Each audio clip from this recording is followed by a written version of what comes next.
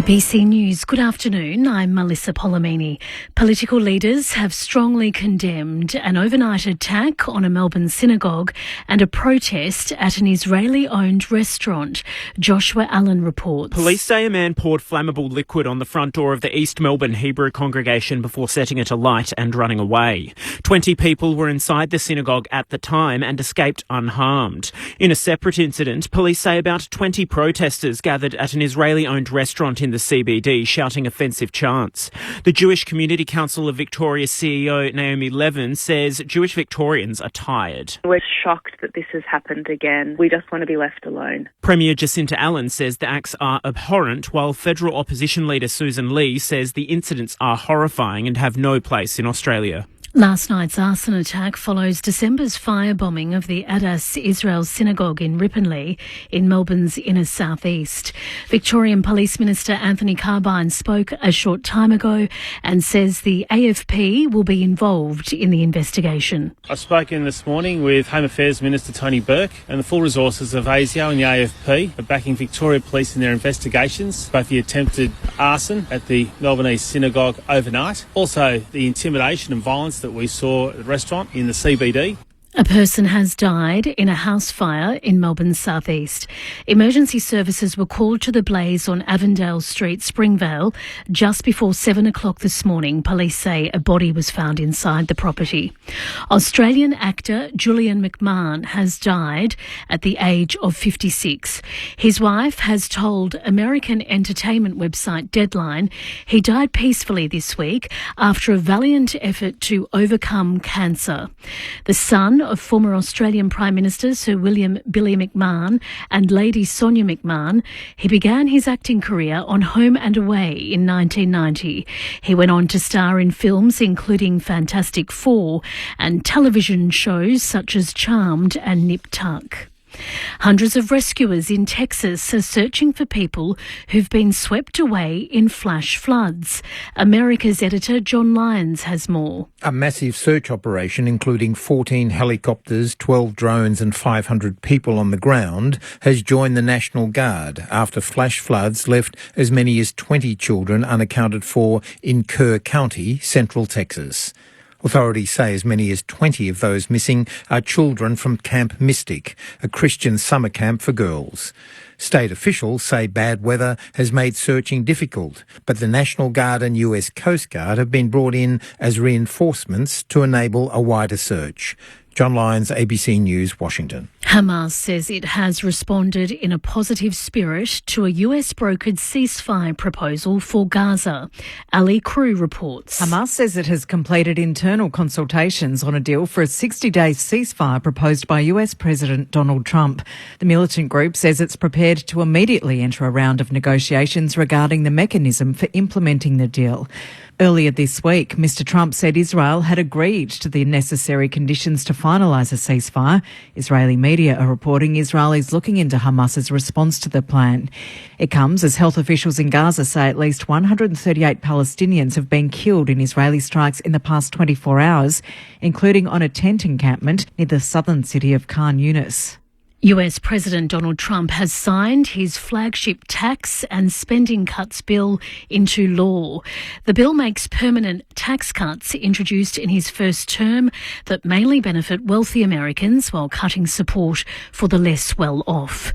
Now to sport. The Bombers host the Gold Coast Suns at Docklands this afternoon, while the Cats are at home to Richmond. Tonight, Brisbane hosts Port and the Saints take on Hawthorn. Last night, Carlton's woes continued with another bruising loss, this time to Collingwood at the MCG. The Magpies winning by 56 points.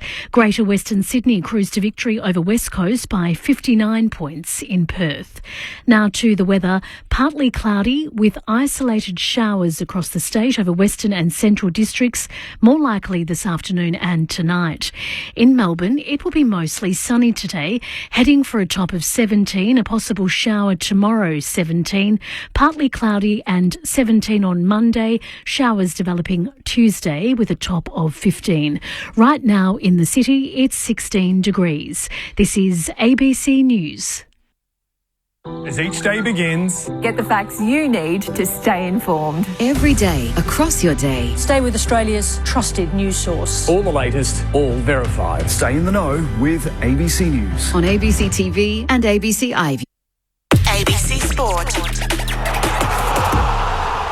You're listening to AFL Saturday on your radio, ABC Sport Digital. And take us with you on the ABC Listen app. This is AFL Saturday. Nick Dacos stars as the Pies punish their arch-rival. Is the young Collingwood superstar the new Brownlow favourite? And is the season retrievable for Michael Voss and his embattled Blues? Meanwhile, the story of the week, of course, is the AFL crackdown on umpire contact. Is it unfair on the current playing group? How concerned are you about the SCG surface ahead of the Dockers game with the Swans tomorrow? And was North Melbourne's centenary celebration a success despite the on-field pummelling at the hands of the Western Bulldogs? All to come today here on AFL Saturday through ABC Sport. Membry kicks towards the point of the square. Lipinski in front, through his hands it goes. There's a chopping of the arm. Free kick to Collingwood. Nick Dacos takes the advantage, eyes the goals and kicks it. DNA doesn't lie. Back in the middle. It's all smiles in the stripes as Collingwood deliver a 56-point Blues battering. 8 in a row for the Magpies. They sit 3.5 games clear on top. Of course, the chasing pack's still to play today, so at least retaining their 2.5 game advantage on top of the tree. My name's Corbin Middlemass. I'm at Dockland Stadium underneath the roof, and there is an early start to Saturday footy and the Saturday slate of round 17 of the AFL Premiership season, with Essendon and Gold Coast first up for broadcast. Inside the next half an hour, there's no late change. Jade Gresham and Alex Sexton are the subs, which means we've got our Saturday crew in position. Luke Ball, the Premiership Pies here. Hello, Bally. Hi, Corb. Yep, short, sharp one this morning. We're ready to go. The band's back together. Feels like we've had a couple of weeks off, have we? Yeah, we've had at least one absent or someone missing. You ducked over to the Caribbean. And all of that, yes. Brought us the first test. And Ben was away the week before that, and so it's nice to have sort of our Saturday crew back together. Yeah, and a quirk of the round, isn't it? I mean, top 9 versus bottom 9, and first 3 games, we've seen the gap, haven't we? Top 9 absolutely, really comprehensively beat the bottom 9. Thursday night, the Kangaroos had a crack, didn't they, for 3 quarters, and just the gap in class has been evident, which is probably a broader issue, you know, whether it is just a quirk of this season or it's something that, you know, the AFL are going to have to really keep an eye on over the next sort of 2 years. But, the top 9 have really separated themselves. And having said that, there's still 6 games to go, and the Gold Coast don't want to be slipping up today. That's going to be fascinating, isn't it, on the run home? The 9 trying to squeeze into 8. So we saw what the Giants did last night. The Gold Coast need to come out and get the job done today, you feel. Adam Ramanauskas, the youngest Essendon Premiership player on planet Earth, with us off the top. Hello, Ram. Good afternoon, all. It is an early start here, so the double header here at the Docklands. So another trial of it, Corb. So we'll watch with eagerly watch how they bump in and bump out, as they say. Turf's in better nick here, though. It is. Yeah, no, the turf looks good. It all looks good, and I agree with Bally. I think it's an important test for Gold Coast today, an important test for their maturity.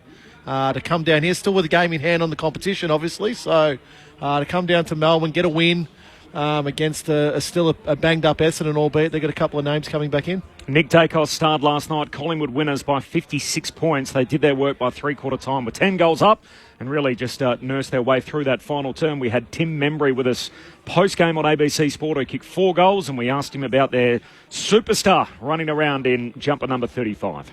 He's such a freak, and what I spoke about earlier about training standards and that, he really drives that.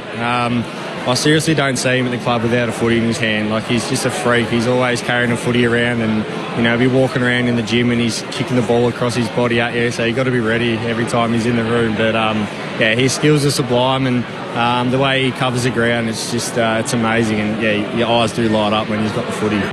So in their premiership year, he was their best player. He was leading the Brownlow before he got hurt late in the year. Then last year, he obviously polled enough votes that he would have won every single Brownlow medal except for last year's. There are plenty of names in the conversation this year, whether it's Bailey Smith or it's Jordan Dawson. But is it time that we put a bit more respect on Nick Dacos' name, that he is the premier player in the game and he deserves to be the Brownlow favourite as we sit here after the Pies have played in round 17? It's interesting, Rammer, isn't it? Without diving into the numbers deep, my sort of thoughts and sense is that his first half of the year by his lofty standards, was just solid, which is can probably, again, when we're acknowledging the fact that, a poor Nick Dacos game is still, compared to a lot of the rest of the competition, is still a pretty good game, and he always finds a way to contribute. But, I think over the last month, and it's funny because it's coincided with some pretty strong attention too. You think back to the St Kilda game with Marcus Windhager and one or two others, the Melbourne game with Ed Langdon wearing him like a glove. Yeah, Brady Hoff Hoff was the other one, but he really had, and I think by his admission too, he had a slowish start to the year, even physically. He was dealing with a few little ailments, and it's probably taken him that first half of the year to really get over that. But now he's on top of the ground. We saw him here last week. He is motoring, and I think at times just a victim of his high standards. But back to your original question, I think right now he's the best player clearly the best team. So I think right now he's clearly the best player in the comp. Well, he's got an appetite to be the best. Like, you listen to Tim Rembury's words there. He's always got a football in his hand, and I played with a great player in James Hird, and he was very similar. Watching him at training and what he did, and getting towards the back of Hirdy's career, he couldn't train as much, but he always had a ball. He was always throwing it around and doing something with it. And I think when you really obsess over something and you want to be the best, well, generally that's the way it works out. Is he the best in the competition? Like, if I'm picking a player, I'm still picking Bontempelli. That's just me. But I think he's in the first handful of players, no doubt in my mind. The other thing is too, he's like 30 days or something older than Ned Long. And if it wasn't for that, he'd be the youngest member of Collingwood's team. Like, to think that the way that we look at him, and there's all these babies around him, guys like Will Parker and Rowan Steele comes in last night, and you sort of think, there's all these more inexperienced guys. He's almost as young as anyone. It's a great point. You're right. We talk about him and judge him like he's a 200 game veteran, like a Bontempelli, who played his 250th game the other night. So I mean. That in itself is frightening as a prospect, isn't it? But it's just a great example, isn't it, Rammer, to your point of just I guess the combination of obviously blessed with amazing natural talent and skills, but he will say as well, he's been able to model that on. You're not going to get a better role model in number 10 at that club, matched with incredible desire and work ethic and appetite to get better, and that's what you get. SMS only today, so 0437774774. We'll keep it moving. We've got a short and sharp AFL Saturday here on ABC Sport. From John in West Footscray, is the roof open today? John. Dockland Stadium. It's John. Magnificent weather, 17 degrees. My thoughts on this, John, it is beautiful outside. Almost shorts weather. Oh, it is almost, and wouldn't you know, lo and behold, the roof is closed. Yeah, which Ramon's not a fan of, but we can have that debate another time. Appreciate that, John. Your thoughts on the SMS. Craig McRae last night after his team made it to 14 wins. Yeah, we set a goal at the start of the year to qualify for the finals, and we can officially say that we got 14 wins, and we do that. Not in our wildest dreams we'd ever think that we'd have that, at this time of year, in this such a tight competition. So we wanted to celebrate that. We have a deep win on that. But I was just wrapped tonight with our system against a team with their backs against the wall. So they're 14-1 after opening round, and that one is Jack Crisp missing after the siren against Geelong. So it goes to show how dominant the Magpies have been, and they've been dominant against their arch rivals. So we talk about it being the greatest rivalry in the game, Carlton v Collingwood. That's 24 of the last 30. So Carlton have beaten them 6 times in 30 meetings. Yeah. Well, you look at last night's game, 8 goals in that third quarter. They were electric, really, in that third quarter. It was all on the back of their ball movement, manic pressure around the contest. Didn't allow Carlton to ever look comfortable. Their forwards got going. Elliott was terrific last night. McStay was terrific. Mychek, did his bit. Membry. So they all did their bit, those forwards, and that looks like the setup that Craig McRae is happy with. They all know how and what role and who slides in back and who leads at the football and who slides sideways. So it's I had a conversation with Tom Mitchell during the week, and he spoke about, it's easy to come back into this team, and he played 7 rounds in the VFL, Tom Mitchell, but goes, I'm coming back into a system.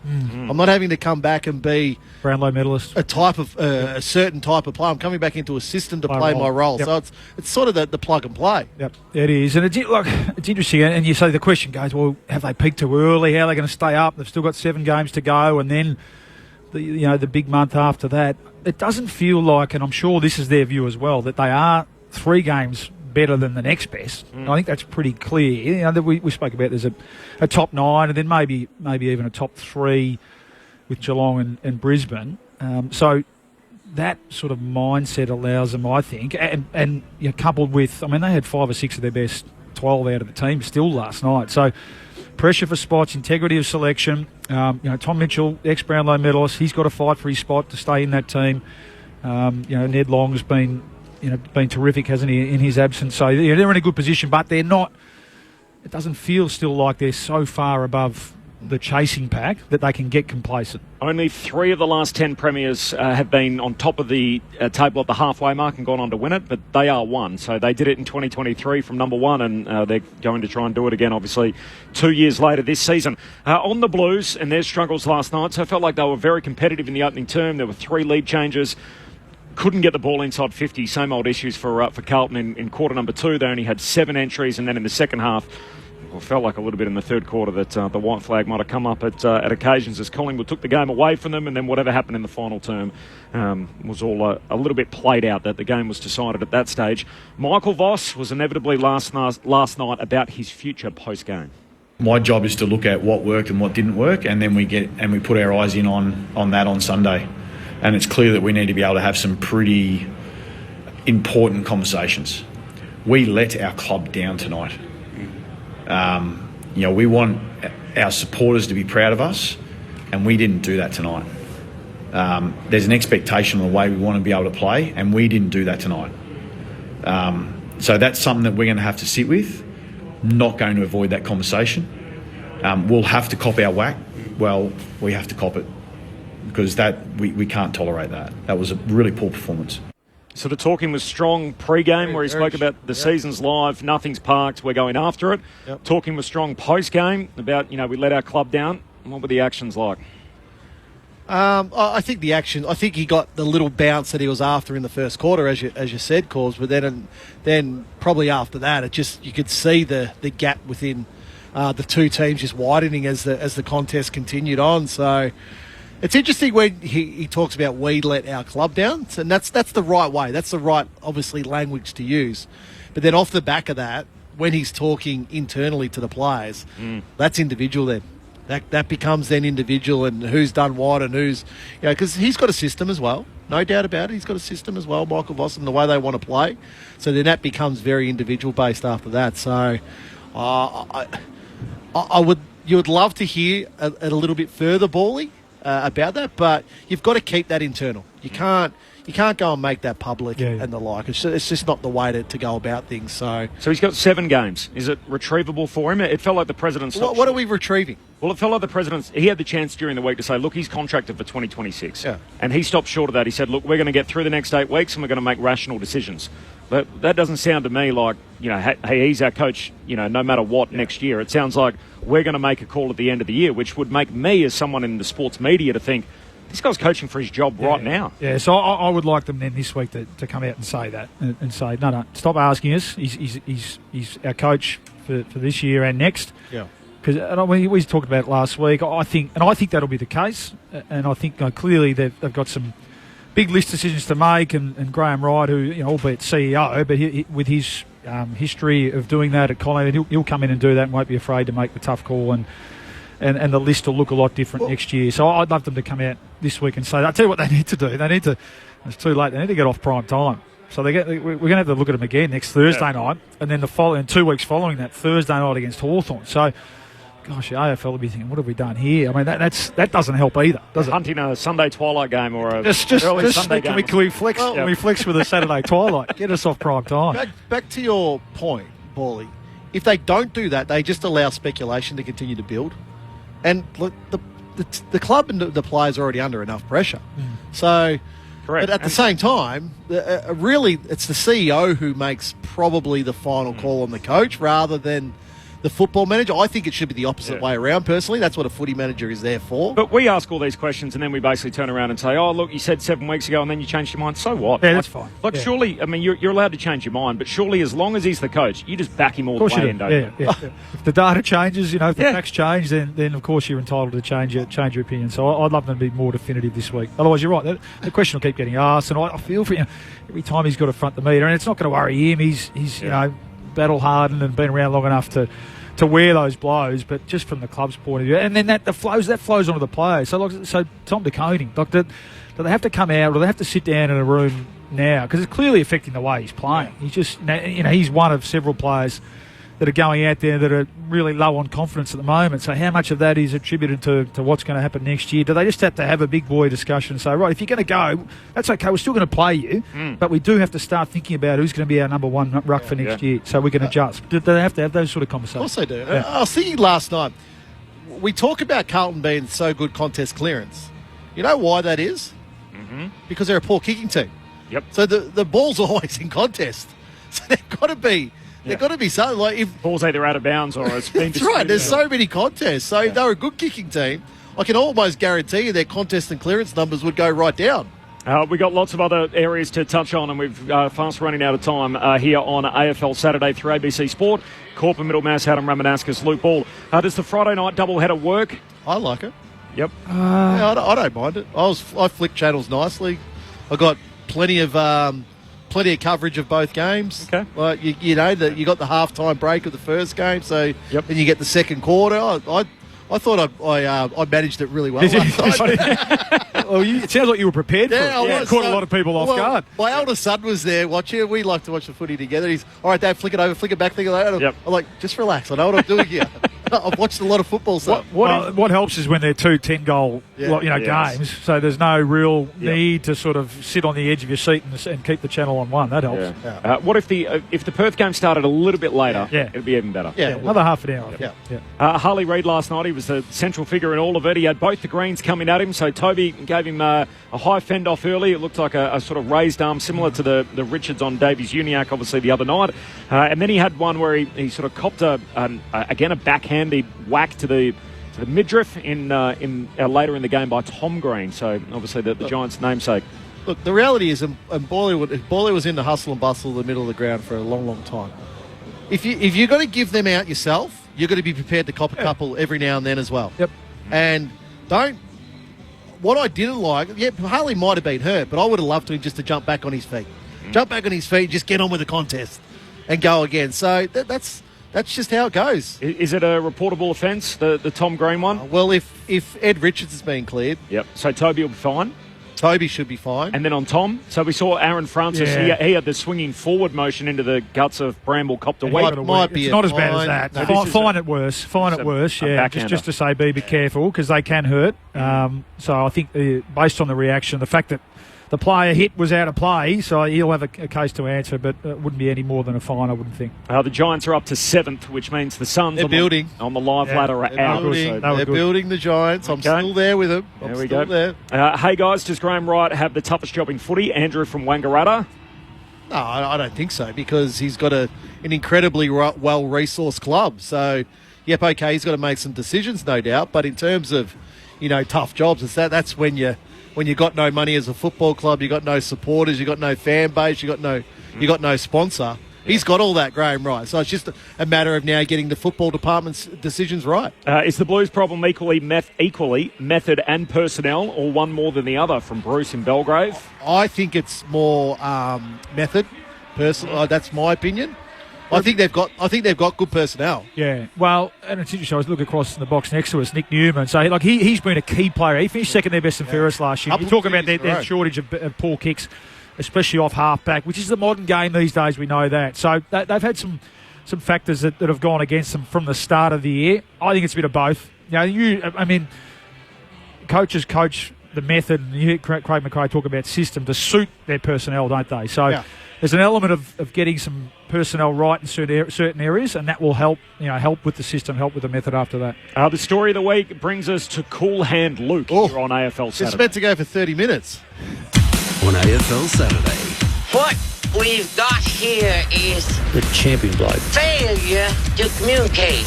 This is Cool Hand Luke. I'm just looking out at Matty Rowell now, warming up in the centre bounce, and he's just run behind umpire number 10, who's Robert O'Gorman. All I can say is I hope he's learned his lesson. A big talking point this week, obviously, with the AFL changing the rules or tweaking the rules in season, which I know drives everyone mad, but sometimes you have to take matters or accelerate matters to this level so the players will actually listen. And I think, whilst that's not ideal, I think all the talk this week has been about how unfair that is for players. I think players need to sharpen up and start to adjust their behaviour, and I think this will do that.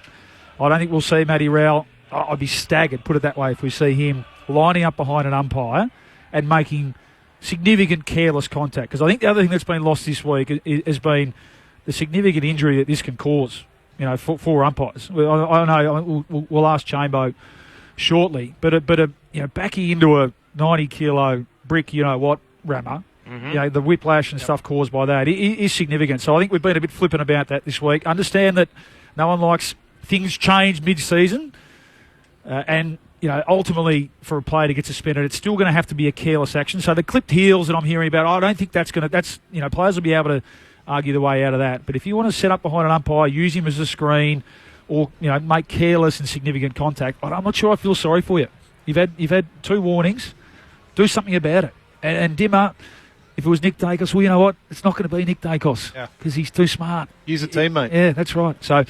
Just a little bit of a watering down of the carry on this week around umpire contact. I think it was a necessary, and I heard Chris Scott say, he actually said, it's reasonable. It's reasonable. It's a reasonable move from the AFL. I'm 100% with you, by the way. Yeah.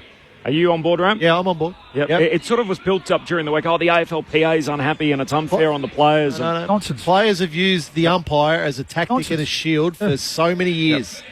And many years. And these numbers have blown off the map. So from 20 in 2023 to now be up over 60. Yeah, I knew you had your numbers to back me up. Thanks, over 60. And we've still got 7 rounds to go, or 8 rounds to go in the season. Ray Chamberlain is with us, of course, 300-game umpire. Chambo, what did you make of it all during the week? G'day, guys. Look, it's I umpired in the AFL for 20 seasons, and I can recall 15 years where this has been dialogue between AFL umpires and clubland, and at some point something has to give. And I was surprised about some of the parts that have been implemented. I would have historically expected to see the AFL potentially give everyone a clean slate, but from this day forward, or what have you. But I am encouraged that sort of safety and well-being of the official has been put to the top of the list. And I think all the umpires are really asking, you talked about the type of contact. It's avoidable umpire contact. Yeah. There'll be accidents and those sorts of things, but there's no reason that I'm aware of that you need to stand directly behind a field umpire at a centre bounce or ball up, unless you're just trying to use them as a shepherd to break your opponent and get your nose in first. Well, you're going to need more justification and rationale than that to have an acceptable behaviour being that. So that would be my view. The other one I've heard all week is, are we really going to suspend a player for that? And I think the point I would make to that is the AFL doesn't want to suspend any player. They want the players to stop the behaviour. That's what they're hoping for. They're not planning to rub anyone out. Like any other tweak to any rules. Yep. Ray, Bally mentioned, players hitting an umpire, umpires aren't built to play AFL football. AFL players are. How many times did you get hit, and how many times did it genuinely hurt? Yeah, you aren't braced for it, obviously. No. And I remember the 2 worst ones I ever had. Troy Cook got me from the centre off the wing. Built strong. Mate, every bit of him went through me. And then I had another game in a VFL game when I was young here in Melbourne, and a bloke smashed into me from behind and put 4 teeth in the back of my head. It can be significant. It is an issue. And again, we're talking about avoidable umpire contact, all right? So collaboration, just having a bit of care for one another, and then let the umpires get out of the way so the players can get on with it. Yep. Good on you, Ray. We'll chat to you in just a moment. Ray Chamberlain on the boundary for our game day coverage, which is coming up next. This has been a short version of AFL Saturday. Are we concerned about the turf at the SCG tomorrow? Need to see it. It was slippery. It needs to be better, doesn't it? Yeah, it needs to be better than last week. Yeah, it's almost like this is his last chance to an extent, isn't it? But at the same time, it's grass. At least they haven't had much rain up there this week. We'll see how we go. But I'm sure you guys would have never played on slippery surfaces back in your day when. The stadium here, this was to start with. Full game coverage coming up next. Thanks to Rama and Bally. This has been AFL Saturday on ABC Sport. The Dons and the Suns next. There are 3 warning levels across Australia: advice, watch and act, and emergency. To learn more, go to the ABC Emergency website and stay listening to your emergency broadcaster, ABC Radio. ABC Sport. We begin this broadcast by acknowledging the traditional custodians of the land on which this match will be played today and pay our respects to their elders past, present and emerging. We extend that respect to Aboriginal and Torres Strait Islander peoples listening. On ABC Sport, this is the AFL. Room to steady and finish. It's close to the goal line and Marty good there. Another one. Sit back, relax, witness the greatest. It don't get better than this. Rampy from 55 and right on the way home. Huge fend off and kicks the goal. The skipper off a step finishes. Right foot strike. He's got it. Oh, the home fans like that. Takes a bounce. Unguarded goal square. He's got it. Reed's going to go for goal. Oh, my goodness. That truly is remarkable. This is the 2025 AFL Premiership season on ABC Sport. On radio, on digital, and on the ABC Listener. You take a seat because it don't get better than this. Rather than getting cavalry back during the bye, the Bombers are dealing with fresh injuries. They do at least get back a couple today in Ridley and Durham returning to their lineup. It's been a horror year on the injury front again for the Dons. They meet the Gold Coast Suns under the roof at Docklands today. The Suns ending their 3-game losing skid against the Demons. But their place in the top 8 is pretty tenuous, and that was underlined last night, given the fact that when the Giants played, they took their spot in the 8, which means the Suns, as it stands right now, on the outside looking in. They'll have to win back that spot this afternoon up against the lowly Bombers. Welcome to Saturday Footy on ABC Sport. My name's Corbin Middlemass. Ben Cameron's here to call the action with me. Hello, Ben. Hello, Corbin. Great to be here. As you said, no late changes. So the subs, Jade Gresham for Essendon and Alex Sexton for the Gold Coast Suns. It should be a game the Gold Coast Suns are winning, but we're waiting to see whether one of the top 9 clubs has a slip-up against the bottom 9 as we see them all meet this weekend. Will this be the game? Oscar Adams makes his debut. Good luck to him. He becomes the 7th player taken in the mid-season draft less than 40 days ago to now be an AFL footballer. So what a feel-good story. Glenelg Premiership player last year, taken at pick 7, and now he makes his debut. 40 days ago he was playing State League footy, and now all of a sudden he's an AFL player. So he'll run out there carrying the big heavy number 48 on his back for Oscar Adams today. And more surprisingly, there isn't a debutant for the Bombers. They've had heaps of those 11 this season, not one today. So Ridley, Goldstein, Durham, the 3 ins. A total of 40 players used over the course of this season for Essendon, the most of any team in the competition with those 11 debutants. Our premiership pair, Adam Ramanauskas and Luke Ball, set it up for us, gentlemen. What are we in for today? I think here the Gold Coast have got to come to Melbourne, get a win, get out of town. Really, it's a top 9 and bottom 9 it's a business trip. It's a business trip. It really is, yeah. It's that's the way it's got to be viewed. So, you know, I'm a big believer if the top teams do their work early in games against the bottom teams, the game generally is over by sort of halfway through that second quarter. Bally. Sam Collins is a big out. That's a big out. No doubt. Yep. So Mac Andrew had real trouble last week with Jake Melcham. So that's an opportunity for Essendon. Essendon get back both Ridley and Durham, which is a real help. They need as much experience as they can coming back into this team. But Essendon have been okay. They've been hanging in games, but you know, when the whips have been really cracking in games, they just haven't had enough personnel. Yeah, so no Wits, no Collins, so a couple of really strong leaders there for the Suns. So good, a real test. You're right that you feel like that the others underneath them have made have bridged that gap in terms of reliance on that leadership out there. I'm looking at the middle of the ground. I both teams are stacked. It's great to see Durham back. Durham and Caldwell batting heads with Took Miller and Anderson and Rowell. That's clearly going to play a big part in or shape the way that this game plays out? Can young Ned Moyle, who every time he's had an opportunity, I think's really taken it, how's he going to go up against the experience of Todd Goldstein? A little bit surprised to see him back in. I thought Vigo Vicentini was good last week, but they've gone with the experience. And then still the jury's out for mine on this Gold Coast forward line. Can they get some more out of Walter and Reid? Such a heavy reliance on Ben King. Ben Long's had an amazing year, so opportunity there with Ridley back for the Bombers to hold up behind the ball as well. Just a developing story here. Xavier Dersmer, as the team were huddling up to chat, ran off the ground, went to the bench, had about a minute and a half on the headset. Then they thought he wouldn't be able to start on the ground. He has gone out there. We'll get an update from Ray Chamberlain in a moment. And we're underway. Saturday footy on ABC Sport. Can the Suns tick the box they need to this afternoon? Merritt gets the centre break for the Bombers down to half forward. Martin inadvertently soccers it wide. Here's Dersmer, collects. Hand pass over to Martin. Right half forward, 55 out. Kicks to full forward. Hands on it from right. No mark. Ball hits the deck. Big Goldie's getting down there to follow up for the Bombers, and the Suns can't get their hands on it. Adams trying to win it back. Slapped away by Wright. Clark coughs it up. Here's Rao. Jams it on the boot for the Suns. Turnover. Picked up by Kako. Still inside 50 for the Bombers. Wright feeds a hand pass back to Caldwell. High up and under. Still inside 50 for the Dons. Punched away. Onto it though, Merritt. Half forward here for the Dons. Gets rid of it to Caldwell. He fumbles the footy. Worried out of it there by Miller.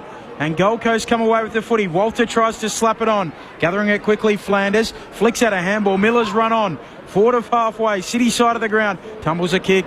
Laverty knocks it down. Now he slaps it out and Merritt gets back on the back flank. Handball to Ridley, back in the side. Dodgy kick. Here's Dersmer tracking after it. Can only knock it down. Ball hits the deck again. No free kick paid.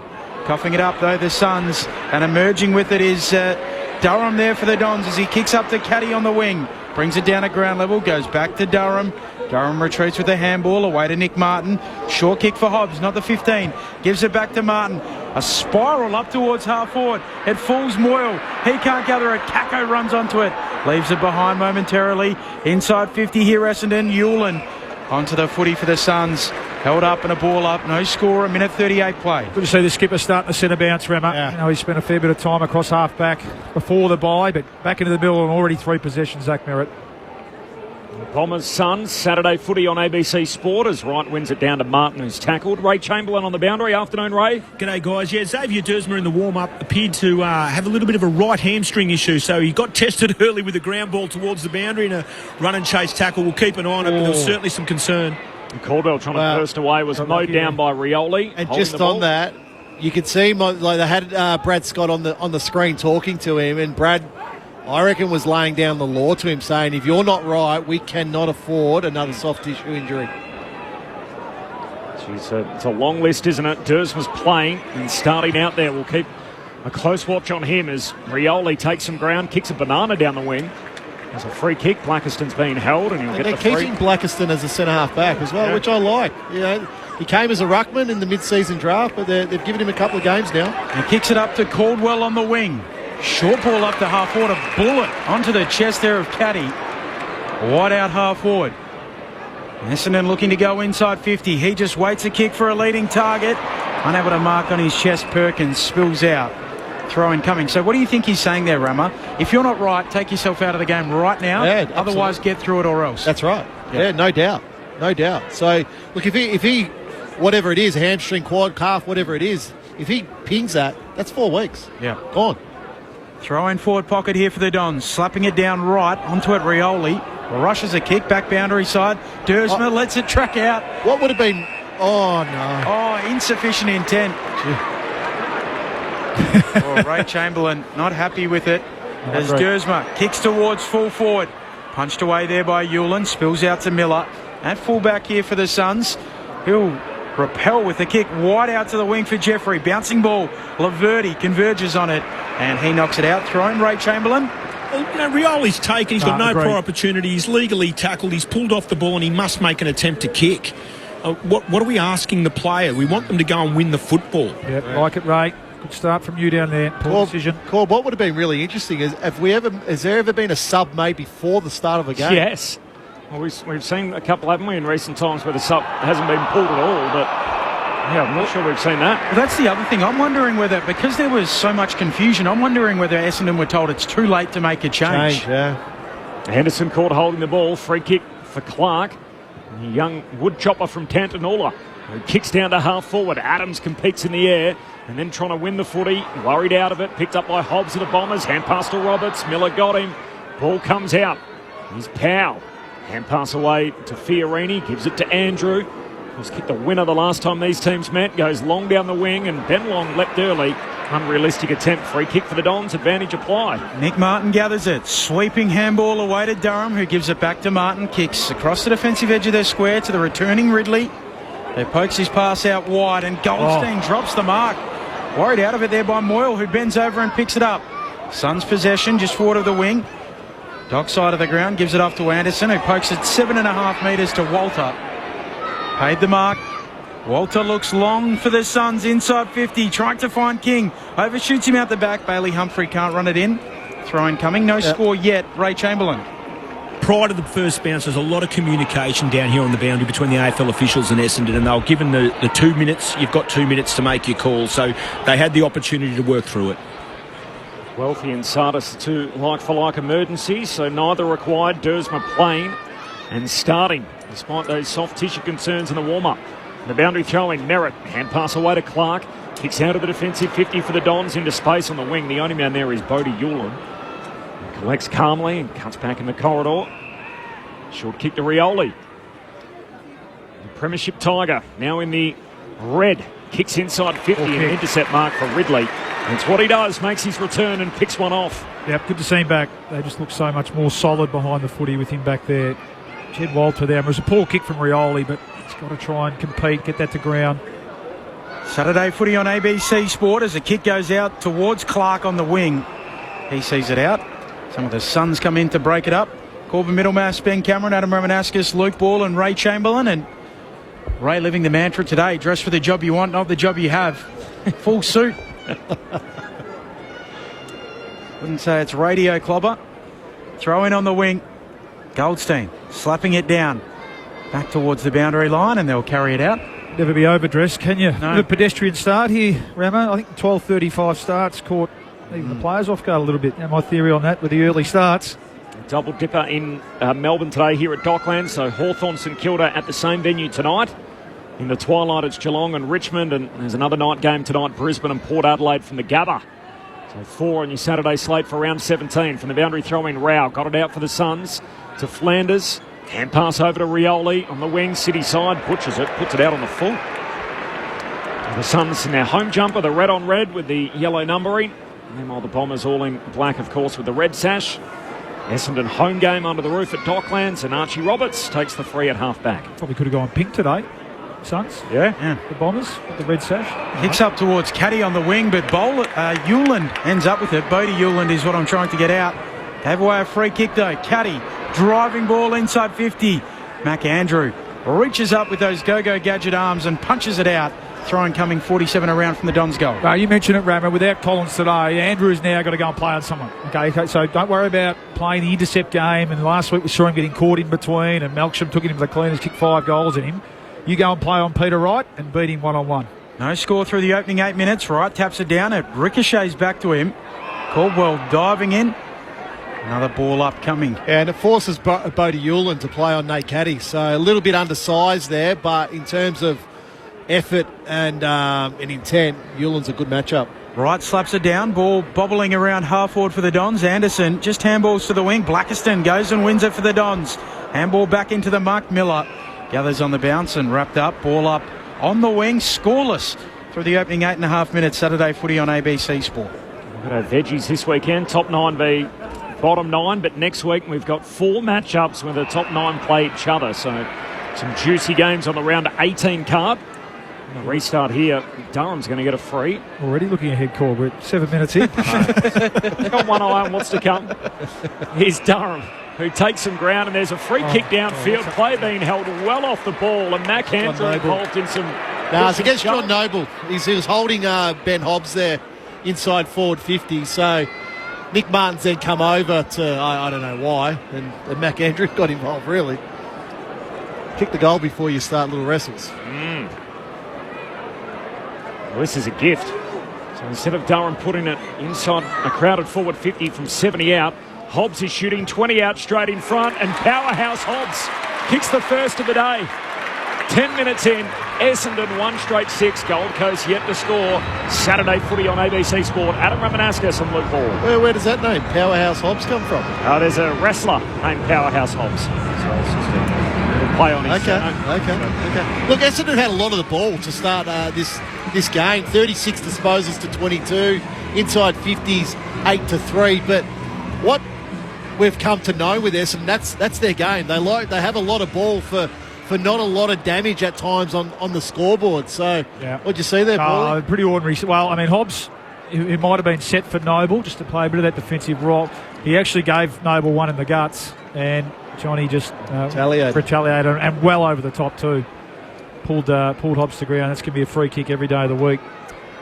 Xavier Dersma's just come to the bench. Keep an eye on him down there, Ray. See how he's moving after that hamstring concern in the warm-up.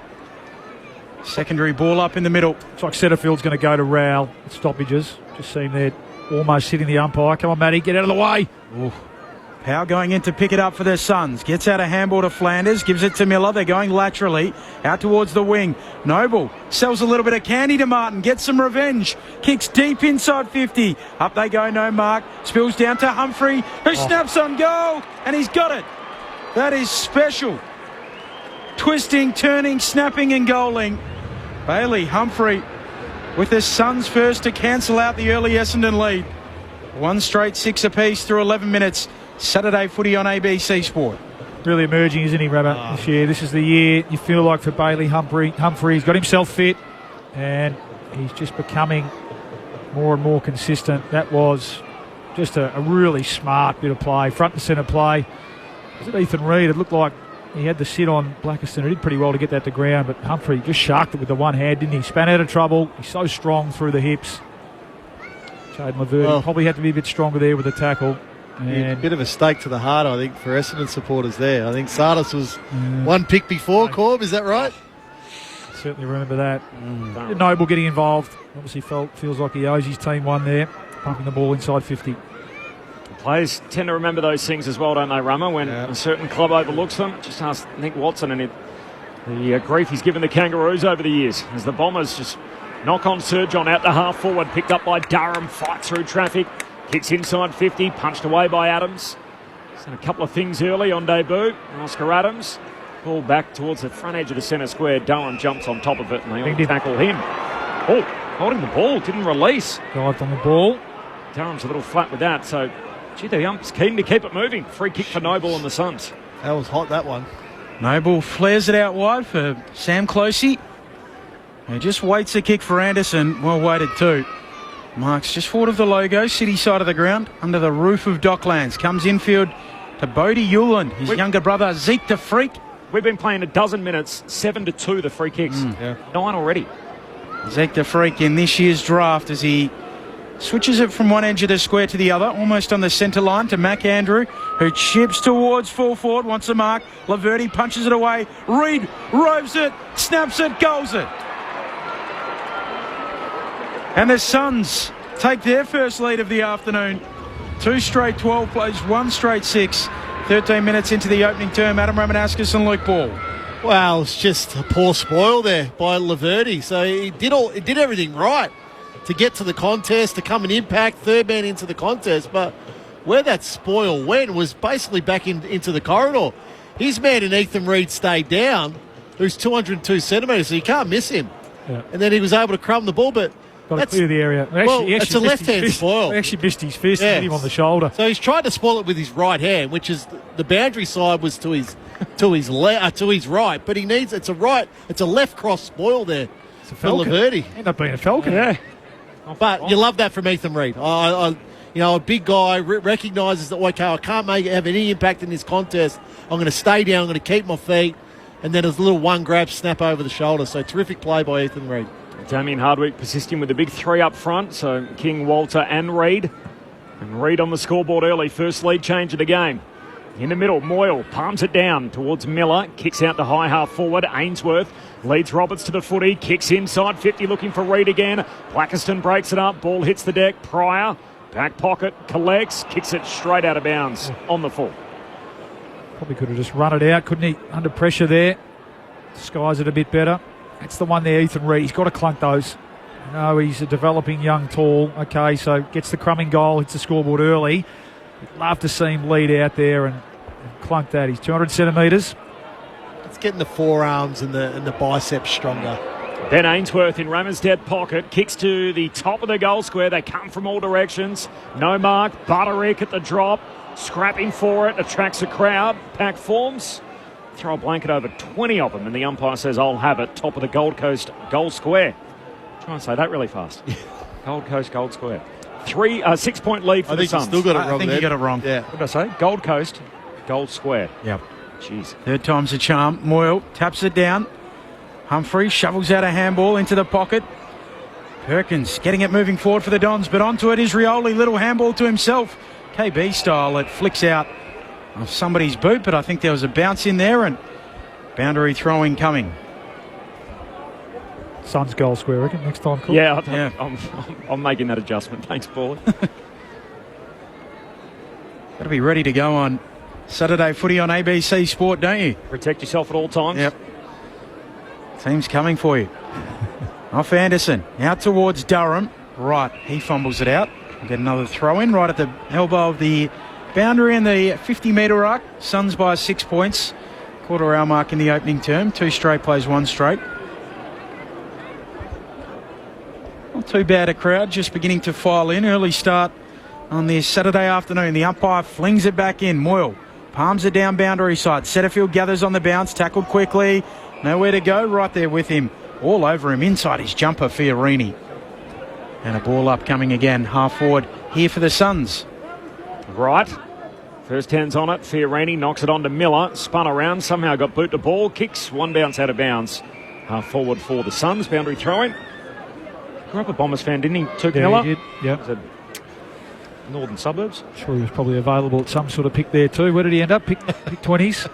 Well, you want to go down that road today? Could write an essay on that today. Well, he started well. 6 possessions already. And boundary throwing. Right, palms it down. Durham through traffic. Gee, we love the cut of his jib as he gives a handball away to Johnson. The 1-2 with Blackiston. And now the youngest man on the ground, Zach Johnson, kicks out to half-back, finds Lamont Llewell. Marks at left half-back for the Bombers. Spears the pass to Hobbs. Kicked the first goal of the game. It's Essendon's only goal. The Suns are 2 straight. We're 17 minutes in. Gold Coast lead it by 6 points. Hobbs kicks around the city wing. Up to a contest.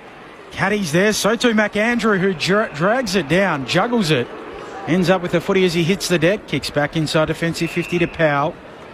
Powell laterally away to the debutant Oscar Adams. Adams sweeps a handball forward to the run of Joel Jeffrey. Crosses the paint of defensive 50. Kicks up towards the wing.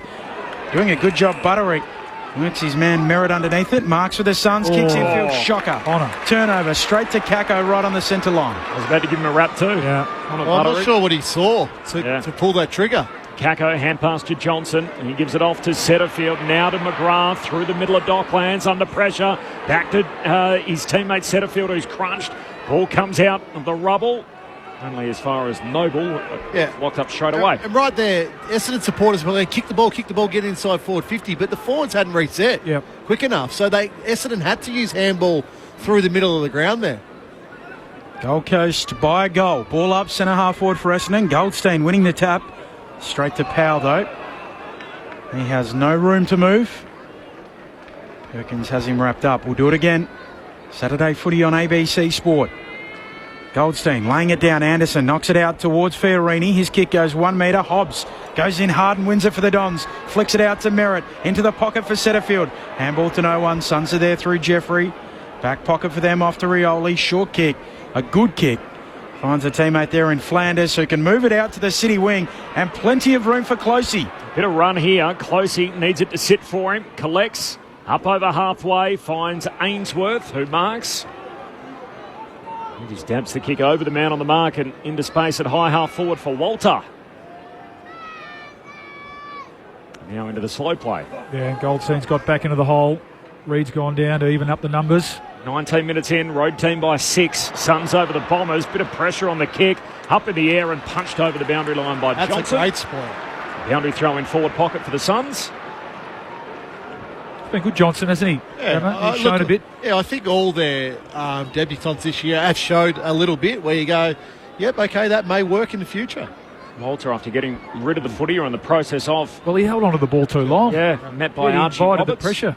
Yeah, he might be a little sore. A bit sore. Reid and Goldstein going at it. Goldstein taps it boundary side. Johnson gets rid of it to Roberts. Clear and kick for Essendon up to the wing. Ball hits the deck. The Suns have the numbers. Jeffrey sends it back into the pocket towards the goal square. King drops the mark on the goal line. They get it through. McGrath rushing it through with a slap. Suns by 7 points. Nearly gone 20 minutes in this opening term. Saturday footy on ABC Sport. You sound a bit like a broken record today. He's got to mark that, Ben King. He's got, well, what's he got? About 10 centimetres on Jaden Laverde there. He had clear access to the footy. Merritt to Martin, up the wing to Hobbs. Hand pass put Dersmer under the pump. Moves it on, finds Kako. Short kick looking for Caldwell. Hewlin breaks it up. Suns win it back. Fiorini, hand pass ends up out of bounds. And it's funny, Bally and I look at that and both go, they've got to mark it, but we were very fortunate that we played with two great forwards. Lloydie would always mark that, and Nick Rewald would always mark that ball. So we are hard judges also. Three big men in the forward line. Walter, Reid and King. Reid rucking here, helping out Moyle as he wins the hit out down towards Powell. Hand pass to Fiorini, kicks down the wing. Target is Butterick, broken up by Roberts, does very well, and then wins a free for a high tackle. Terrific. Humphrey got him high, and Archie Roberts, his fan base is growing. The second-year bomber and second favourite for the Rising Star. He got to that contest right at the last moment and then put his head back over the football to win the free kick. Actually shares his name with an Essendon player from 1937, Archie Roberts. So not even the first with his name to play for the Dons, as his kick goes into the muck at half forward. And the Suns again win it back. Here's Weller working through a few Dons, chipping a kick back to the logo. Archie Roberts, the second, he gathers the footy, handballs it away to Butterick. Suns with go forward off his kick, up to half forward, over the head there of Walter, it tumbles out. Throw in half forward flank for the Suns. They led it by 7. Can't wait for the next Adam Ramanaskas to come along. Yes. You might have to wait. What's that? 70, 90 years. Yeah. You'd be still commentating, Benny. Hopefully. Sort of Benjamin Button type of operator you are. Correct. Important member of Essendon's history as well. The other Archie Roberts killed in active service as a World War II veteran. And now, all these years later, of course, Archie Roberts, the second one to come along for the Bombers from the boundary throw-in. Humphrey, hand pass away to Weller, handball out wide for Rowell. Knocked out of play. Been an underwhelming start. Yeah. Game, I think. So, it hasn't sort of risen to any high standard. Just wiping the sleep out of their eyes, I think. Well, they shouldn't. Certainly Gold Coast shouldn't. Resi start time, isn't it? They're playing a bit like that. The team's just a little bit sloppy with the ball. Suns by 7 towards ticking towards quarter time. Durham, hand pass to Roberts, slips the tackle. Sweeping hand pass inside the centre square. Llewell, he gives it to Merritt. Handball out further wide for Johnson. Runs, carries, hand pass to Clark. So a couple of the young guys all involved. Clark spins, kicks down to half forward. Hewlin there to punch it away from May, who's out after it. Rioli had it, lost it, wins it a second time. Suns win it back off the back flank. Hand pass to Closey. Away to Flanders. Hot handball to Rowell, and he's tackled. Ball up, 60 metres out from the Bombers' goal. And Matt Rowell, little milestone today, the 27th Sun. To 100 games, he's played 94 of them consecutively. Up it goes. Right, palming it down, out towards Setterfield. Shovels a handball inside 50. Now the pressure comes from Essendon. Closey, though, he's going to applies his own here. pressure. Big Archie May, yeah, he did a great job, didn't he? But then, unfortunately, had to dive on the footy and dragged it underneath him. Well, these umpires on protest, they don't want to throw the ball up in case someone runs into them, so they're just free kicks galore. Powell goes back to McAndrew, who moves it to Hewland. Swings a handball over the defensive 50. The run of Fiorini, who gives it to Rioli. He flicks it onto Weller. Chaining handballs the Suns. Weller breaks it up with a kick on the 45 infield. Good kick for Long. Long can look inside 50. He'll swing a handball out towards Flanders. Runs inside 50. Handball infield. Finds Butterick. Dumps it on the left boot and shanks it. It will hit the behind post out of bounds on the full. And Essendon to get it back in their back pocket. Suns by 7 points. 5 minutes away from quarter time. Well done by Caldwell, though. Outnumbered significantly there. Yeah. It was just a poor handball over the top. They had to go to Humphrey, release him. In the end, they invited some pressure. Suns by 7. Mac Andrew. Back of his head off the back of the roof as he lands back on planet Earth. Didn't touch the footy and gave away a free kick for an unrealistic attempt. Frustrating play to coach, wouldn't he, at the moment, Mac? Sat on Wright's head. Wright gets the free. Puts the Bombers down the wing. Caddy and Yulin tangle and Reid sees it out. Collects the footy, runs out of room, and the ump says insufficient intent. And Ethan Reid, who grabbed the footy, walked out of bounds. It was very much the same motion. The ump's pinged him for insufficient intent. Caddy to the hot spot. 3 Bombers collide in the air. Ball spills down to Clark. He's tackled immediately. Ball up, centre half forward for the Dons. Hot whistle, Ray. Yeah, Sharp won that. I will say, having been out there, when the player's within a metre of the boundary line, it's very hard to see where that line is. I would have thought benefit of the doubt going the other way. I was going to say, whilst the ball use hasn't been silky smooth, credit to the Bombers, they're having a crack. Mac Andrew on the last line. A few jeers as well as he gives it off to Jeffrey. Clearing kick, Merritt controls the mark. Half forward for Essendon. They trail by 7 points is Dons. He looks into the pocket. A beautiful kick for Hobbs. Overshoots him. Ball skips out. Throw in left forward pocket. We obviously, as a commentary team, we follow the Bombers very closely on Saturday afternoons, and they're pretty close to our heart. I think it's fair to say that with the exception of the Adelaide game and the Geelong game, they've had a crack every week. Yeah, no, they do. They've been pretty spirited. Yeah, especially with Durham back in the team. He's the one that sets the tone from there. Him and Caldwell. Right, taps it down. Hobbs keeps it moving forward, spinning through Durham like a bull at a gate. He's got nowhere to go. He's pinged, holding the ball. Yulin doesn't let him pass. Look, maybe they could have stopped Bailey Dale getting 70 disposals. I'll give you that one as well. Okay, 3 games. 3 games. 3 out of there. Yulin's kick might have gone out on the full. It did. He went horribly laterally away to Noble. And Lamont Llewellyn comes charging in and says, I'll have the free kick deep in the right forward pocket. Just a skill error. It's a horror clinger. Yeah, just a simple skill error there. You're driving Damien Hardwick nuts, that. Lamont Llewellyn sets it up towards full forward. Moyle slaps it away. Durham again trying to burst through. Plays for a free kick. Nothing doing. Aaron handball coming from Rowell. Allows in Setterfield. Essendon still inside 50. Goldstein shoveling back a handball.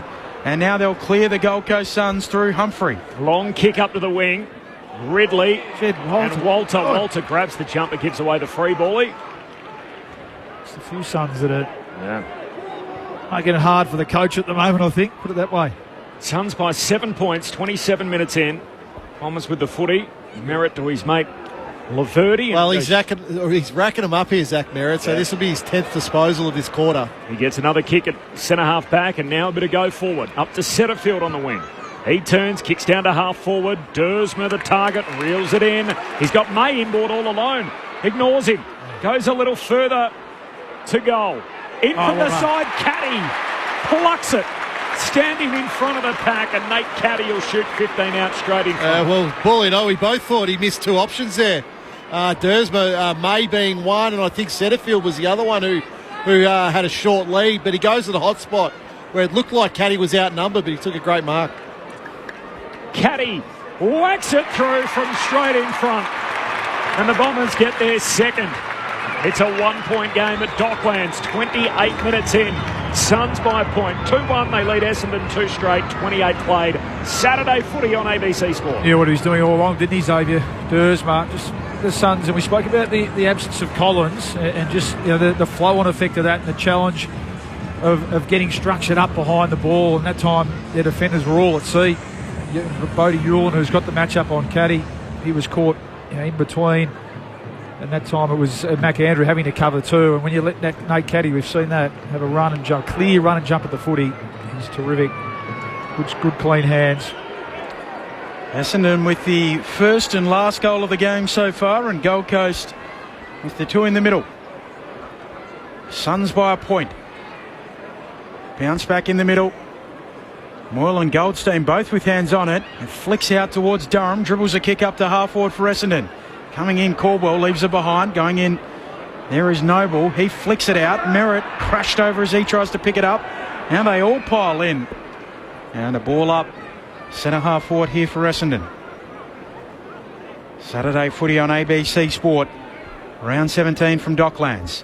Moyle reaching over the top of right. Tries to follow up, but Merritt extracts it. Dribbles a kick inside 50 for Essendon. Clark comes and picks it up. Dispossessed in the tackle. Ball hits it at Kako. Spits it out to Martin. Rushes a kick. Ricochets there off Durham and ends up with Noble. Centre half back for the Suns. He coughs it up. Durham fumbles it though. Kako clean. Out to McGrath. Off the Merritt. Kick smothered. Still at centre half forward for Essendon. Anderson stripped of it in the tackle. Holding the ball. And you can take your pick which Dom, but Kako will get it. Yeah, well, and he's been really quiet, no Anderson. He's only had 4 possessions this quarter. Certainly, Merritt, Martin and Durham are really on top in this midfield battle. Merritt's had 13 now. Martin's up to 7, Durham 8. Can he go the journey here, Rummer and Borley? No, I don't think so. He's going to have to now. He's got every Suns player in front of him, so he'll take his best. Isaac Kako veers out to the right. Shanks it. Wide into the pocket. It might work out for Wright. Bouncing ball sits up for him. He'll retreat with his kick. Back to Goldstein. Right half forward here for Essendon. Where does Goldie look? He wants to centre it towards Clark. And the woodchopper has got it. No, not paid the mark. Yes. Well, a lot of hands up in the air arguing with the umpire, the Gold Coast Suns. Turn that attention around onto your side. Oh, I thought he was going to pay 50 there. It was a good kick from Goldstein, wasn't it? He identified the only pocket of space in the forward 50 there for Essendon. A lot of Gold Coast players late in the quarter, just standing around, hands on hips, waiting for someone else to do it. Young Clark, who's shown an ability, hasn't he, to drift forward and mark the footy overhead. He's going to have a nice shot at goal here.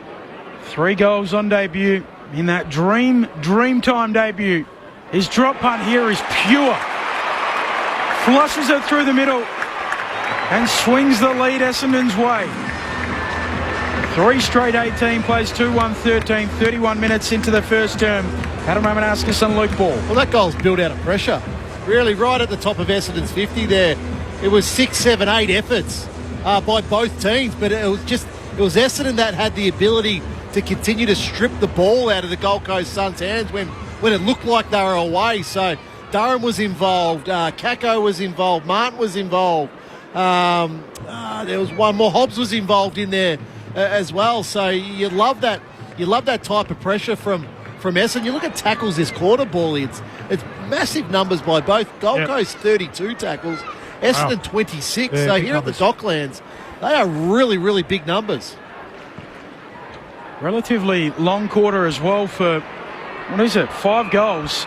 Out of the middle, Anderson trying to get himself into this game. High kick to full forward. Reid reaching right at best as he juggles in the mark. At full forward for the Suns, he'll kick after the quarter time siren. Wow, just height there, really, wasn't it? You look down, I mean, young Blackiston's got some height, but when you look at Laverde and Ridley, that's right, you're going to have to use their body. When you look at Laverde and Ridley, that time, the big fella just outreached them. So it'd be a great return if he can go back and kick his second in the first quarter here, Reid. Coach killer too. That last 10 seconds out of the centre bounce. One of their academy graduates. Slight angle, 20 metres out. Puts it through for his second. And a third lead change of the opening quarter. It comes after the quarter time siren. The Suns lead by a point. 3-1-19 plays 3 straight 18. This is Saturday footy on ABC Sport. The goal kickers, Reid with a couple, Humphrey with the Suns' other goal, Hobbs, Caddy and Clark for the Dons. The thoughts of Adam Ramanauskas and Luke Ball coming up. This is Saturday footy on ABC Sport. First gig, favourite party tune. Every Aussie song comes with a memory. And on July 26, Triple J and Double J will be counting them down. Hottest 100 of Australian songs. Vote for yours now at abc.net.au/Triple J. This is the 2025 AFL Premiership season on ABC Sport. Flanders gives it to Miller. They're going laterally out towards the wing. Noble sells a little bit of candy to Martin. Gets some revenge. Kicks deep inside 50. Up they go, no mark. Spills down to Humphrey, who snaps on goal. And he's got it. That is special. Switches it from one edge of the square to the other, almost on the centre line to Mac Andrew, who chips towards full forward, wants a mark. Laverde punches it away. Reid roves it, snaps it, goals it. Dersner the target, reels it in. He's got May inboard all alone. Ignores him. Goes a little further to goal. In from the side, Caddy. plucks it. Caddy whacks it through from straight in front. And the Bombers get their second. Goldstein, right half forward here for Essendon. Where does Goldie look? He wants to centre it towards Clark. And the woodchopper has got a no, not paid the mark, yes. 3 goals on debut in that dream time debut. His drop punt here is pure. Flushes it through the middle. This is ABC Sports coverage of the AFL. On your radio, ABC Sport Digital. and on the ABC Listen app. Right team, Phil from Victoria, a bit of a slow start there. Silence is golden. Thank goodness, no trumpets or whatever. But he's being played after the Gold Coast goals. Enjoying the call. I quite like the trumpet that they play up there at Carrara after the goals, but I appreciate it, Phil, not for everyone. Riley says, I'm a North fan and I went to Docklands last doubleheader, loved it.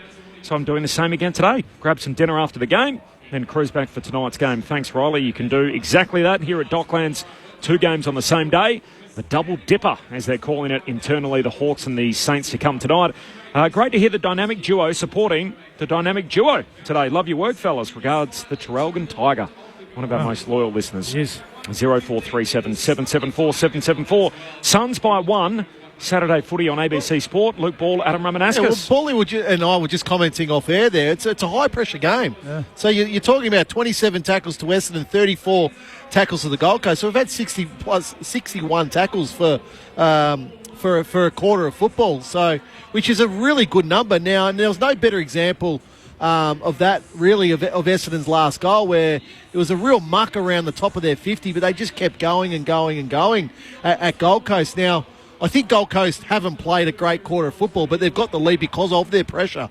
So they haven't allowed Essendon. Essendon are a freewheeling, high-possession team. They had 97 touches that quarter, so it's still a lot of possession, but they only kicked the ball at 64%. So that was where Gold Coast, I thought their pressure and just ability to get there late and just get an arm in or just put that tiny bit of physical pressure on Essendon allowed the ball to go high. Their defenders, then Mac Andrew, Yule and Adams and the like to get an arm in. So, but I look at the midfield battle in this game, and Merritt, Martin and Durham are really on top at the moment. So you look at the Gold Coast mids.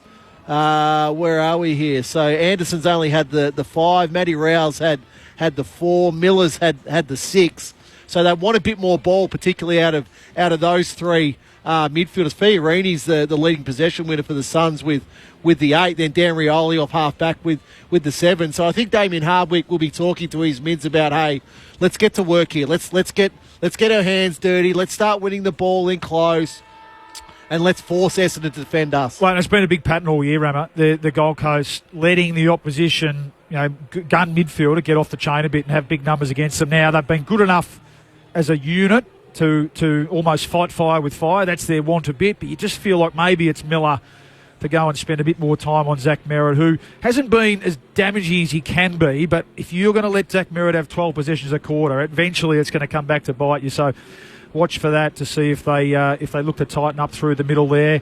You're right. I mean, 12-15 minutes into the quarter, we were sort of lamenting the fact that it was a bit pedestrian, but they got going a bit, didn't they? And both teams' pressure really ramped up, and the overuse of handball brought both teams undone. And there were scores at both ends. Even that last goal out of the centre bounce, Caldwell had first possession, tried to take the tackler on, got stripped, and it was Anderson pumping the ball down to Reid. So that would have been on the board as well. If we're going to overuse the handball, both teams have been good enough to keep coming and keep applying the pressure and turn the footy over in that first quarter. The Bombers 53% time in forward half.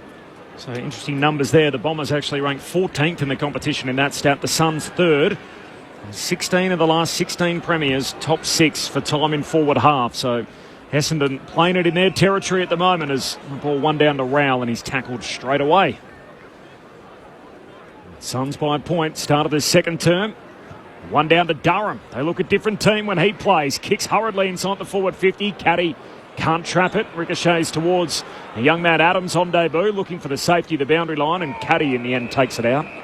Boundary throw-in, 40 out from the Bombers' goal. They are kicking to the Lockett end in this second term. Not only are the names having not returned, the Bombers actually renamed it for their home games. They had the Fletcher and the Lloyd end. They haven't come back either.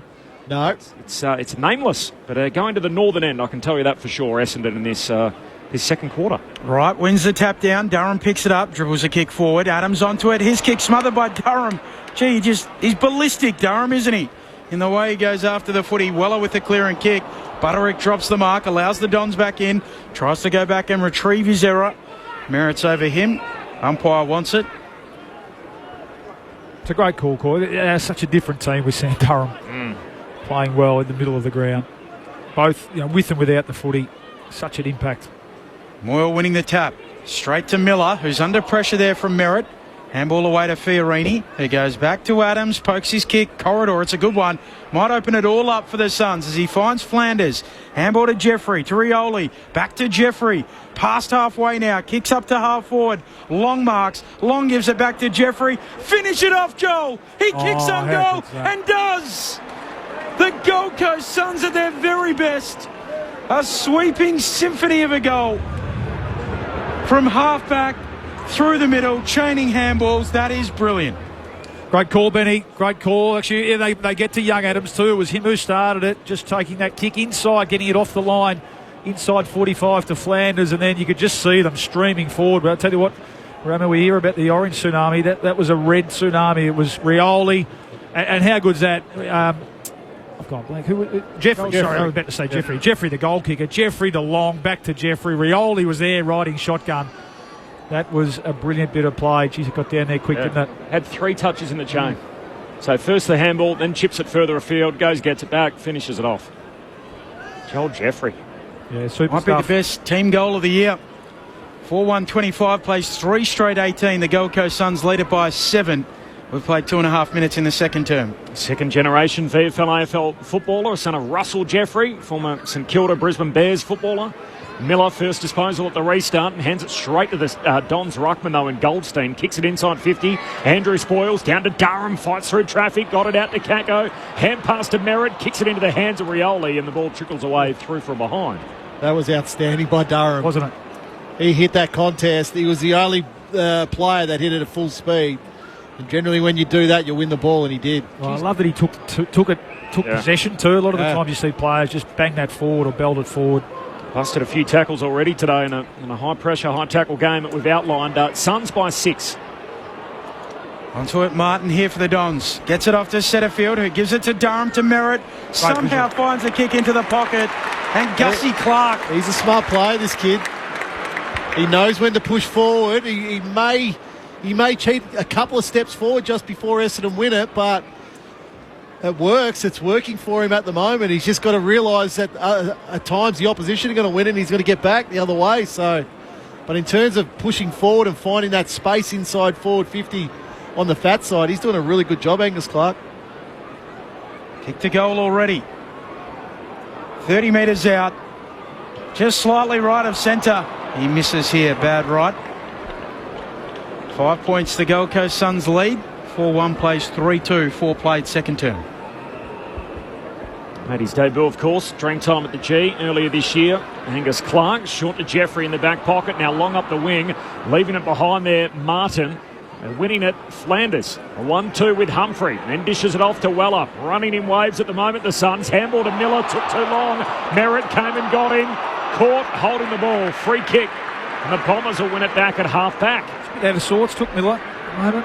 Last one, he just a step slow underneath the ball, didn't he? And that time, just a lack of awareness. Great chase down tackle from the skipper, just to avoid another Suns goal streaming forward. But it took Miller just a little bit out of sorts at the moment. Switch on. Laverty to Zach Johnson, left back pocket. One of their 11 debutants to another. Lowell marks on the wing. Hand pass to Ridley, tucks it under the arm, burns off Fiorini, kicks to centre half forward, pack forms, no mark. Spills down to Durham, clean, collects, tackled by Rao, ball spits out. Kako for the Bombers. Hand pass away to Ridley, back to Durham, collects at centre half forward, kicks into the pocket, Caddy takes the mark. And Nate Caddy's got it in the dead pocket, right forward pocket, northern end of Docklands. It's interesting, I'm watching Jordan Ridley, and every time he extends, your heart's in your mouth that something's going to happen to him, whether it's a hamstring or a quad. Caddy, left peg, across the body, got it skinny, almost marked by May on the goal line. Now, I know he went off the non-preferred and everything else, but it proves that, goals are hard to come by in that pocket. That's the pocket. I'm telling you, boys. It's a behind Suns by 4, 6 minutes into the second. I'm going to get some stats. Yes. I'm going to come armed one day. Rioli short to Noble, who gives it back to Rioli. A thumping kick up to the wing, slapped down by Reid. Onto it quickly, though, is Rao. He's tackled by Kako and Rod, dumped to the turf. Umpire crosses himself. Umpires Foot O'Gorman, Bryson Young, plus our very own Ray Chamberlain between the benches. Sounds like a law firm when you read it like that. Does. Well, they are litigious. We know that. It's all about the laws of the game. The ball spits out. Closey inside D50 here for the Suns. Has to get it on the left. Jams a kick up to the wing, looking for Butterick. He can't mark. Goldstein playing the role of the rover. Merritt trying to go the trickery with the handball over the shoulder. And now the Suns through Humphrey to Butterick. To the run of Closey. Tight roping the boundary line. Just whacks it on the boot. Coming across Blackiston. Good grab. Drifting in front. Mid-season draft pickup. Handball away to Dersma. Goes long down the wing. Kako the target. Waited for it. And Jeffrey went and plucked it from him. Playing well, Jeffrey, isn't he? Yeah. His tail up at the moment. Oh, short laterally. Put Noble under the palm. Under pressure. Coughs it up. Kako inside 50 and right. Right on cue. Drops to his knees. Takes the mark. And the big tackle from Durham forced the ball free. Well, it was just a poor kick from Jeffrey after I gave him a big rap. Noble under too much pressure. Yeah, it's the one step. You've just got to be hitting that. So just mistakes at the moment, really, from the Gold Coast, giving these opportunities to the Bombers. Let's see if Peter Wright is good enough to take it. They really could have kicked 3 in a row here. Put a bit of scoreboard pressure on the Gold Coast Suns. Well, Kako's up to 10 possessions, 4 tackles. He's been really lively in the front half. Of course, it's a game against his old side for Peter Wright, the former Sun. He doesn't make them pay here. Misses wildly out to his left. 3-point lead for the Suns. Bombers, I'm going to say it on top early in this second term. They're playing well 8 minutes into the second quarter. Yeah, on Suns top. by 3 points. Sorry, Corby. Yeah, on top, but they've kicked 3 points. Yeah. The Gold Coast 1 goal. So 4 now. Inside 57-1 this quarter. Noble taking the kick in, takes a bounce and then just pokes it short. Away to Oscar Adams. Back pocket here for the Gold Coast Suns. The end in front of their cheer squad. Looking for Mac Andrew, who goes upstairs and gets it. Now tries to kick a torp and shanks it like a wounded duck up to half forward. Might work out here, Powell Rose, but he's tackled. Big Goldie wraps him up in a bear hug, engulfs him. The ball up near the attacking edge of the square for the Suns. Umpire puts it aloft. Both rucks with hands on it. Comes down for Clark. He can't gather it under pressure. Anderson can. Gold Coast ball. Back to Powell, who pokes it up in the air. Nearly works out for Flanders. He does get it, but coughs it up with a handball. Away to right. His handball out towards the wing. Archie May does well. Flicks back a handball towards a teammate in Perkins. He turns it over though. Butterick half forward here for the Gold Coast Suns. Bouncing ball inside 50. Closey gathers the footy. Swings a kick towards the hot spot. King's in best position. Doesn't mark. Oh, he's made the block. Well, there wasn't much in that.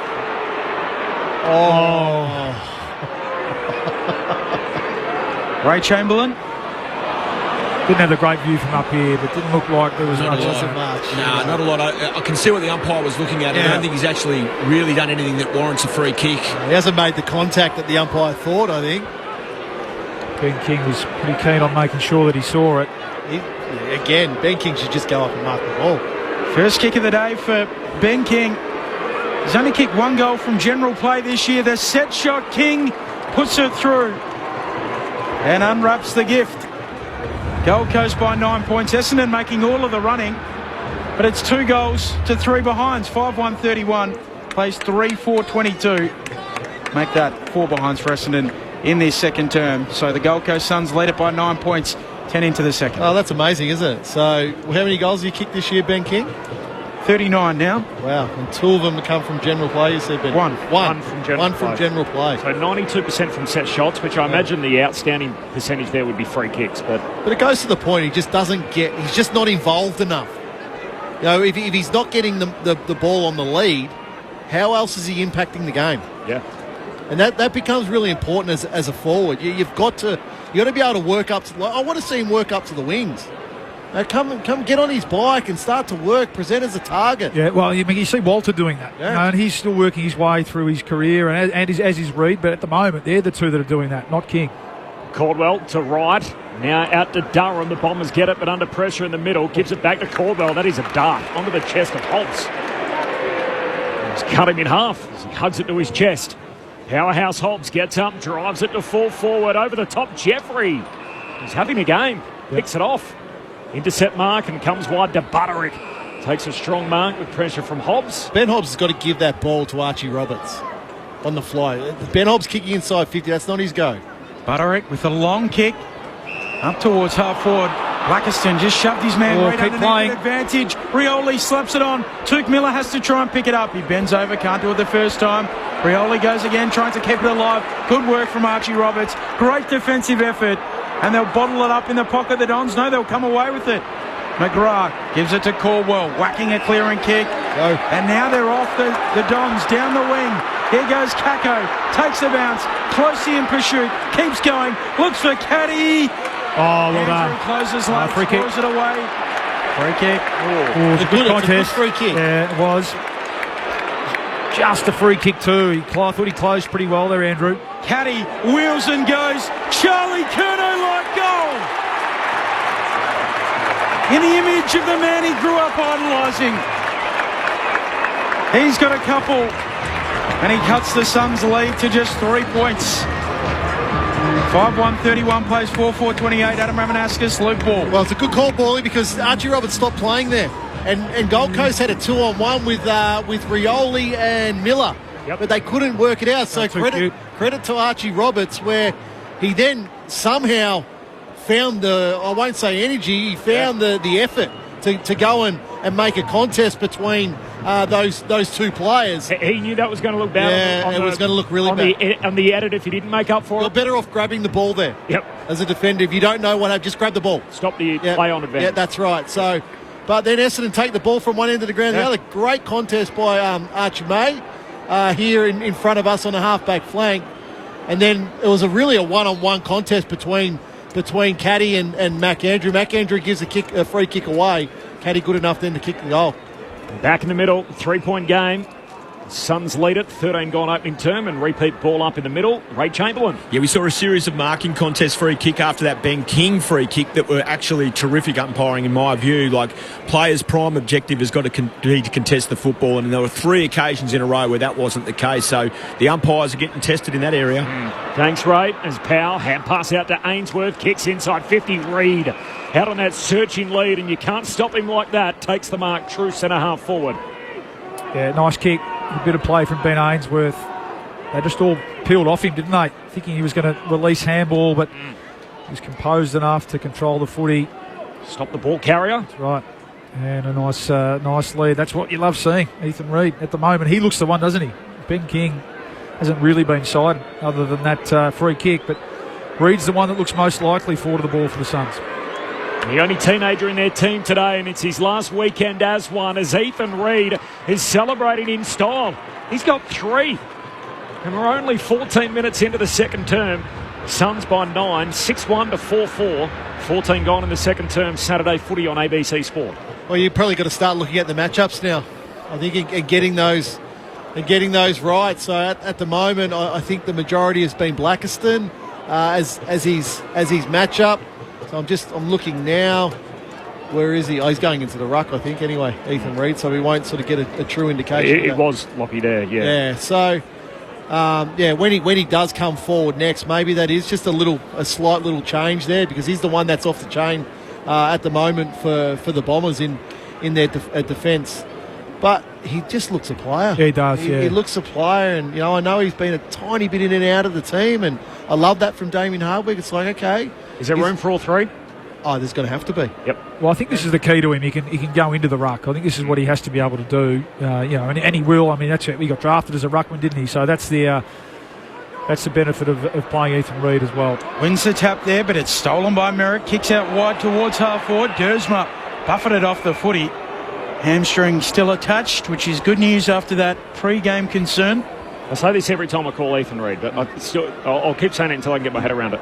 Runs a 5.56 2K. Yeah, it's almost not fair, isn't it? Yep. Someone who's 204 centimetres. It's insane. With that sort of aerobic capacity and speed, it's some people get all the gifts, don't they? Yep. What we normally say is that would be a ding-dong battle if you gave me a kilometre head start as Merritt kicks Essendon inside 50. Bouncing ball, overrunning at Flanders. Little worrisome. Getting back the Gold Coast Suns, flicking it out Jeffrey, away to Rioli, out of Flanders, back pocket, chaining handballs. Kick from Noble out on the full. And just to finish on that, Corb, it's now he's got to learn how to use that. Yeah. Like I've seen some great athletes through many, many years of football, but only if they know how to use that asset. Perkins sends Essendon back inside 50 towards the goal square. Oscar Adams cleans it up. Swings a handball away towards Humphrey. He gets it on towards Flanders. Flicks it to centre-half back and Anderson. Sweeping handball. Miller makes it his by knocking it on. Walter beelines the footy. Gets it back to Miller. Miller another handball. Knock on Sir John. Keep it moving forward. Long misses Walter with the handball. Right at centre-half forward for the Suns. Oh, clever. He soccers it out. They've got a man in space. It sits up. The snap on goal towards the line from Ainsworth is short. And it's mopped up on the last line. There for the Dons, and they get out of trouble. Martin gets a kick to Merritt. He's going to get a free here for a shove in the back. This is possession 20, I think, for Merritt coming up here. Yeah, I think it's time now just to... I mean, they don't mind him getting the footy behind centre, do they? But he's starting to just influence the game, Zach Merritt. Back to Johnson, and now out to Laverty. And the short kicks in the defensive 50. Up the wing, and Lowell just choking the ball beautifully. Hedges Closey out of the way, takes the mark, and Lamont Lowell looks back inboard, finds Martin. And now the switch again. They're using the whole perimeter at the moment. Out to Merritt, broadcast wing, looks for Dersma. And he marks left half forward. And Lockie Weller is in the hands of the trainers here at the moment. And that was in the Zach Merritt context. It was, yeah. So Merritt got up, released the footy, and then realised that Lockie Weller was lame. Charged forward again. A badly rolled ankle. I hope that's all it is. I hope it's ankle, not knee. Yeah, had done 2 ACLs. He's had a series of soft tissue injuries. Been a long, hard road to 150 games. He got there a couple of weeks ago. Now it's taken 2 trainers to help him off. This will test out the strings of Xavier Dersma, the archer from Alberton. Now at Bomberland. The right-footed drop punt starts on line but fades to the right and is helped through on the behind line. Will flick the back of his leg there after the kick. It's an 8-point game. Suns lead it. 18 go on second term. Saturday footy on ABC Sport. Maybe I'm looking for something, but I think the hand just went towards the back of the leg as the kick out of defensive 50 by Jeffrey is a poor one. Turnover. Perkins sends Essendon to full forward. Big collision. Ball hits the deck. Setterfield onto it. Gets a handball away. In goes Hobbs. Rautu. The 2 fair-haired boys fighting after it. We'll get another ball up. 45 metres out from the attacking goal for Essendon. Suns by 8 points. Saturday footy on ABC Sport. Umpire puts it aloft. Moyle takes it out of the ruck, immediately dispossessed. Archie May goes in. Rouse in there too. We'll try again. Umpire comes in to sort it out. Umpire Matthew Young. Moyle palming it down once more. Kako trying his luck. May scrapping at ground level. Right there with him, Oscar Adams. And we'll get the Chris Mitsopoulos rule, Corbin. Will we get a free kick with the third stoppage? It's usually his go. He was always big on after multiple ball-ups. Free kick to clear the area. Perkins, hand pass over his shoulder. Caldwell can't trap it. Inadvertently sock it away. Noble off the back flank. Hand pass out of defensive 50. Miller fumbles it out of bounds. Throw in half forward for the Bombers. Off the SMS, Rich from Ocean Grove. Enjoying the call while cleaning the kitchen. A Saturday afternoon ritual. You love hearing what people are doing on Saturday afternoon. I do. Yep, that's not high on your list, though? No, I was tuning into the game. Can you tell us about the strip each team is wearing? I have a weird mental picture of the Suns flickering between blue and pink. They're wearing neither, Rich. They're in their red today. The red-on-red home strip with the yellow numbering. Archie May clears the congestion but turns it over, and now the Suns are away. Wooshka through the middle. Here's Miller. High kick inside 50, trying to get it to Ainsworth. Pryor brings it to ground. Turns tackler. Good tackle. Ainsworth gets rid of it. Gets it off to Closey. They're backtracking the Suns. Back to the wing. Jeffrey. Back feeds another handball all the way back to the logo. Noble will set it up inside 50. Can they find a marker? Launching at it. Reed nearly has it. Spits out to Ainsworth, spins out of trouble. Handball for Miller. Setterfield gathers the footy, tackled by Ainsworth and Miller. Well, Rowland. Miller make that, and the ball upcoming. 30 out from the attacking goal for the Suns. They lead it by 8. 20 into the second. Saying that, Corb, I did clean the kitchen last night. Hey, there we go. 10 out of 10. Oh, it's a brilliant job. Proper job? Yeah. Goldstein palms it down. Pack jumps on top of the footy, and we'll do it all again. Inside the oven? No, that's an afternoon job. Inside the oven. Did the stove, sink, everything properly. Emptied the bins, swept the floors, vacuumed, mopped. What a guy. 3 goals to 1 in this second term.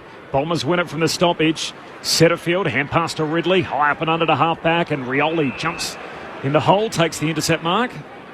60 out, half forward for the Suns. 0437 774 774, the SMS. What's Rioli unhappy about? He's pointing to the umpire. There's a crowded forward 50.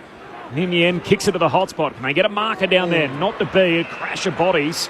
In the end, they'll pay the mark to Ridley. Cop some heat from Long coming over the top, but Ridley's got it. Fullback for the Bombers. I think what your Saturday ritual is, while you listen to Saturday footy on ABC Sport, obvious SMS question is Merritt getting involved again. Another disposal for him. Long kick up to the wing. Essendon have the numbers. Perkins to Lamont Llewell. Tackled down on the logo. Holding the ball. Oh, that was quick. Red hot. Hot whistle. Free kick going to Rao, who moves it on with his left to Closey. Running by Noble. Receives the handball, looks into the pocket. Ainsworth's got it. Well, he's starting to become a little bit of a problem. Noble, he's up to 10 this quarter now. Yep. Nearly 200 metres gained, so he's kicking it at 86% this quarter. So Essendon need to put a little bit of work into him. He's getting it forward to centre, which is the ones that really hurt. Going to go the snap from 45 metres out, Ben Ainsworth. Hard to get the distance on it, but that is magnificent. The point. Behind. Just the one. Just a little narrow. You got the distance, though. Ridley trying to kick a dart. Well broken up. Suns win it back. Well, the spoil from Closey into the path of Long. High up and under. Punched away by the Bombers. Straight to Moyle. Hand pass to Ainsworth. Gives it to Closey. Hooks a kick goalward and misses. Would be nice if Closey had finished that after the original spoil, which forced a bit of chaos inside the forward 50 for the Suns. And behind in a 10-point lead for Gold Coast. 23 gone second term. Saturday footy on ABC Sport. Your Saturday rituals on 0437 774 774. Ridley with the kick into a contest. Wright and Andrew roving the pack. Ben Hobbs shovels out a handball towards Perkins. Gets it back. Don's on the half-back flank. Dersma kicks around the dockside wing. Looking for a contest. Goldstein comes in late. Ball hits the deck. Miller slaps it out. Anderson to Jeffrey. Suns through the middle. All with handballs for the time being. Flanders back to Anderson. Kick. Doesn't really find a target. Blackiston beelines it. Slaps it out. Back into congestion. Flicking it out. Pryor for Essendon. Out to Kako. To Lamont Llewell. He can poke a kick up towards half forward. Trying to find May. Caldwell gets there in front of him. In stride. Kicks to full forward. Wright's down there. Well done. Hewland halves it. Wright gathers at ground level. Tries to take on Hewland. Snaps on goal. Andrews on the goal line. Clean bowled him. Clean bowled him. Kept low. He's like Greg Blewett against the West Indies. It rolled along the deck. He played for bounce. You got to get forward to those, Mac. Suns lead cut to 4. 6-3-39 plays 5-5-35. 24 minutes into their second. Well, Mac Andrew would fit in perfectly with Australia's top order at the moment. Is that just absolutely clean body? Eula did everything right. Absolutely everything right in that. Firstly, it was Jai Caldwell who went back with absolute courage, Paulie, to take that mark. But Eula then got to the contest to spoil Peter Wright. Mac Andrew was in perfect spot. He was right at the goal line. It's just the ball he just didn't get low enough. Did not get low enough there, Paulie. Or get your legs behind it at least. Gosh, it'd be a wild ride coaching Mac Andrew at the moment. I thought maybe he played for bounce, but I think he yorked himself. Yeah, I just saw Brad Scott. He was chuckling and laughing in the box. I think the coach we were looking for was Damien Hardwick in that moment. That's what I mean. The director can just give us a little switch there. I can pretty much tell you what Damien Hardwick would say. Maybe not PG rated on a Saturday afternoon from the Restart back in the middle. Suns by 4 points. Suns get it going forward. Anderson drives it inside 50. Blackiston in the box seat for the intercept. Spills it on the way down. Knocks it out towards Roberts. He gives it to Merritt. Now to Laverty. Kicks down the line to Clark. Bombers are out.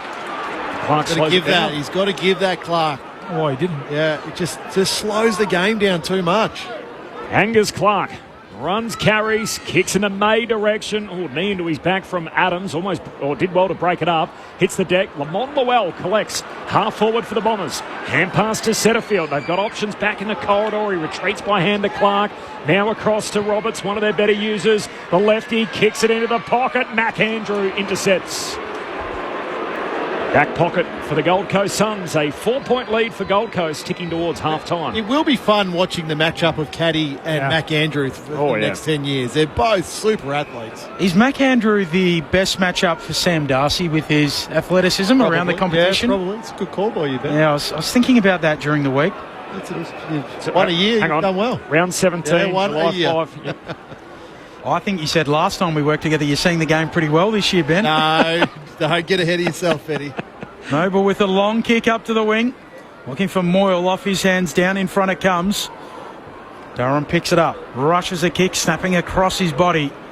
And Dersma and Noble. And Dersma goes over the fence momentarily. Ray Chamberlain. Feedback we're getting on Lockie Weller is the right ankle. They're just going to strap him up and see how he goes. That's good news. Well, it is. It's better, isn't it, than the knees that are giving him so many troubles. Big couple of minutes here for both teams, really.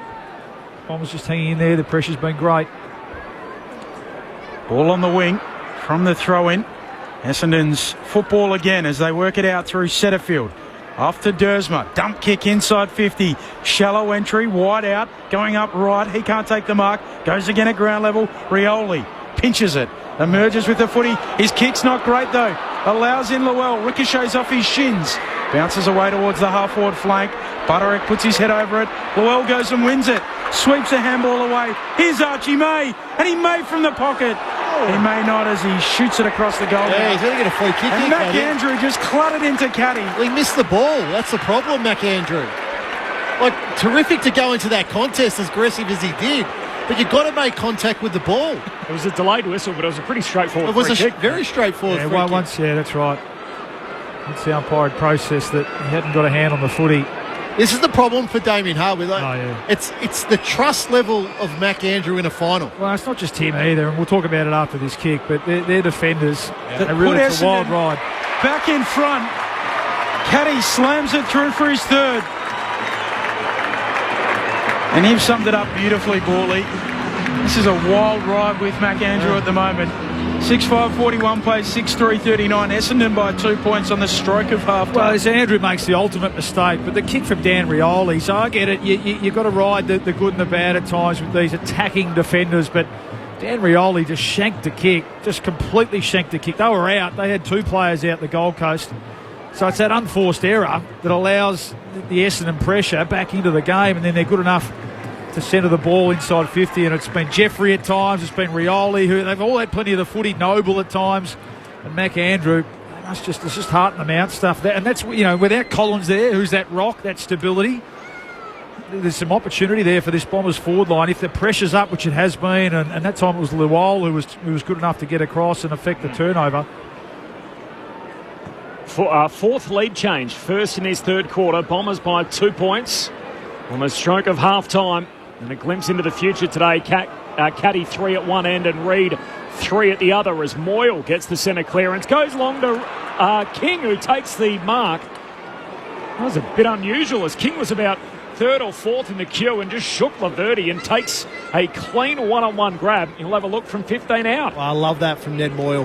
Just love his follow-up in that ruck contest. He's going to be a very, very good player. Ned Moyle. I know Jared Witts is still there and still playing quite well, but Moyle is the absolute ruck of the future for Gold Coast. And here he is again in a familiar position, 15 out, just right of centre. The set shot King as he moves in. The drop punt is good. He's got a couple. They've come in the usual fashion. He's up to 40 for the year, Ben King. And the Suns snatch the lead straight back. Lead change number 5. 30 minutes into this second term, Suns by 4 points. And it's 2 centre bounce goals in the last minute of the first quarter, and then now with under 10 seconds to go. But you're right, I love that from Moyle. That's what his strength is. Contested the ruck contest with Goldie and then just left him in his wake, really. His second effort just bounced up and I think getting the ball forward, like we talk about there, broke a tackle, but getting the ball in deep. So we know that Gold Coast forwards have got the size advantage on the smaller Essendon opponents today. So when you know it's a 6-6-6 out of the centre, get the ball long and deep. And that time King was good enough to get the run and jump against Jaden Laverde. Suns back out by 4, just seconds away from halftime. Saturday footy on ABC Sport. We're hearing about your Saturday rituals. One of them is the second one there, Corbs. I quite like that text message. I like just the Saturday coffee at the coffee shop. It's my favourite. Nice little walk down there. A bit colder here in Melbourne than WA as Durham gets the last clearance of the first half, but the siren sounds. Gold Coast will lead by 4 points at the main break, so 7-3-45 plays 6-5-41.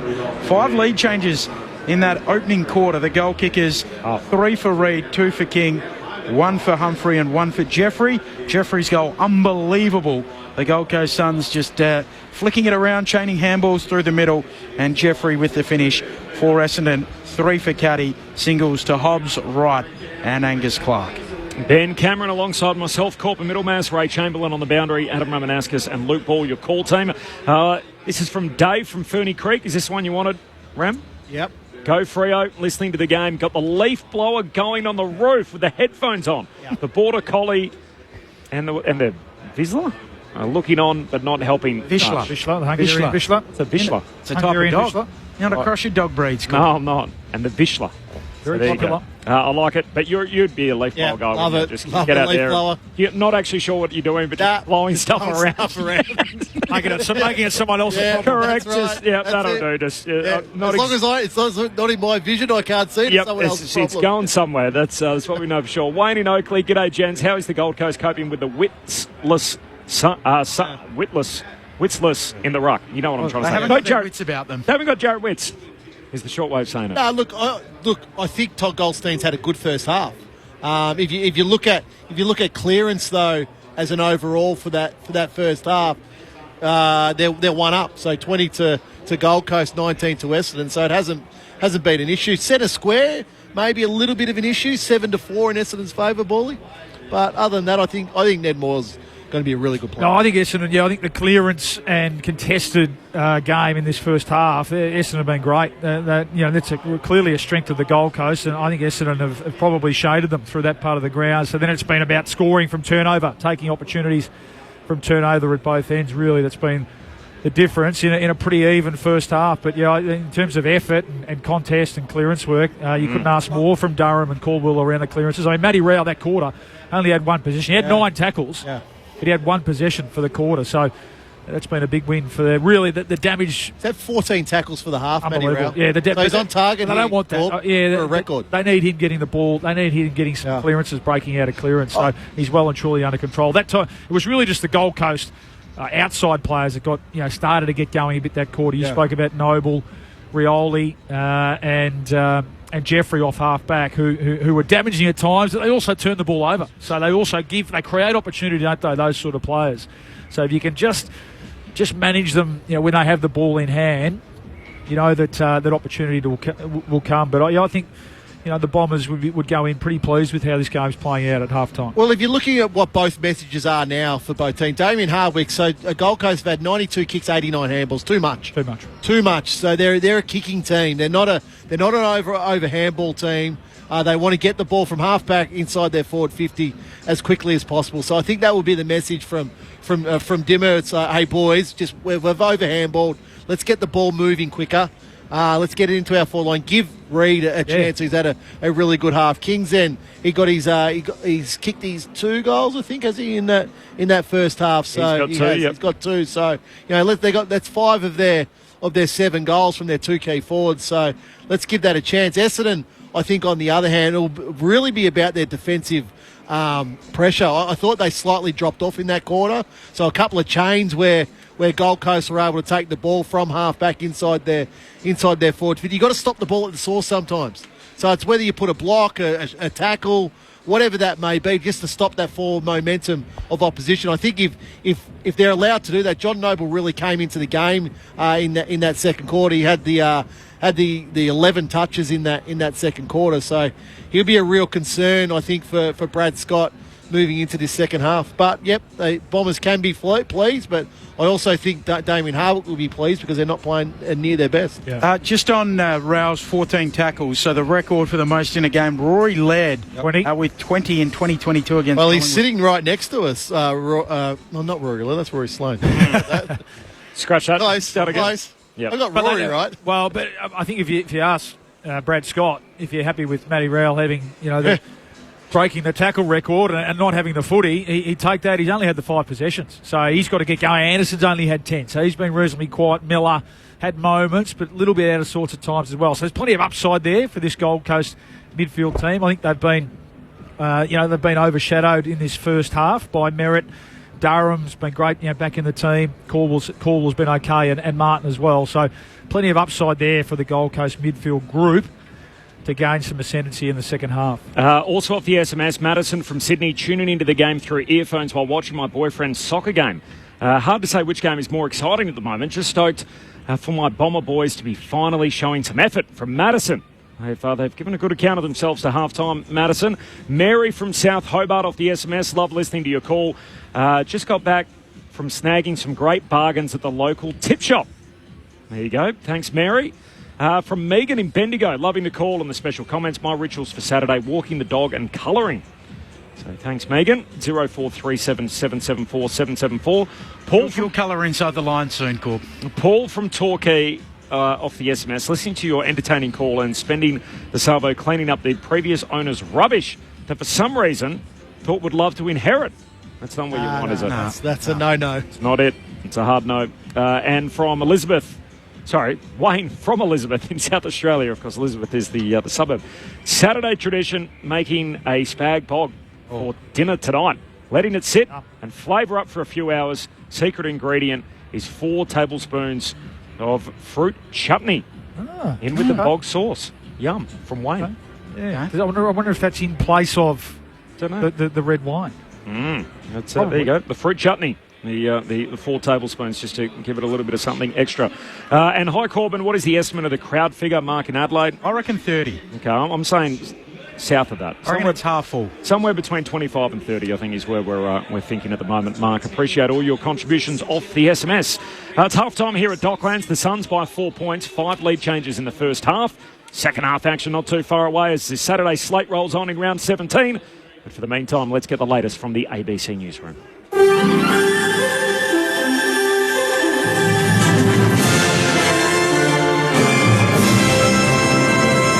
ABC News with Satyam Weinstein. Victoria's Jewish community says violence against its people must stop after an arson attack on a synagogue and a protest targeting a restaurant in Melbourne.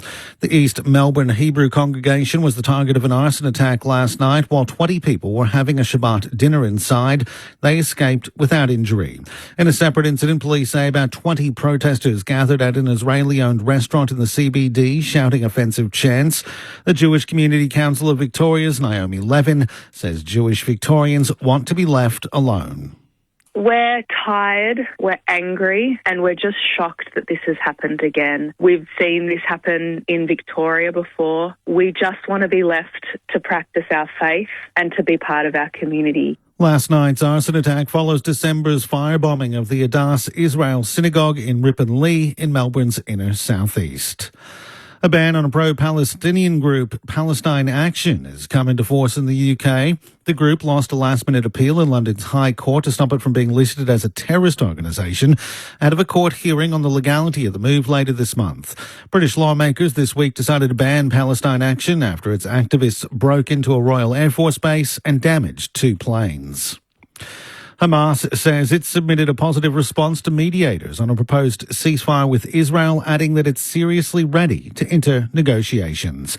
The BBC's Ione Wells reports. The proposal is thought to include a proposal to release in a staggered manner 10 living hostages from Gaza and also release the bodies of 18 hostages who are believed to be dead in exchange for some Palestinians in Israeli jails. It's also thought to include things like allowing more aid into Gaza and perhaps a staggered removal of some Israeli troops from Gaza. But what is not in it may prove to be more significant, because we know that one of the main sticking points throughout these negotiations has been that Hamas wants Israel to commit to ending the war after a 60-day ceasefire. Rescuers in the U.S. state of Texas are searching for at least 20 children missing from a summer camp following catastrophic flooding. Torrential rain has seen the Guadalupe River in south-central Texas rise to record levels. 13 people have been confirmed killed as helicopter and boat crews pull people out of the water. Kerrville City Manager Dalton Rice says the river rose extremely quickly. We even had crews, out just getting ready for the 4th of July event, and we could not anticipate this. Despite flood warnings, despite everything going on, there were some things that happened very fast. When those two rivers converged, or two forks converged, it created obviously a large flood event. 4 women in Brisbane have been charged over an alleged attempt to import 30 kilograms of cocaine into Australia. Stephen Clark reports. 2 18-year-old Australian nationals flying into Brisbane from Hong Kong were stopped by Australian Border Force officials on Thursday. Federal police say the women were carrying 4 suitcases containing 20 bricks, allegedly cocaine, wrapped in towels and covered in chili and vinegar. A 23-year-old and 21-year-old woman were also later arrested for their roles in the scheme. All 4 women faced the Brisbane Magistrates Court on Friday, charged with importing a commercial quantity of a border-controlled substance. 3 of the women were granted bail and 1 18-year-old was held in custody. Tourists may soon have greater access to the Northern Territory's Kakadu National Park, 6 years after a federally funded road program was first announced.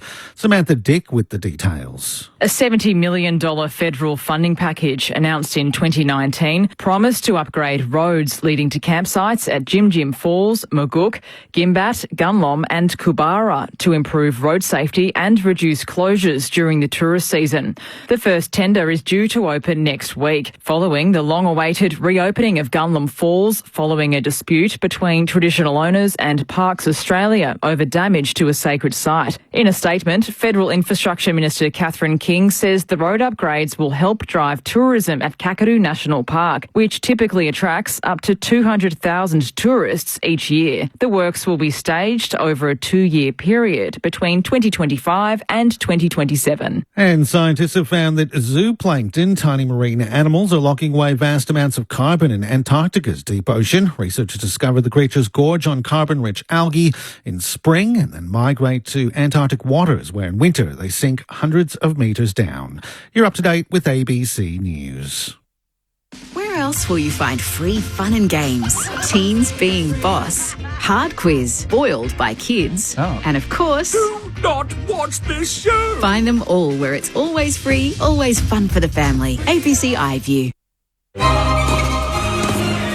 Don't miss a minute of the action. Live from Wimbledon. On now. Take it with you on the ABC Listen app.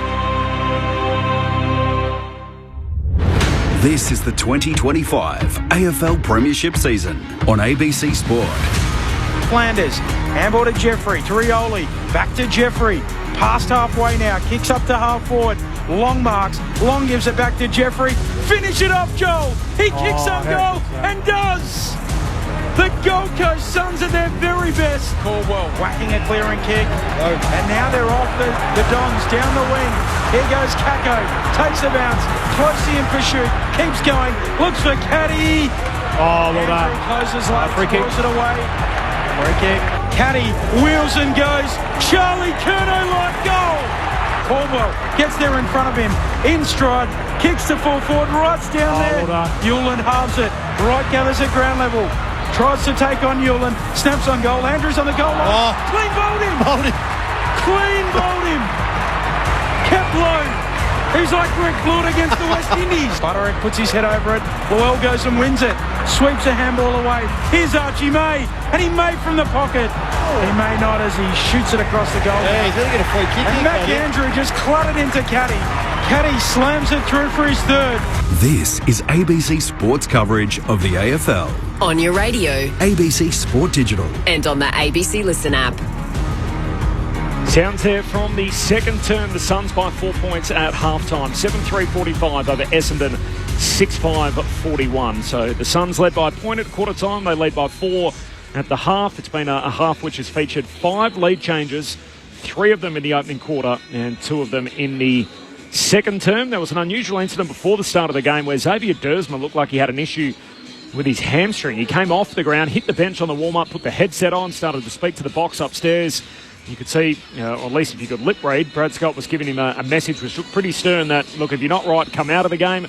He started, not only started in the team, he started on the ground and has played out that first half. Xavier Dersma, the 24-year-old Bomber. 3 goals for Nate Caddy. A glimpse into the future today at one end for the Bombers, the 19-year-old. And at the same age, Ethan Reid kicking 3 to half-time at the other end. This is the first of 4 games on the Saturday slate, round 17. Saturday footy here on ABC Sport. Still to come today, Geelong and Richmond. That's next up from Cardinia Park, and then later tonight back here at Dockland. So what they're calling the double dipper, 2 games on the same day.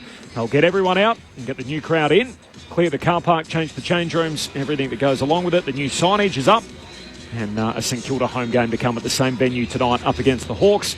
At the same time, up in Brisbane, the Lions do battle with Port Adelaide. So juicy game that from the Gabba tonight. 21 years ago, they played in the last game of the season, would you believe? And Port Adelaide and Brisbane at it again tonight. Your thoughts on the SMS, which is 0437 774 774. No name, no pack drill on this, but one for Rama. I think Rama is overreaching with his kitchen cleaning claim. No. Says he swept and vacuumed and mopped. Correct. Really? Yep. So I sweep first because I get right in the corners. Okay. And then you sweep all the dirt and all that into the middle of the kitchen. That makes sense. Then you get the vacuum cleaner and you get rid of it all. Right. And then you get the mop. See, I'd be 2 of those 3 steps. You're either vacuuming or you're sweeping. You're not doing both. Usually, it's just a quick one, it's a vacuum. Yep. All right. That's it. All right. But last night, because I had a bit of time and the games weren't all right. So I got into the corners and made sure I got all the dirt out. I've got 3 boys, remember? Yes. They cause havoc. They cause absolute havoc. So the kitchen's popular and there's lots of mess. The kitchen's very popular. My eldest son, it got to, I think, half-time of the GWS game, and he's eating toast after he's already had a full dinner. And then the one that gets me, Bally, and you'll appreciate this, is I've got 3 boys. So you'd think all they need is 3 drink bottles. Last night, I emptied 9 drink bottles. 3 each? 9 drink bottles I emptied and rinsed and all that, and then sat them on the sink. Oh, their arms painted on. Yeah, correct. Hydrated, aren't they? Spot on. Well, I think what you're talking about is standards when it comes to your kitchen, isn't it? I mean, you can do a good job or you can do a great job. I like that old saying. I mean, how you do something is how you do everything. And Rama's always been a man of excellence. Yeah. So it's got to dig in sometimes. Brendan from Hobart, how's the golf membership going, Stumpy? I'm in. Right. Well, he's got to be out as well. But like what he thinks is going to happen. Life is about to change. 3 months to fill his boots. It's all over. Have you announced this on air yet? I think Mick Malthouse has, Yes. Okay. Ben's lovely partner is expecting a First? child in late September. Correct. How good. Which is father to poor planning. So my timing is absolutely excellent. Poor planning. It could be grand final day. The good news is you can see the MCG from the hospital. But Ben still thinks he's going to play a round of golf a week with a newborn. Well, he's told us the break even for 52 weeks is 45. Yep. I would suggest getting as many of those 45 in the next 3 months as possible. I'll be going twice a week. Front-ended. Look forward to our invite too, Rama. I would have thought. You guys, 4 or 5 of those. You guys don't know Alice. She's a very supportive I've got no doubt about it. Appreciates my hobbies. But the guilt that you will feel walking around the golf course when the beautiful Alice is at home with the child. That's a lot of guilt to carry, Ben. Suns by 4 points. In other sport, of course, all this available through the ABC Listen app. It's the place to be. We've got coverage of not just the AFL and the NRL every weekend. There's coverage of the second test from Grenada between Australia and the West Indies. 11:45 coverage starts tonight. First ball from midnight Eastern. The Aussies 2 for 12, so they're effectively 2 for 45. Lead the test match by 45 runs, but 2 for 12 and both the openers out cheaply. Constas for a fourth ball duck and Usman Khawaja out for 2. Interesting. So Nathan Lyons there with Cam Green line as the night watchman. So Constas will play the next test, Corb, no doubt. Well, they said they're going to give him the series. And they're just going to hope that he gets through the Ashes. What about the Ashes? That's what I'm getting at. He want to find some runs in his next test. If he fails, then we're relying on a Sheffield Shield start. A good old-fashioned bat-off to start the Shield season, which would be, imagine that as a race, and what an entry, what an entree into the summer of cricket, which of course Speaking of poor planning, I mean that doesn't sound great, does it? The Ashes are our biggest series, and we could have 2 new openers there. It's all available, of course, on ABC Radio this summer. You'll hear it all with the Ashes, obviously, here on the ABC. The Listen app also has Wimbledon coverage. Day 6 coming up tonight as Demonor looks for his spot in the last 16. And the British and Irish Lions, who are coming to town. They'll be in Melbourne. They're also in Brisbane and Sydney for that 3 test series. We've got coverage of that as well, so it's all sorted through the ABC Listen app. One thing Rammer would clean is his golf clubs. The only thing Rammer would clean is his golf clubs. That's off the clubs. SMS. They're coming for you, Rammer. I love it. I was actually thinking what I'll do is, Bawley, I will invite you and Rammer. Love to. But I'll tell you maybe, and then I'll text Rammer first thing in the morning that he's actually in. Are you still holding on to that, are you? Jeez, gather rounds a long time ago. It is fresh in the memory bank. Your thoughts, 0437 774 774. Saturday footy on ABC Sports. Suns by 4 points. You're with Ben Cameron. Goldstein and Moyle. Umpire lays it down. Beautiful bounce. Moyle slaps it down straight towards Humphrey, who's in the middle. Wayne's followed up too, by the way, and ball up again in the middle of the ground. Tell Bawley that the fruit chutney is as well as the red wine from Wayne. That's in the spag bowl. Yep, it's an interesting balance of flavours. Need to taste it though. Curtis Stone with us here on Saturday footy at ABC Sport. One more on it. Beef or pork mince, please. Joel Jeffrey picking it up on the back flank, gives it off to Weller. He'll kick around the wing, looking for a contest. Blackiston runs underneath the footy, but McGrath swoops onto it. Essendon ball. Handball to Merritt. Handball to Roberts to Martin. Looping handball, sets a task for Blackiston. Under the pump. Manages to get it, cuffs it up with the handball. Now Martin turns tackler. Reid dumps it on the boot for the Suns. Tumbling ball, half forward. King tries to slap it down towards Long. Picking it up, Rao. Gathers the footy, 55 out. Runs to 50. Centre and kick might be a good one, it is. Right to Butterick. He marks 30 metres out, directly in front. What a kick from Rao. Outstanding. Great kick, yeah. Well, and it's a good start, good early start. I'm sure, I mean, you can never question his effort. 14 tackles and a half, and that can take a fair bit out of you, but I'd love to see him get out into space a bit more this half, Matty Rowell, and get his hands on the footy. Connor Butterick, usually a good kick. Can he get this second half off to a perfect start for the Suns? Connor Butterick slides it through. Gold Coast with the last 2 of the game to bracket the halftime break. And they lead by 10 points, which is as big as it's been either way in this game. 8-3-51 plays 6-5-41. 2 minutes into the second half. Luke Ball and Adam Ramanaskas. Although simply the Gold Coast mids are going to get going. So it's a great start by Rowell. He started the quarter at half forward, Matty Rowell. So he was at that contest that Ben King created at the top of 50. But it was a terrific kick because rather than kicking to the goal square, he kicked to the space and he forced Butterick to come back to the ball.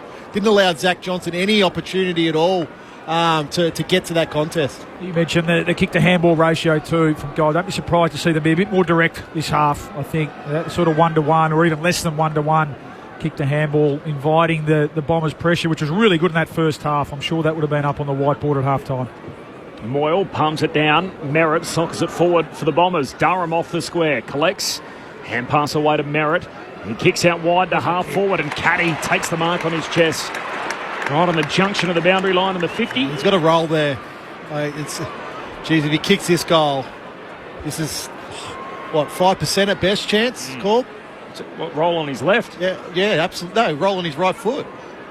Kick one from the other end, didn't he? From the Sorry. spot. Yeah, absolutely. He's doing it now, running around to the right, drives it long off the right peg, and he's got it to the line, but offline. Behind. So a minor score. I just got my left and right confused there, Ram. You're all over it. Why should I ever doubt you? Gold Coast by 9 points, 3 minutes into the third term.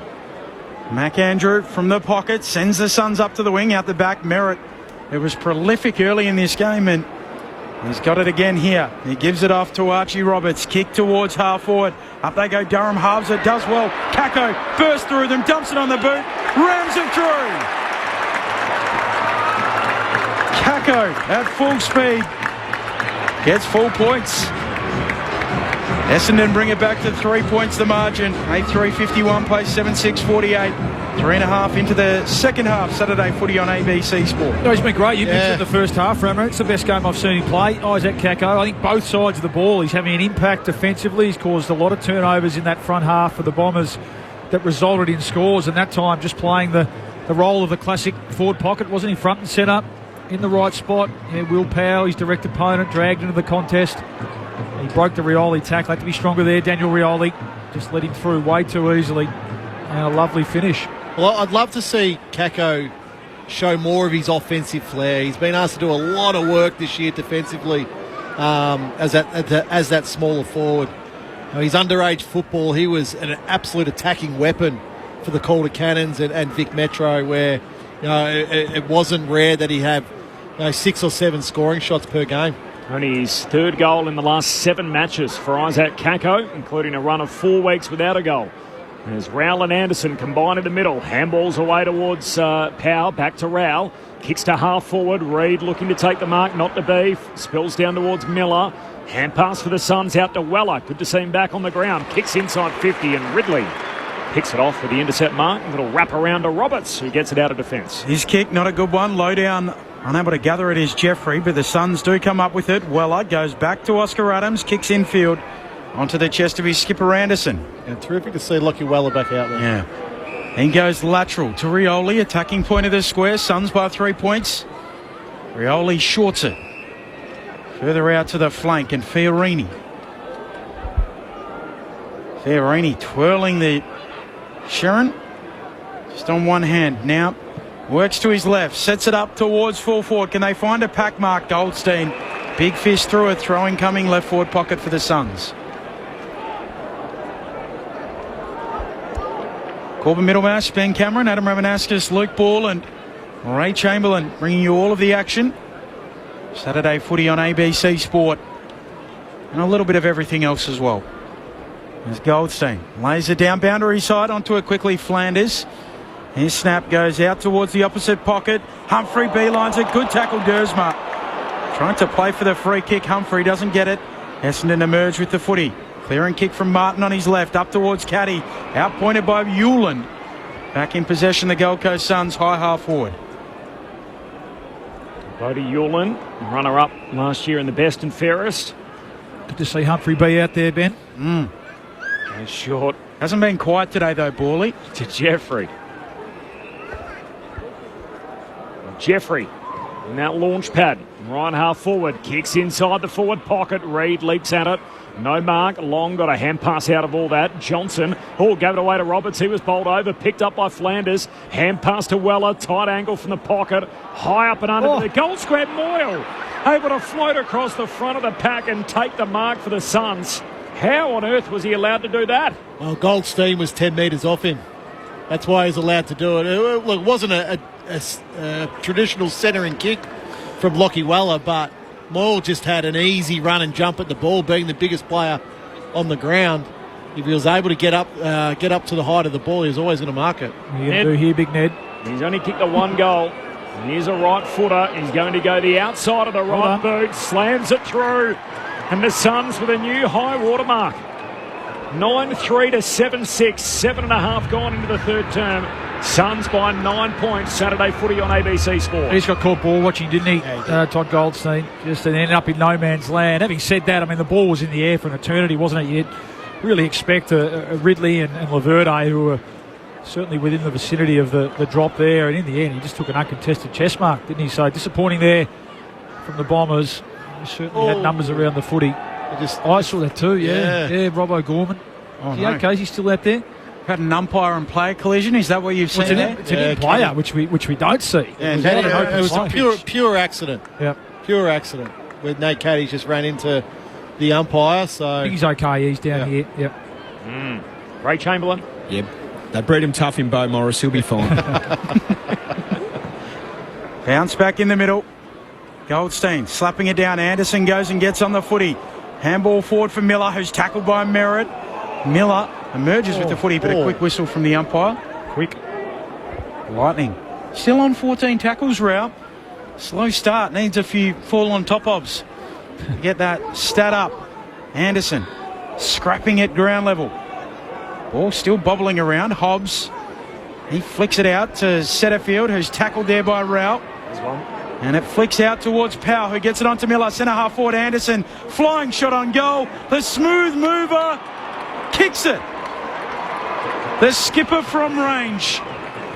And that leads out to 15 points. 10-3-63 plays 7-6-48. Adam Ramanaskas and Luke Ball. Oh, you love that fight there by the goal. That ball was in the clinches for a long time, sort of 30-odd seconds. And Gold Coast just kept putting their head in the hole to win that ball. Matty Rowd there.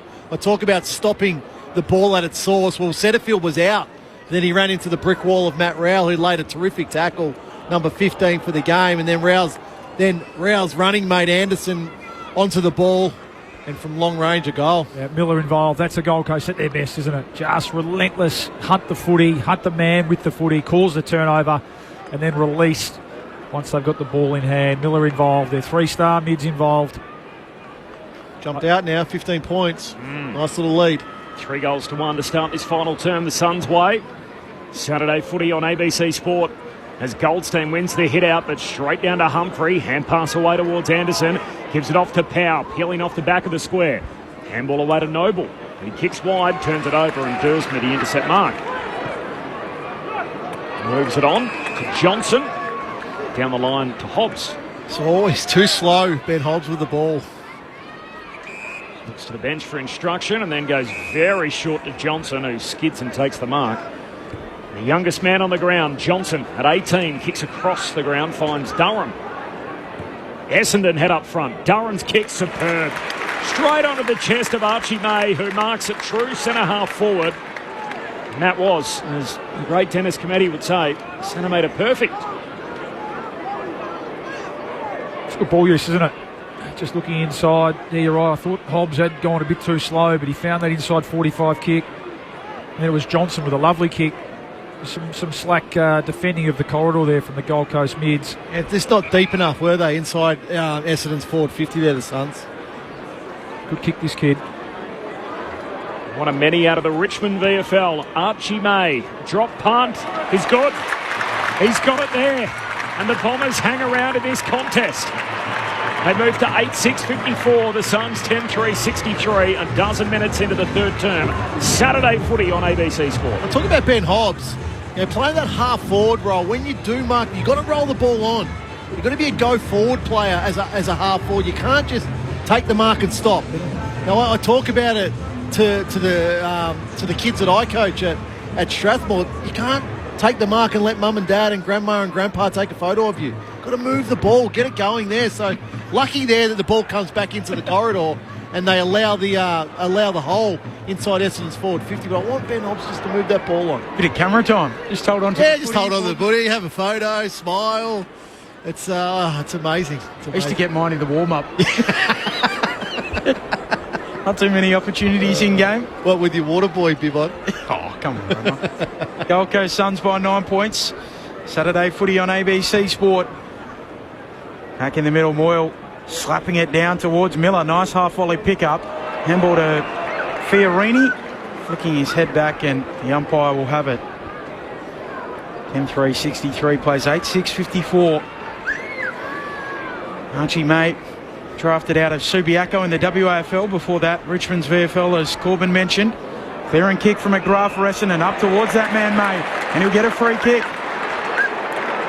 Mark set 49 out, and he likes his chances. He's certainly got this in those big tree trunk legs. So you've had a sider to work with here. Yeah, go back when he takes front position. He's such a big lad, isn't he? That he's hard to get around. He's got the first gamer at the moment, so he'd be liking that matchup. Probably played a bit of VFL or state league footy against him. 198 centimetres. So he's coordinated. One is a good start, but he's aggressive too. His coach in the Waffle said he is so dedicated. He actually lived with him and worked so hard. That is flush! Bang from range. Even the stepdad Dermy approves. Who would have thought that? Dermy clapping on an Essendon goal. Chem 363 plays 9-6-60. 2 in a couple of minutes for Archie May. And it's back to 3 points. The Gold Coast Suns lead. 14 minutes into this third term. Well, Paulie, you make your own luck in football, so it's 2 in a row there for Archie May. And the reason why, he's been in front both times. So first one, he takes the mark, but then the second one, he's in front of his direct opponent to get the free kick. So if you want to present at the kicker, you will make your own luck as a forward. He's a young, developing forward, obviously come through a mid-season draft, but Essendon will be really, really happy with his progress in his... What has he played? Is his 4th game, Corbs, I think? Is it? This is game number 3. Game number 3. So there's a bit to work with this young fella. Archie May. What a booming kick. Just effortless. He carried the fence from outside 50. Suns get a centre break here. Miller kicks inside 50. Walter, does he get a free? Yes. A little sloppy. The spoil from Pryor. Yeah. And Walter's going to get a true centre-half forward for the Suns. Well, almost a carbon copy, wasn't it, the other end? And again, another good young key forward, playing in front, extending the hands, really asking the question of the small defender. And it's funny how many times they give away the free kick, Rammer, isn't it, when that happens? Yep. Great bit of clearance work there from Took Miller. So Jed Walter, he's the one of the big 3 that hasn't hit the scoreboard yet, and he won't here as his kick is out to the left or behind. So 10-4 to 9-6, 4-point lead for the Suns. 15 minutes into the third term, Saturday footy on ABC Sport. Roberts with the kick-in duties, just pokes it really short to Setterfield. Receives the handball, streaming by. Now a thumping kick up to the wing. It's a good one for Clark. Essendon over halfway, bundled over by Closey. No 50, gives it to Merritt. Wrapping around, he'll kick into the pocket, looking for Caddy. Overshoots him, ball still in. Caddy keeps it in, paddles to the pocket. Can't keep it in second time. Out it goes, throw in, right alongside the behind post. Suns by 4 points. Momentum, wearing red and black at the moment. The crowd can sense it too, Benny. Just starting to make a bit more noise. Nice bit of set play work from the kick in there, wasn't it? As he got down there very quick. Forward 50 stoppage, May. Doing the ruck work here, wins the hit out against Moyle, knocks it down towards Hobbs, trying to get his arms free. Hand pass out in front of May. He kicks the goal. He's got 3 in the term. Archie May from long range on the set shot, and now off the ground from 10 out. He's getting it done in every which way at the moment. Puts the Bombers in front. Archie May with a purple patch here in his third game. 10-6 to 10-4. 16 gone in the third term. Saturday footy on ABC Sports. Maybe turning the match. Yeah, very good, Benny. Very good. But again, it's just his work rate. He stays involved. He's in the ruck contest, then follows up the ball and off the ground. So you look at his direct opponent, Ned Moore there. He's still on his hands and knees. Archie May is up and he's tracking the ball, and then a little kick off the ground. So it's nothing pretty for him. It's just good, honest football that he's playing to get these 3 goals that he has in this quarter. 3 and 5 minutes for Archie May. And now the Bombers, after being down by a game-high 15, lead by 2. Subiaco have the late start today in the WAFL as well, so they might be watching on before they head to the ground. 2 hours behind out west as well. And Waffle coach Bo Wardman, a big ABC listener as well, so he might be with us at the moment. Is right, slaps it down. Humphrey goes out after it. This match has swung. Yeah, well, it's over to you now, Gold Coast. So they've got to respond. Right now, they're sitting on the porch. Yep. And they want to get off the porch. That was the question this time last year, and it was their coach, Damien Hardwick at Richmond, who labelled this period of the season Big Boy Month. Yep. Let's see what he gets out of his charges here. Reed Soft drop off his tap. No room to work for Bailey Humphrey. It's the challenge for any team that's vying for a top 8. You've got to turn up every week. Here we go again. Slapping it down once more, Reid. Merritt feeds it out. Nice hands to Setterfield. To Hobbs. Bumped off his kick. Goes 10 metres straight up and down. Punched away from Caldwell. Martin, nice pickup. Another Subiaco product out of the WAFL. He goes again. Can't quite get a handball away, and Weller's over him. And a ball up between wing and half forward here for Essendon. Kicked the last 3 goals of the game. All of them from May. They lead by 2 points. Archie May, a mid-season recruit. Kicked 2 against the Dockers. In his second game, Dersman just soccering the ball off the deck, puts it out on the full from the boundary throw-in, so Suns will get it half back. Now he's kicked 3 goals in 5 minutes. Noble, back flank. Goes long down the wing. Ethan Reid, the target, thumped away by Wright, playing the role of the defender there. Ball ricochets off the deck to McGrath. Trying to run around a couple, gives a hand pass to Wright. He kicks to a contest at half forward. May's involved. Adams breaks it up with the Bombers with the numbers. Hobbs, handball to Kako. Arches the back. Was he legged? Yes. Free kick for Kako. He'll get it about 45 metres out right half forward, and Will Power's probably given him about 3 metres on the mark here. He's having a little bit of trouble with him, Will Power. He's been a terrific defender for Gold Coast this year, but Isaac Kako has been so active today. And both sides of the ball, as Bally mentioned. Isaac Kako, just 3 goals in his last 7 games. He's got 1 today. He's using all of his 30 seconds here. Boundary line 5 away on his right-hand side. Bombers up by 2. The kick from Kako won't score. It's across the face to the opposite pocket. Almost a juggled mark. In fact, he's trying to claim that. The umpire says, I'll have it. It was touched by too many. Angus Clark, who had a piece of it at the beginning, came down with it. And the ump said, no. Got to ask a question, don't you? Yeah, Ball always. up. Ball up. Leave him honest, Bally. Forward pocket for the Dons. Archie May doing the ruck work. It comes back to him. He's tackled quickly. We'll do it again. Deep in the left forward pocket here for Essendon. They trailed by 15 points, which was a game high. They kicked 3 goals in 5 minutes, all from May to turn this match. Here's Clark playing for a high free kick. Umpire holding the ball. Ray Chamberlain liked it. Decision. Yeah, no, you see here he lowers himself, goes through the trap door, trying to get the high tackle. They consider that prior opportunity. I tell you what's a gutsy, but I reckon a great decision. Good call, Ray. Remember, Ray. Big call, isn't it? No, go down the other end here. I got no issue. 50. Now 50 into the protected zone, Dersma, and so Butterick, who ended up with the ball defensive side of the wing, will be marched to half forward. Angus Clark initiated the contact. Yep. So 2 big decisions here. First of all, the holding the ball on Clark, and now the 50-metre penalty. Yeah, he's got this in him too, Butterick. Kicked 1 goal this quarter already. He'll take his best. He's kicking from Bailey Humphrey, screaming at him. He wants it. Here comes Big Bodie. Butterick hands it off to Hewland, who loads up from 60 metres out. It's a home run drop punt to their behind line. No score. King keeps it alive. Hand pass out, but picked up by Martin. Handball away to Roberts, and he bags it to half back for the Dons. Skidding ball out to the wing. Mopped up there by Powell for the Suns. Sells some candy. Gets around Kako. Flicks a handball out towards Noble. Runs to 60. He'll drive it deep to full forward. Goldstein's back there. So too Dersma. Goldstein. He comes down with it. Both had hands on it. Was a pre-game concern over Xavier Dersma with a hamstring issue.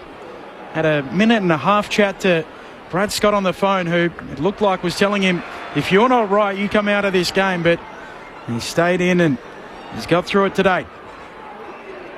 Goldstein moves it onto Kako, back flank. He'll try and go with the V-switch as he goes back to Laverty, who kicks out to the opposite back flank, and Dersma marks.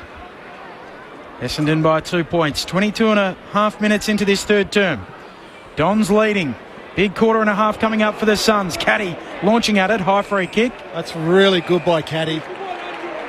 What did you like about it? Well, it's a 2-on-1 contest. It was at best a 50-50 ball that was going to him from Dersma, but he just attacked the ball and he's put the knee into Butterick's back and then forced Hewland to give away the free kick. Caddy kicks around the wing, looking for Perkins. Right there with him, Jeffrey. Punches it out. Throw in coming. Like as a young key forward, that's what you want to see. You want to see that aggression. You want to see the contest work. It's easy to get the ball on the lead and the like, but when you've got to go into a contest and put your knee up, that's a sign of a good young forward. Our man Ian Burrows doing the boundary work, spins it back in. Both the rucks miss it. All knocked away and onto it. Rioli, tackle, taken to ground. Umpire crosses himself. Oh, a boundary throw-in, in fact.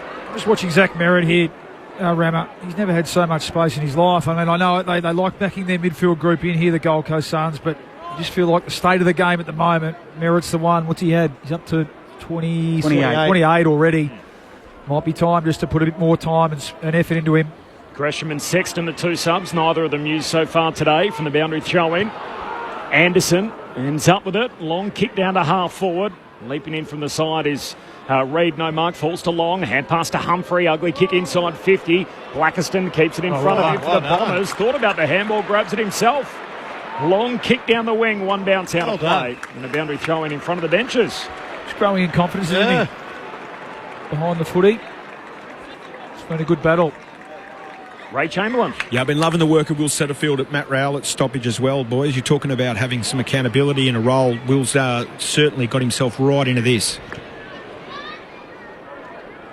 Umpire hurls it back in, right onto the logo. Moyle shoves it down in front. Anderson leaves it behind. Rowell's in there, tackle to ground, tosses it out, rugby style, holding the ball. Not holding the ball. Well, he was fighting the tackle there, Matt Rowell. I'm not sure how much prior was, but I think if there's no prior and you know that as a player, you just stop. But he continued to try and fight the tackle. Is that you, Bally? You didn't like it?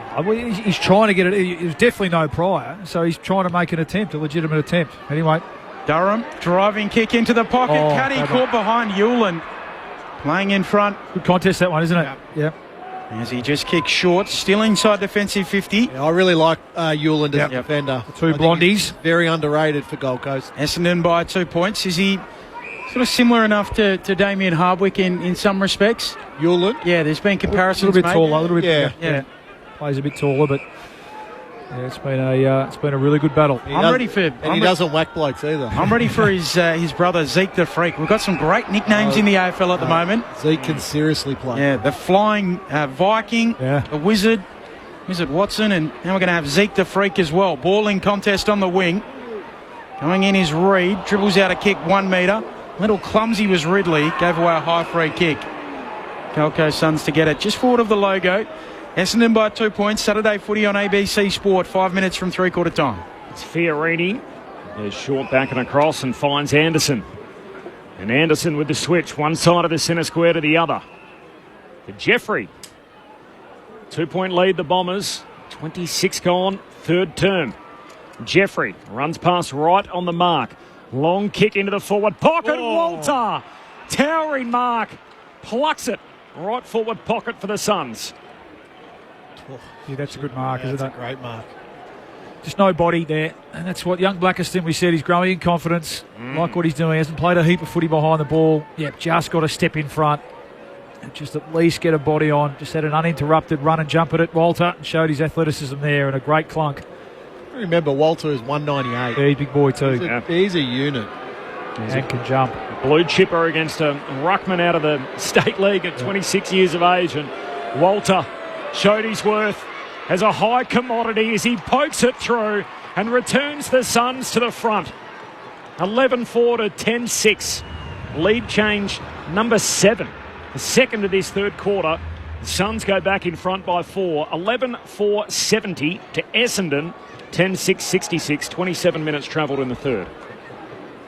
Saturday footy on ABC Sport. Well, you got Caddy up one end, you got Walter up the other end, Borley. We're going to get a lot of pleasure out of watching these two big key forwards. We want key forwards in our competitions. It's a very hard position to play consistently, but to watch their Walter go up, like Blackiston tried. He tried with that spoil, but Walter just got higher simply. So that's what we're sort of waiting for that with Walter. He came with such big raps, but it's so hard to play this game as a young key forward consistently. And I just think he's just going to get better and better over the next 12 months. Sun skipper's lifted, hasn't he, this quarter? Yeah. Up to 11 possessions, Anderson. Quiet first half. He's got them going. Just realised that Essendon had their tails up here. He's had a good 5 minutes. Crockett bounce in the middle. Go again with the ball up. Goldstein and Moyle. Goldstein slapping it forward. Caldwell with a hand on it. Comes to Merritt. His kick ricochets off the shins of Setterfield. Picks it up. Gives it off to Caldwell. High kick to half forward. Hobbs and Newland down there. Hobbs will go and get the footy. Dribble a kick inside 50. It ricochets out. Throwing 48 around from the attacking goal for the Dons. I like that from Ben Hobbs. That was pretty clever. Sort of running back with the hand in the air, trying to touch the ball on the way through. So we sort of usually see people run back and they just have their hands down by their side and all of a sudden someone takes an intercept mark. Bit of credit where it's due, Ram. I knew you'd be a fan of that. From the throw in. Slapping it down right. Onto it, Powell. He'll squeeze the kick up towards the wing. Over the head of Pryor. Bouncing ball. Holding free kick. Against Buttery. Jackson Pryor to receive it. The best golfer in the AFL ranks, according to a recent article in Code Sports. Wasn't that Mitch Lewis? Oh, yeah, it was Mitch Lewis. Kick goes deep and the mark taken by Moyle. He won the challenge against Ollie Hollins as the kick from Moyle. A turnover. Caldwell marks over the top of Took Miller. 40 out, Plum in front. There's too much hang time there for Moyle. You don't want the ruckman kicking in your defensive 50, and he knows it. He's standing there. He knows he made a mistake. Well, I mean, I think that's. I watched it. All the running halfbacks just peeled off and took off to the races. They're going to get off his hip. Get off his hip. That's right. It was a terrific intercept mark or pack mark, and then they all left him high and dry. And in the end, he sort of panicked, didn't he? Tried to spot one inside 50. Directly in front, 40 metres out. Caldwell flips the lead. Essendon back in front, 8th lead change of the match. The Dons by 2 points, 11-6-72 plays 11-4-70. 2.5 minutes away from three-quarter time. Rammer and Borley on ABC Sport. Well, he's probably been a little bit quieter, Jai Caldwell, than he usually is. But he's had a terrific year. He's only had the 10 possessions today, but he's had seven tackles and now a goal. So it's probably the standard that he's been at this year. Caldwell is in the mid-20s, but the ball just floated a little bit too long, put Miller under way too much pressure there. Caldwell, good mark, goes back and kicks the goal. But this game really now, boys, it's all around contest. It's really the midfield battle. Who can get on top? Key one-on-one. Yeah, just key one-on-one matchups through the middle of the ground now. Watching the replay there, a little credit to Isaac Kako. So it was Rioli who peeled off for the handball, but Kako was onto it. He realised it, and he went with him, and in the end caused a confusion. Oh, Suns by 2. Anderson took on one too many, holding the ball. Free kick in the middle for the Bombers. And Durham to take it. Sorry, Bombers by 2 on the back of that goal for Caldwell. As Durham kicks inside 50. Oh, Caddy competes, spills down towards Hobbs. 50 out, kicks to the top of the goal square. Clark competes and the ball bursts away off the punch from Closey and into the post. So Essendon by 3 points. 31 minutes gone in the third term. Long kick in, out towards the wing. And Long gets it and then goes long again. Lots of longs as it comes off the hands of the pack. Mopped up by Miller. Suns at half forward. Humphrey. Deep kick for King in the pocket. Overshoots him. He's bundled over. Laverty putting on a little bit of body. Free kick. Certainly is. Laverty is petulantly saying, look, it's a free kick. Saying the mark should be closer to the boundary line. Free kick. Love to see Ben King just make it easy for the kicker there and tick back at the footy. He had the whole 50 to himself. In the end, just the size advantage again causes the error from Jayden Laverde. So a tight angle. The mark is eventually set 5 metres in from the boundary line. Kingy's going with the drop punt from Rammer's dead pocket. A slow and steady approach. His drop punt is through the major opening. The Suns steal back the lead. 3 points to the good, 12-4-76, 11-7-73 Essendon. Adam Ramanauskas and Luke Ball a minute away from quarter time. Saturday footy on ABC Sport. Got a left to right about the kick, doesn't he, from the dead pocket? That works. Well, again, no real influence, King, but all of a sudden, 4 kicks, 3 goals, and that's just what he does, isn't it, week in, week out. 2 of those from free kicks, and yeah, Jaden Laverde just panicking. He didn't really need to. I'm not sure that he was going to make it. I'm not sure the kick was really going to get to King. Maybe it was. That's an easy decision. Yeah, that's an easy decision. But as I said, I'd just love to see him hit back at the footy more. We've seen these young forwards come back at the footy and get free kicks at times. King's always running back towards goal. I just feel like he's just missing moments there. We speak about it every week, don't we? The tick lead. It's a dying art. You love the tick lead. Yeah, it's a favourite of mine.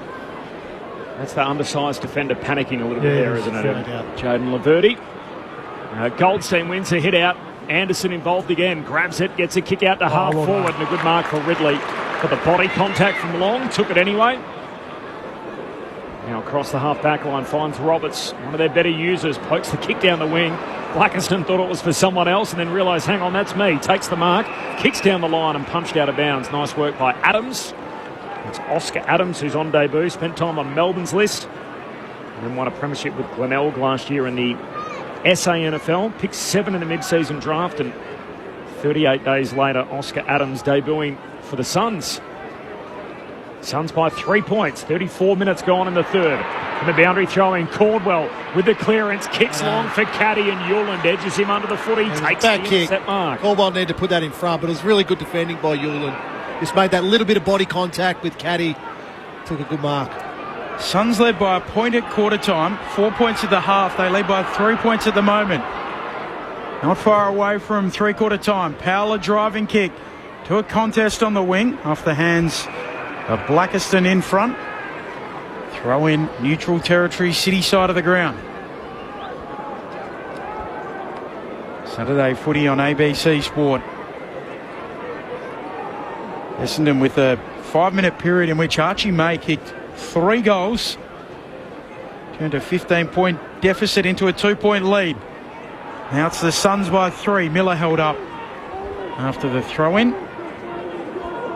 Looks certain to head to three-quarter time at this scoreline. Umpire flicks it aloft. Goldstein backhands it down. Closey gathers. Handball away to Anderson. Three-quarter time, the Suns leading by 3 points. We've had 7 lead changes in this game. And the goal kickers for the Gold Coast, Ethan Reid with 3, Ben King with 3, singles to Walter, Anderson, Humphrey, Moyle, Butterick and Jeffrey, while for Essendon 3 for Archer May in that third term. Nate Caddy with 3, then all singles, Caldwell, Hobbs, Kako, Wright and Angus Clark to get us through to three-quarter time. 9 lead changes. An amazing afternoon of footy, a seesawing affair, as we love to say, and as Ben mentioned, so 3 in the opening quarter, 2 in the second term, and now 4 in the third quarter. A 3-point advantage for the Suns. Off the SMS, 9 goals by Dane Swan last week. The boy still has it. Signed, Swanee. Off the SMS. 0437 774 774. Read that second one there. Yeah, do you know John LeBon? I do know John LeBon. John LeBon is a long time family friend of ours. He resides in WA. I recall Ramo as a kid. Everything always spotless and immaculately dressed. Not surprised he's kept it up, all thanks to Lucy on your mate. Mum. Yes, hello to John. He's like I said, he's a long time family friend and a very good man. One for you, Ben, from Damo. Disagree, boys. The early months are the easiest ones because the little one doesn't do as much. Wait until he or she gets mobile. Good luck with the golf then. The next one is the best. This is a pseudonym which we get a lot, which is signed. I love this. Okay, the first reads, don't forget the help from a doting grandmother. Signed, Ben's mother. It's a great gag, whoever's doing it. I really enjoy it. I love it. It's not technically your mum, though? She's not listening to the footy. No. But I do like it. It's good fun. We do get lots from Ben's mother, so appreciate whoever's giving us a good laugh with that every week. Waiting for the Geelong footy match to start making small pasties, or pasties is what it should be, for the freezer. Heading to Port Arlington for a few days from Jenny. near Echuca from Lockington. So thanks, Jenny. Nice to hear from you. Good luck with the pasties. Do we have a pasty between us today? Oh, Ballie's the pasty. Love my half-time pasty. There you go. I doubled up on the pie. Thanks. Yeah, I was hungry. Thanks, Jenny. As you can tell, we're well looked after here at Docklands. Graham from Canberra, Saturday footy to relieve the boredom of the exercise bike. Always good to have some kind of distraction. Those minutes go slower than any other. Graham, appreciate that. John from Kalgoorlie. I think we mentioned the Goldfields earlier as part of the call. Enjoying the call, having a few beers on a sunny day. Good day to you all. Thanks, John. Nice to hear from you, and shout out to everybody in Cal. Got a new player this week, Malachi Champion from Mines Rovers out there, and Riders Dom Sheed, who's also from that club, retires. Did a good job last night. He was Malachi. good. He was. Yep, impressive. We're talking about Spag Bowl earlier. Someone mentioned that I think it was Wayne that was putting it together with the fruit chutney. It's from Gilby off the SMS. Enjoying the call while spraying the canola on Spag Bowl. My wife does a variation with sultanas. Hang on. Whoa. And bacon in it. Yeah, okay. Yes to Very bacon. nice. You can go to bacon. Sultanas, though. There you go. That's off the SMS, 0437 774 774. This is Saturday footy on ABC Sport. The thoughts of Rammer and Bawley coming up next at 3/4 time. The Suns by 3. ABC Listen. Keeping bored parents busy is easy with the ABC Listen app. Then we can listen to our stuff, like Bluey Listen Along and all new Dino Derby. Hear it all now on the ABC Listen app. Australia's Test Tour of the West Indies is on now. What about that? Unbelievable! Catch every ball on the ABC Listen app. Just look for the cricket button. This is the 2025 AFL Premiership season on ABC Sport. Merritt, it was prolific early in this game, and he's got it again here. He gives it off to Archie Roberts. Kick towards half forward. Up they go. Durham halves it. Does well. Kako bursts through them. Dumps it on the boot. Rams it through. Hobbs. He flicks it out to Setterfield, who's tackled there by Ralph. And it flicks out towards Powell, who gets it onto Miller. Centre half forward Anderson. Flying shot on goal. The smooth mover kicks it. The skipper from range. May doing the ruck work here. Wins the hit out against Moyle. Knocks it down towards Hobbs, trying to get his arms free. Hand pass out in front of May. He kicks the goal. He's got 3 in the term. Does the kick from Moyle. A turnover. Caldwell marks over the top of Took Miller. Directly in front. 40 metres out. Caldwell flips the lead. Essendon back in front. This is ABC Sports coverage of the AFL. On your radio. ABC Sport Digital. And on the ABC Listen app. First game of 4 on the Saturday slate, round 17 of the AFL Premiership season. This is Saturday footy on ABC Sport. The Gold Coast leader by 3, 12-4 to 11-7. Adam Ramanauskas and Luke Ball, our Premiership pair, with their thoughts through 3. Yeah, well, look, Noah Anderson really lifted his rating in that third quarter. 13 disposals and a goal. It's what you want to see your captain to do. That's how you build into a role as captain. And when it's really tough going, you've got to lift. You've got to lift your standard, and that then drives along your teammates around. So 13 disposals and a goal, as I mentioned. But then Gold Coast were also +7 in contested possession that quarter. So they've still got a lead, a slender lead that is. But I just feel, Bally, it's whoever wins this midfield battle in the last quarter probably wins the game. Yeah, up for grabs, absolutely. The Bombers got a sniff here. Can their crowd get involved? Can they kick the first goal? Really put the pressure back on this younger Gold Coast defence without Sam Collins. Suns have won only 2 of their last 7 final quarters, so they have faded in games. And 14th on score differential since round 9. They get a centre break to start the final term, though. Flanders, hand pass away to Anderson. Long kick inside 50, spills down to Miller. Hand pass to Walter, miskicks it. High up and under. In the same spot as Blackerson tries to knock it away to Clark. He surrenders in the tackle and is taken high on the way through. And a free kick for Angus Clark, last line of defence. So game live, Suns by 3 points. 9 lead changes as we head into this final term under the roof at Docklands. 3-point lead for the Suns. Clark with a relieving kick up towards the wing. No mark taken. Weller at the fall of the ball. Sweeps a handball forward. Flanders cuts infield. Kicks inside 50. Miller marks 45 metres out. Slightest of angles to the left. Well, Jeffrey's still on here, screaming for it. Miller wants to go back and kick it now. Yeah, take the responsibility. Well, you mentioned the current skipper in that third quarter, and he's got them going here in the last. Here's the ex-skipper here. Can he have a big moment here to start the last quarter for the Suns? We are seeing if Matt Rowell can get to a world record 21 tackles in a game. He's got 15 to three-quarter time. Took Miller to begin the fourth. Makes it Miller time. The Suns extend their lead to 9 points again. 13-4-82, plays 11-7-73. The first of the fourth, 90 seconds in. Adam Ramanauskas and Luke Ball. Well, just that rush kick there, really, out of defence for the Bombers, and Gold Coast were waiting. They'd lined up. They built a sort of an old-fashioned wall there. They come back through a little bit of handball. It's Sam Flanders, who's probably been a little bit quiet in the game so far. He's only had the 3 kicks, but he's had 14 handballs. That's why you haven't noticed him a lot. But coming back central there to Miller, and a critical goal to start this last quarter. He's a class Flanders, hasn't he? I mean, they want him kicking the footy a bit more often, certainly inside 50. And that's 2 good moments here early in this last quarter to get the Suns going. Feel it in the crowd too, can't you? The Bombers fans, how much they got involved in that 3-goal burst for Archie Main in the third quarter, and it just takes a little bit of air out of the balloon. Just after that goal from Archie May as well, he spent the next 10 minutes on the bench after the third goal. No, not for me, that. And Moyle wins it down towards Durham. Gets a hand pass out of there. Back in a dispute, though. Fiorini got it out to Jeffrey. Fiorini pushed him back, or high tackle, whatever it was. Free kick. Suns to take it. Flares it across the ground to Jeffrey. Marks never broke stride. Looks inside 50. Kick goes way over Walter's head. Cleaned up at the back by Humphrey. Hand pass out to Ainsworth, who hooks it through for another. And that is the perfect start to the final term for the Suns. And Gold Coast, a couple on the bounce. And a 15-point lead is as wide as it's been. 3-minute mark, final quarter. 14-4-88. Essendon, flat-footed, 11-7-73. Just 3 minutes into the final term. Saturday footy on ABC Sport. It was just a contest here, wasn't it, at half-back?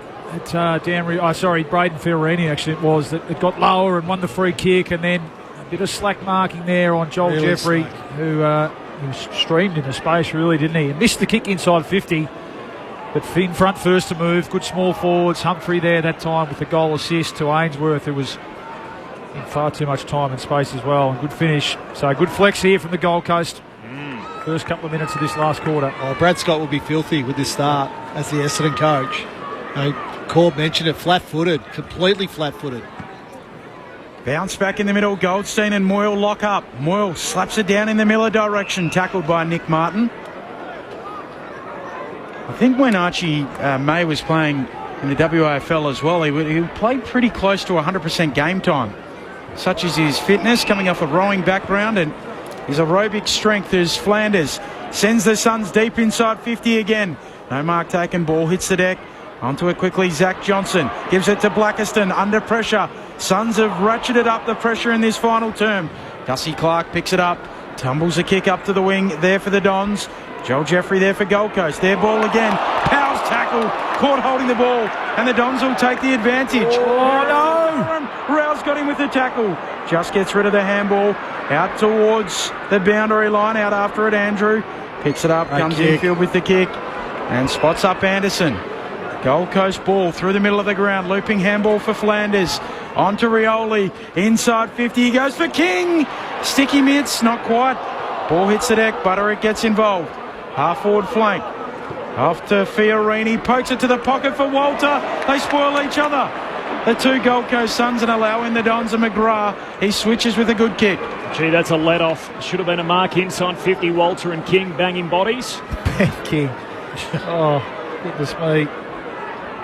Must drive his coach mad at times. Angus Clark, the woodchopper, goes long down the line, and Archie May takes the mark. Kicked 3 goals in a 5-minute burst in that third quarter. Yeah, just got to take this thing out of it here, the Bombers. Suns have got a head of steam. Suns by 15 points. The Bombers in the go slow. Short to Merritt. He's already had 30, make that 31. Up to half forward, trying to thread it through to Perkins. Oh, decides to kick it off the deck inside the forward 50. Oh, Fiorini just hugs it to his chest, almost like it was coming at him like a chest mark. And Kako said, come here. Lays the big tackle. Ball up. Centre half forward for the Bombers. A 15-point deficit for the home team. Suns on top. 6 gone final term. Saturday footy on ABC Sport. Can Essendon find a path back into this game? Clearing kick from Powell. Bouncing ball. Bounces over Walter. Zach Johnson gets it for the red and black. Handball to McGrath. Handball for Goldstein. Flicks it to Merritt. Merritt stops, twirls, kicks infield. Onto the chest of Martin. He goes back. All the way back to Ridley. Looking for the V-switch, and they'll complete it. Out to Roberts. Now they bring it to this dock side.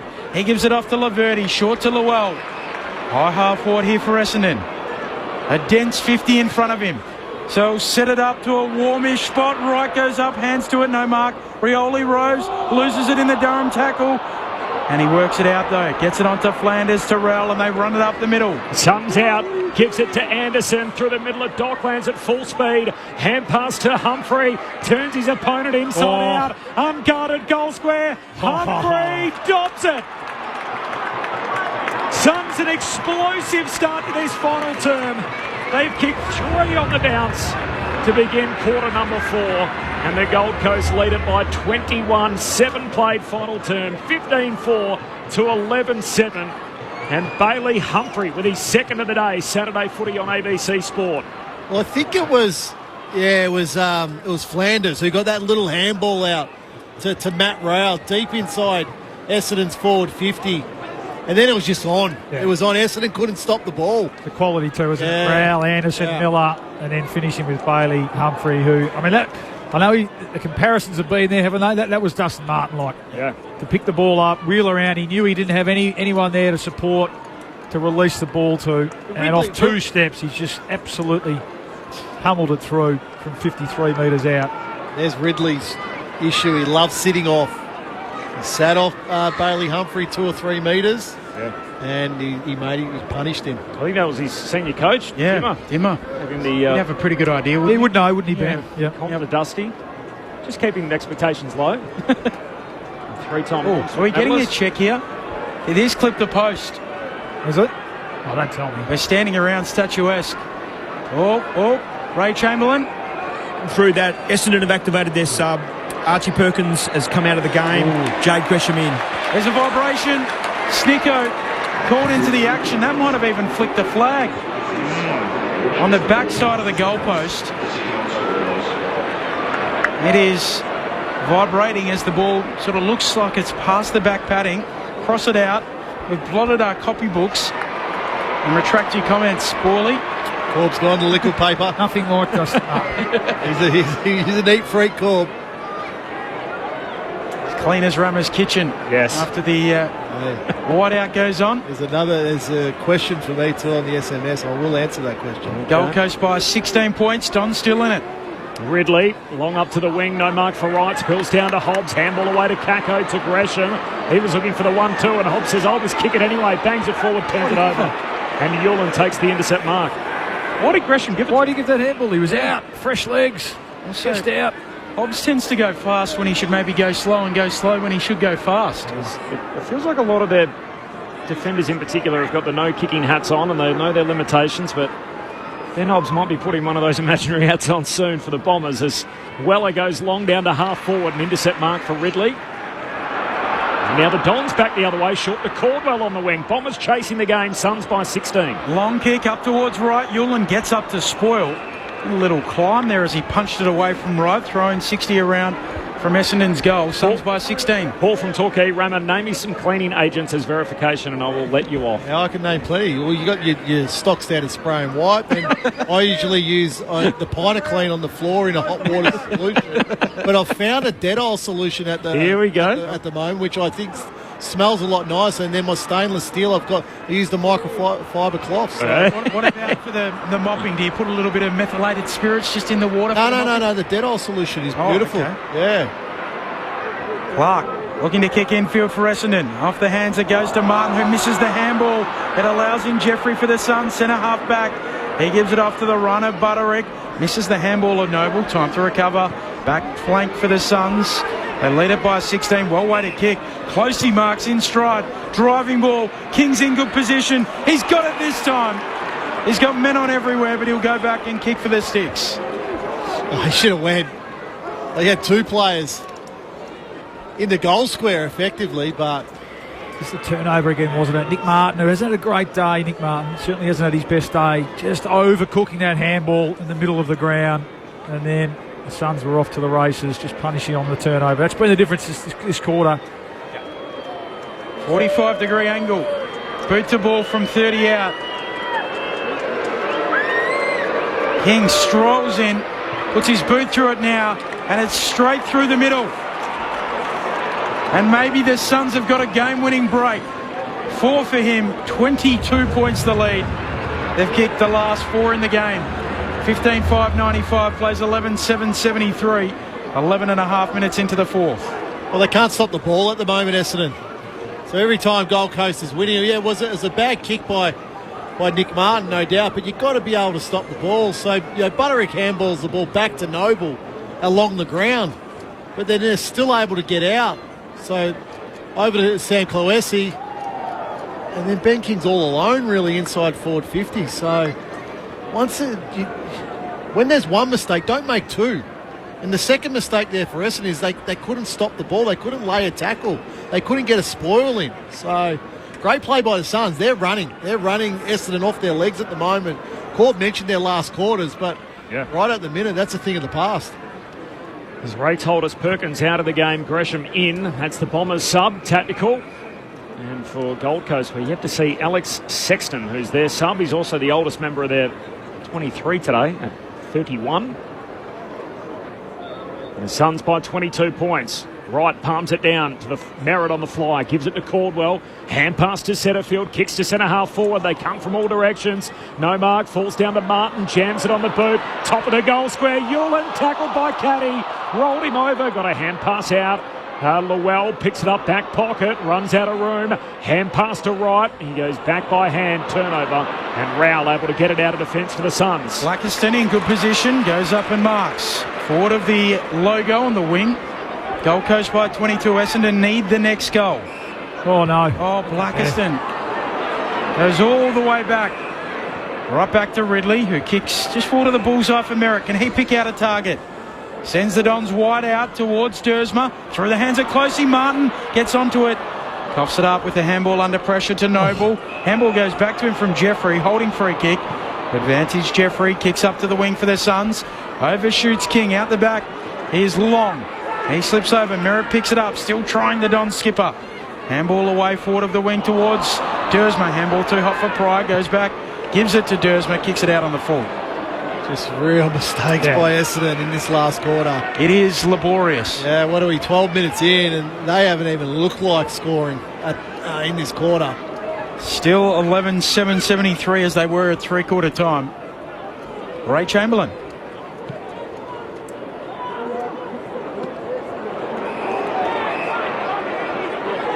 Yeah, I thought that was a free kick. Agree, yep.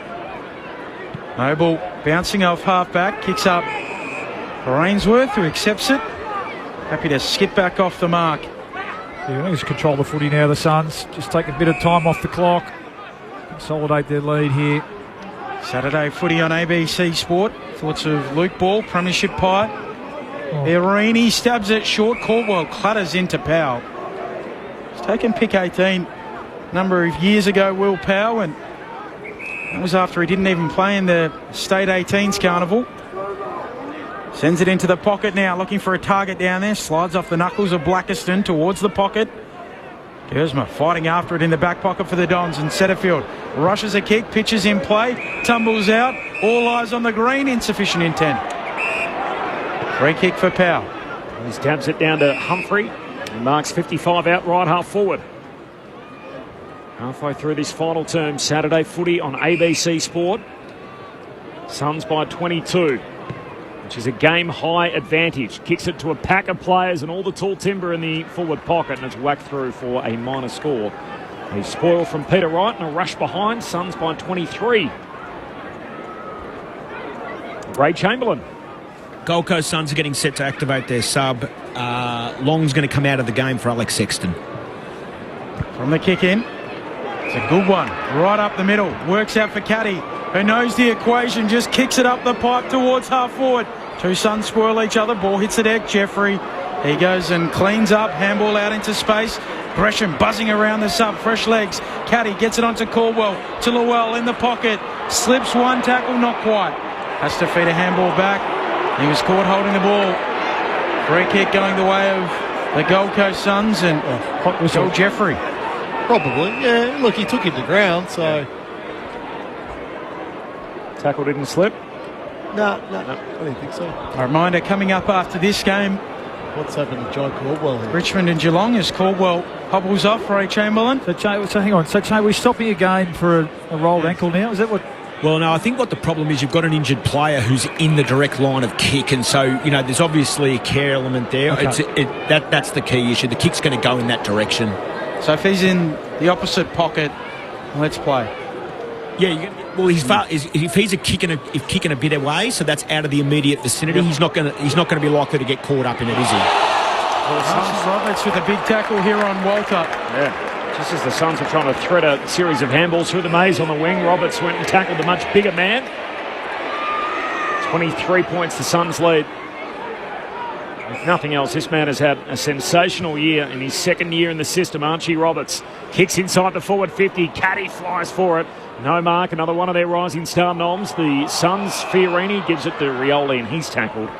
Ball up, 45 out from the Bombers' goal. Saturday footy on ABC Sports. Suns by 23. There's been 15 holding the balls today so far. I'll ask Ray in a moment where that tracks in terms of league average and everything else, whether that's a lot or not a lot. Gresham called for a throw here. That count? Yeah, it's a good question, Ray. Is 15 a lot? No, look, I mean, there's been a lot of tackle pressure in this game, to be fair, and so when you get an increased number of tackles, obviously there's going to be an increased incident of free kick around that. You always tell me the context is important, Ray. Indeed. As Yulin sends the Suns up to the wing onto the chest of Weller. Suns by 23 points, 18 minutes into the fourth. It looks a match-winning lead. They need one more, the Gold Coast Suns. Ooh, Weller sets it up towards half forward. Walter hugs it to his chest. Two kicks from home. Right, keep Wheeler, go Jet. There was 3 one-on-ones ahead of the footy. Now there's 12. Sets it into the pocket, looking for a marker down there. Up they go, off hands there from Humphrey. Right rows it, his handball goes out of play. We'll get a throw in, left forward pocket. Suns by 23. 8 minutes for Essendon to change the outcome of this game. The boundary umpire brings it back. Wright and Moyle, both with hands on it. Merritt swoops onto it. Bouncing handball, clever to Roberts. Roberts kicks beyond the defensive 50. Chopped off though by Jeffrey. Half forward here for the Suns. Gets it off to Weller. He gets it off towards Rao. Back to Weller now.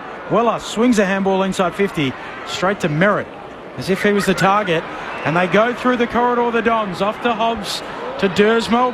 Sits his kick in the air too much for Johnson, but he slaps it onto Martin on the back flank. He'll chip it on towards Hobbs on the wing. Oh, half-hearted effort. He just stuck up one hand as Powell was coming back the other way. And now Anderson mops it up. Anderson through traffic, kicks down to half forward for the Suns. Walter leaps at it, punched away by Laverty, close to the boundary line. Martin keeps it alive.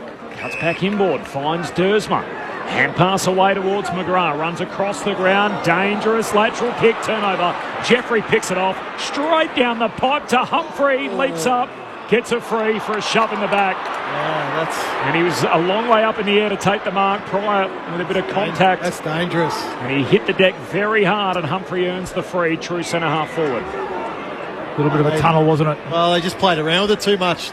Like Andy McGrath, that kick wasn't on. Back into the centre corridor. He was through the wing here in front of us, but he chose to, I don't know what he really chose to do. Just take the ball forward. The Ben Hobbs moment, went one-handed. Oh, he's got to be harder. Got to be harder than that. Should have taken the mark. I enjoy watching that one on the review. Bailey Humphrey from straight in front, drop punt. He's good. Had one denied by the post earlier in the term, and Humphrey puts this thing on ice. 21 minutes gone, final term. Suns by 29, 16-6 to 11-7. The oxygen comes out of the stadium. You can feel how flat it is. 21 gone, final term, with the home team now on the canvas. Bombers haven't scored this quarter, Bally. So it's 4 goals, 2 to 0. Yeah. 9 inside 50s to Essendon, 12 to the Suns. Where the Suns have done the work, clear around clearances, 6-2. But then it's ball movement. You look at how they're moving the ball. They're going at 86% with their kicking efficiency. Yeah, and the Bombers have, as they've had to, when you need to score, have tried to create a few more things, taken a few more risks, but they just haven't had the skill or the execution to pull it off, have they? And so 3 or 4, I think maybe 4 of these goals have come directly from turnovers, just skill errors, unforced skill errors from the Bombers, trying to create something in fairness, but just haven't been able to execute this quarter at all. Restart after the goal. Moyle slaps it forward. Essendon have stopped to a walk. Miller cruising out of the middle. Kicks a flower bag right into the base of the behind post. Pitched into it. It was a bump ball into the bottom of that behind post, so a throw in coming. Gold Coast Suns lead by 29. 22 minutes into the fourth term. Saturday footy on ABC Sport. Got the pink mouthguard too, doesn't he? Really stands out. Geelong and Richmond to follow this game. Goldstein palming it down for McGrath off to Setterfield. Back pocket, high kick, running back with the flight, dropping the mark initially. Fiorini recovers, dabs it inside 50. And the skipper Anderson claims the mark, 48 metres out, slight angle to the right. You would have been a white mouthguard operator, sure. Yeah. Black boots, white mouthguard. Not black boots, but the white boots. Certainly a white mouthguard, man. Yeah, Ram? Few different colours. I did actually wear a mouthguard. I didn't like them. Oh, yeah, my mum used to hate that. I was about to say. Yeah, my teeth are shocking anyway. Don't follow that advice. No, do not follow that advice, kids. I might force my kids. I was about to say your boys are wearing it. Noah Anderson. Oh, feigned as if he was going to give it off, then decides he likes his chances. And well he may. He's flexing, and so are the Suns. His second, and they lead by 35 points. They might be off the porch. 17-6, 108. Plays 11-7, 73, 23 into the fourth. What a star, Emma. Yeah, I think sometimes in a season, Ball, you have moments where you look back on and go, yeah, that was a really, really important moment for our football. I think this last quarter is that. They've been challenged by Essendon in the first 3 quarters, but this last quarter, 5-0. And the way that they've gone, probably the way they've gone about the quarter is what I've been, most impressed with. They've gone out at a clearance, they've gone out at a contest, but most importantly, they've gone out at ball movement. Yep. So off the back of Essendon's turnover, Gold Coast have just gone. Yep. Corbin mentioned their last quarters, and they haven't been great. It's been against the trend, isn't it? Yeah, but I think this is a moment in the season for the Suns. Wow, that man's led it too. His second half's just been enormous. Noah Anderson. Oh, great ruck work from Goldstein. Just feeds it to Durham. Bursts out of the centre. Hand pass to Merritt. Has to goal on the run and misses. Hooks the post. A beautiful kick. That should be bread and butter for Zach. Hit it at speed through centre half forward. 40 out on the run, but a poster. 34 points. The Suns lead. 24 gone final term. A waning moments here, and the Suns are about to win back their spot in the top 8. Well, for the Bombers, this losing sequence will continue. Jai Caldwell, on the bench with some big ice pack on the ankle. Hopefully just precautionary. This will be 5 straight losses for the Bombers. Noble with his long ball up to the wing. Walter through his hands, it slips out the back. McGrath for Essendon. Off to Roberts and then on to Setterfield. Kick inside 50. Noble punches it away. Hewlin roves the punch. Now he's under pressure, but he gets his kick away, and Walter will mark. He's been good, Hewlin. Speaking of second halves, had his hands full, didn't he, in the first half with Nate Caddy, but has just kept at it, and he's been a star back there. Without Sam Collins, he's really stood up in the second half. Walter sends a kick up to half forward, and Moyle clunks it. But here it hit his hands. Going to be a good player, this kid. Can he play with wits? No, probably not. No, not with Reid and King, but he's a ready-made replacement, isn't he? I mean, you feel like without retiring an old teammate, he's certainly close towards the end, isn't he? So the key is, can they hang on to Moyle? Can they hang on to him? They'll come for him, you would think. I'm not sure about his contract status. I think they did last year. Yeah, they did. Good Xavier boy, mate. So they'll be trying to get him back to Victoria. So this is only the third game he's played this year. He's played 2 with Wits. He was subbed out in one of them. They won that against the Hawks, and the other one against the Dockers they lost. But, of course, Freo have the unique 2-ruck thing. Yeah. Essendon clearing kick from Goldstein, and then off the hands of the pack. Out of bounds it goes for a throw-in. But if you look at him and Ethan Reid for the next 10 years, yeah, there's that ruck forward combination. It's pretty good, isn't it? Yeah. Both big boys, very mobile. Yeah. People probably wondering, he's only 23, Ned Moyle, so a lot of runway in front of him. Absolutely. They take a little bit longer, the big men. Moyle slaps it down towards Rowell, and they chain handballs back into the corridor, the Suns. Jeffrey with a high kick inside 50. Laverty juggles down the mark. He's got it at fullback for Essendon. He was the other member of the dinner party with Mac Welfie and Joe Burrow, star Bengals NFL quarterback. Very cool. And kicks laterally out to Durham. Gold Coast by 34 points, 26 and a half minutes into the fourth. Durham will kick around the wing. Up towards Goldstein and Wright. Caddy floats across in front, brings it down. Closey, clean gather. Suns back over halfway. Again, they flick around handballs. Closey flicks it on further away to Wainsworth. Kicks laterally. Clean bowls King. Bounces out the back. Bouncing ball, attacking it. Humphrey gets it out to Fiorini. Left foot snap. A cherry on top. Suns by 40. And that is 6 goals to zip in the final term. 18-6, 114 plays 11-8-74. They'll head back to the glitter strip. Very happy after 9 lead changes. They led by 3 at the final change, and then 6 goals unanswered. Powerful finish, isn't it? That was just slick ball movement. And you do notice it, don't you? I mean, their ability to cover the ground in this last quarter. You think of Miller and Anderson in particular. Rowell, and then their speed across half back. I like Closey's game. He's done some nice things, and just as you said, Ramo, early in this quarter, they just made Essendon look flat-footed in this last quarter. So really powerful finish here, and interesting run for Fiorini, isn't he? You know how prolific he is. He's been around for a while. He's been on the list. You wouldn't say he's cemented his spot in this starting team just yet. Gets the opportunity, and he's been pretty good today. You'd say that he's done his job today. The only left footer out there for the Suns today is Merritt. A lefty himself gives it off to Setterfield. Kicks inside 50 and a turnover. The intercept mark for Dan Rioli.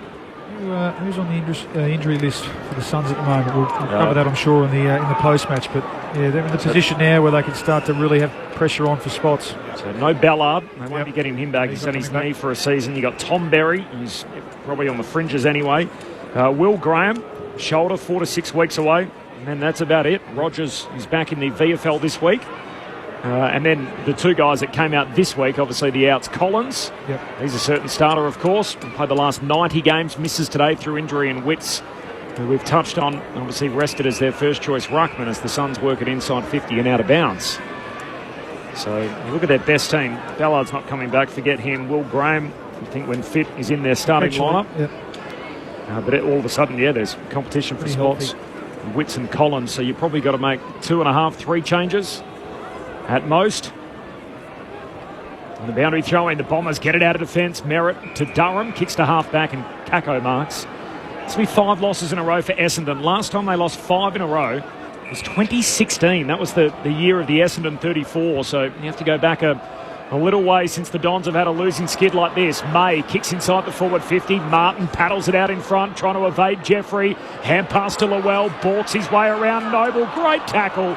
And Noble runs him down, prevents a goal back the other way late in the piece. And a goal-saving tackle from John Noble. Suns by 40. No, and that might please the coach more than anything else that's happened today, I think. Yep, no doubt. Yep. Look, every percentage point is going to be critical with this top 8. Moving into the back part of the season. Mac Andrew with the kick up to the wing. Sexton in a little pickle, but he works it out with the outside of the boot. Gets it into Flanders. Just backward of the logo. Handball to a running Rioli. Kicks inside 50. And Walter, 45 out, Plum in front. He'll move it on selflessly to Moyle. Get going. And the big man thought about keeping on, but he'll go back and kick for the goal. He's going to give them some food for... I mean, clearly... Big Witsy's the number 1 ruckman, isn't he? But every time he gets his opportunity, Moyle, he looks so impressive, doesn't he? Yeah. He must be a good athlete too. Running hard in this last quarter. Such a luxury to have, too. First-class ruckman. See if he can finish it off here and reward himself with a goal. He kicked one already, isn't he? Moyle comes in. His drop punt is tugged left. Just sneaks it through for a minor score in the end. A final quarter blitz sees the Suns move back into the top 8 as they run all over the Dons to win by 41 points. 7 goals unanswered. Make that 6 goals unanswered in the final term. We are one in the red, gold and blue. We are the mighty Gold Coast Suns. We play to win the flag for you. Fight, fight, fight till we hold on to calm. Run, run, run all the way. Hey! We are the sons of the Gold Coast sky. We're the team who never say die.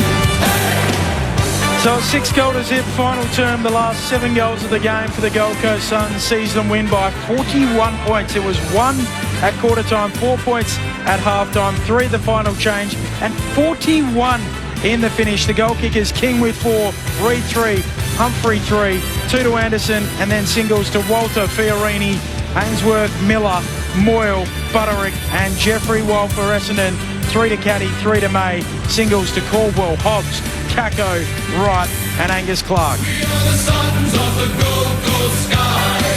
We are one in the red, gold and blue. We are the mighty Gold Coast Suns. We play to win the flag for you. Fight, fight, fight till we hold on the calm. Run, run, run all the way. Hey! We are the sons of the Gold Coast sky. We're the team who never say die. Well, they put their big boy pants on in that final term for Big Boy Month. And the game was there to be won. The Suns by 41 points, 18-7, 115. Essendon, 11-8, 74. The Bombers have now lost 5 on the bounce for the first time in 9 seasons. While for the Gold Coast, they win back their place in the top 8. Luke Ball and Adam Ramanaskas with your initial thoughts on all of that. Suns by 41. Well, it's super impressive finish, Rama. I think you called it. The challenge was there, wasn't it? Three-quarter time, the game was up for grabs. It was there for the Bombers. If they wanted it, they had a sniff. They'd had pretty good 3 quarters. The game was on their terms, their pressure. But really, from that first centre bounce in that last quarter, you could just see, and it was the leaders, it was the Gold Coast leaders, it was Anderson, who was just so good in that second half. Rowell and Miller kicked that first goal, and they didn't look back from there. That was a pretty powerful finish. It bucked the trend, as you said. They've been fading out of games over the last month or so, so I've got no doubt that Damien Hardwick would have put it fairly and squarely on them at 3-quarter time to say, well, here's your opportunity to turn that around, and they were brilliant. Yeah, their running power, that was clear in that last quarter. They were clean, and then they got the ball in their hands of some good finishes as well. And in the end, the Bombers just looked flat-footed. They looked gassed, save for 1 or 2, including the skipper who kept trying. It was a pretty powerful performance. Their challenges behind the ball with Collins going out. I thought Newland's second half in particular was superb. Had his hands full with Nate Caddy, as we said early. But I thought he controlled things, and then their ground level players start to get involved off the back of that with Rioli and Noble. And I thought Joel Jeffrey was just brilliant. Really, wasn't he? He was outstanding. A couple of mistakes, but that's him, isn't it?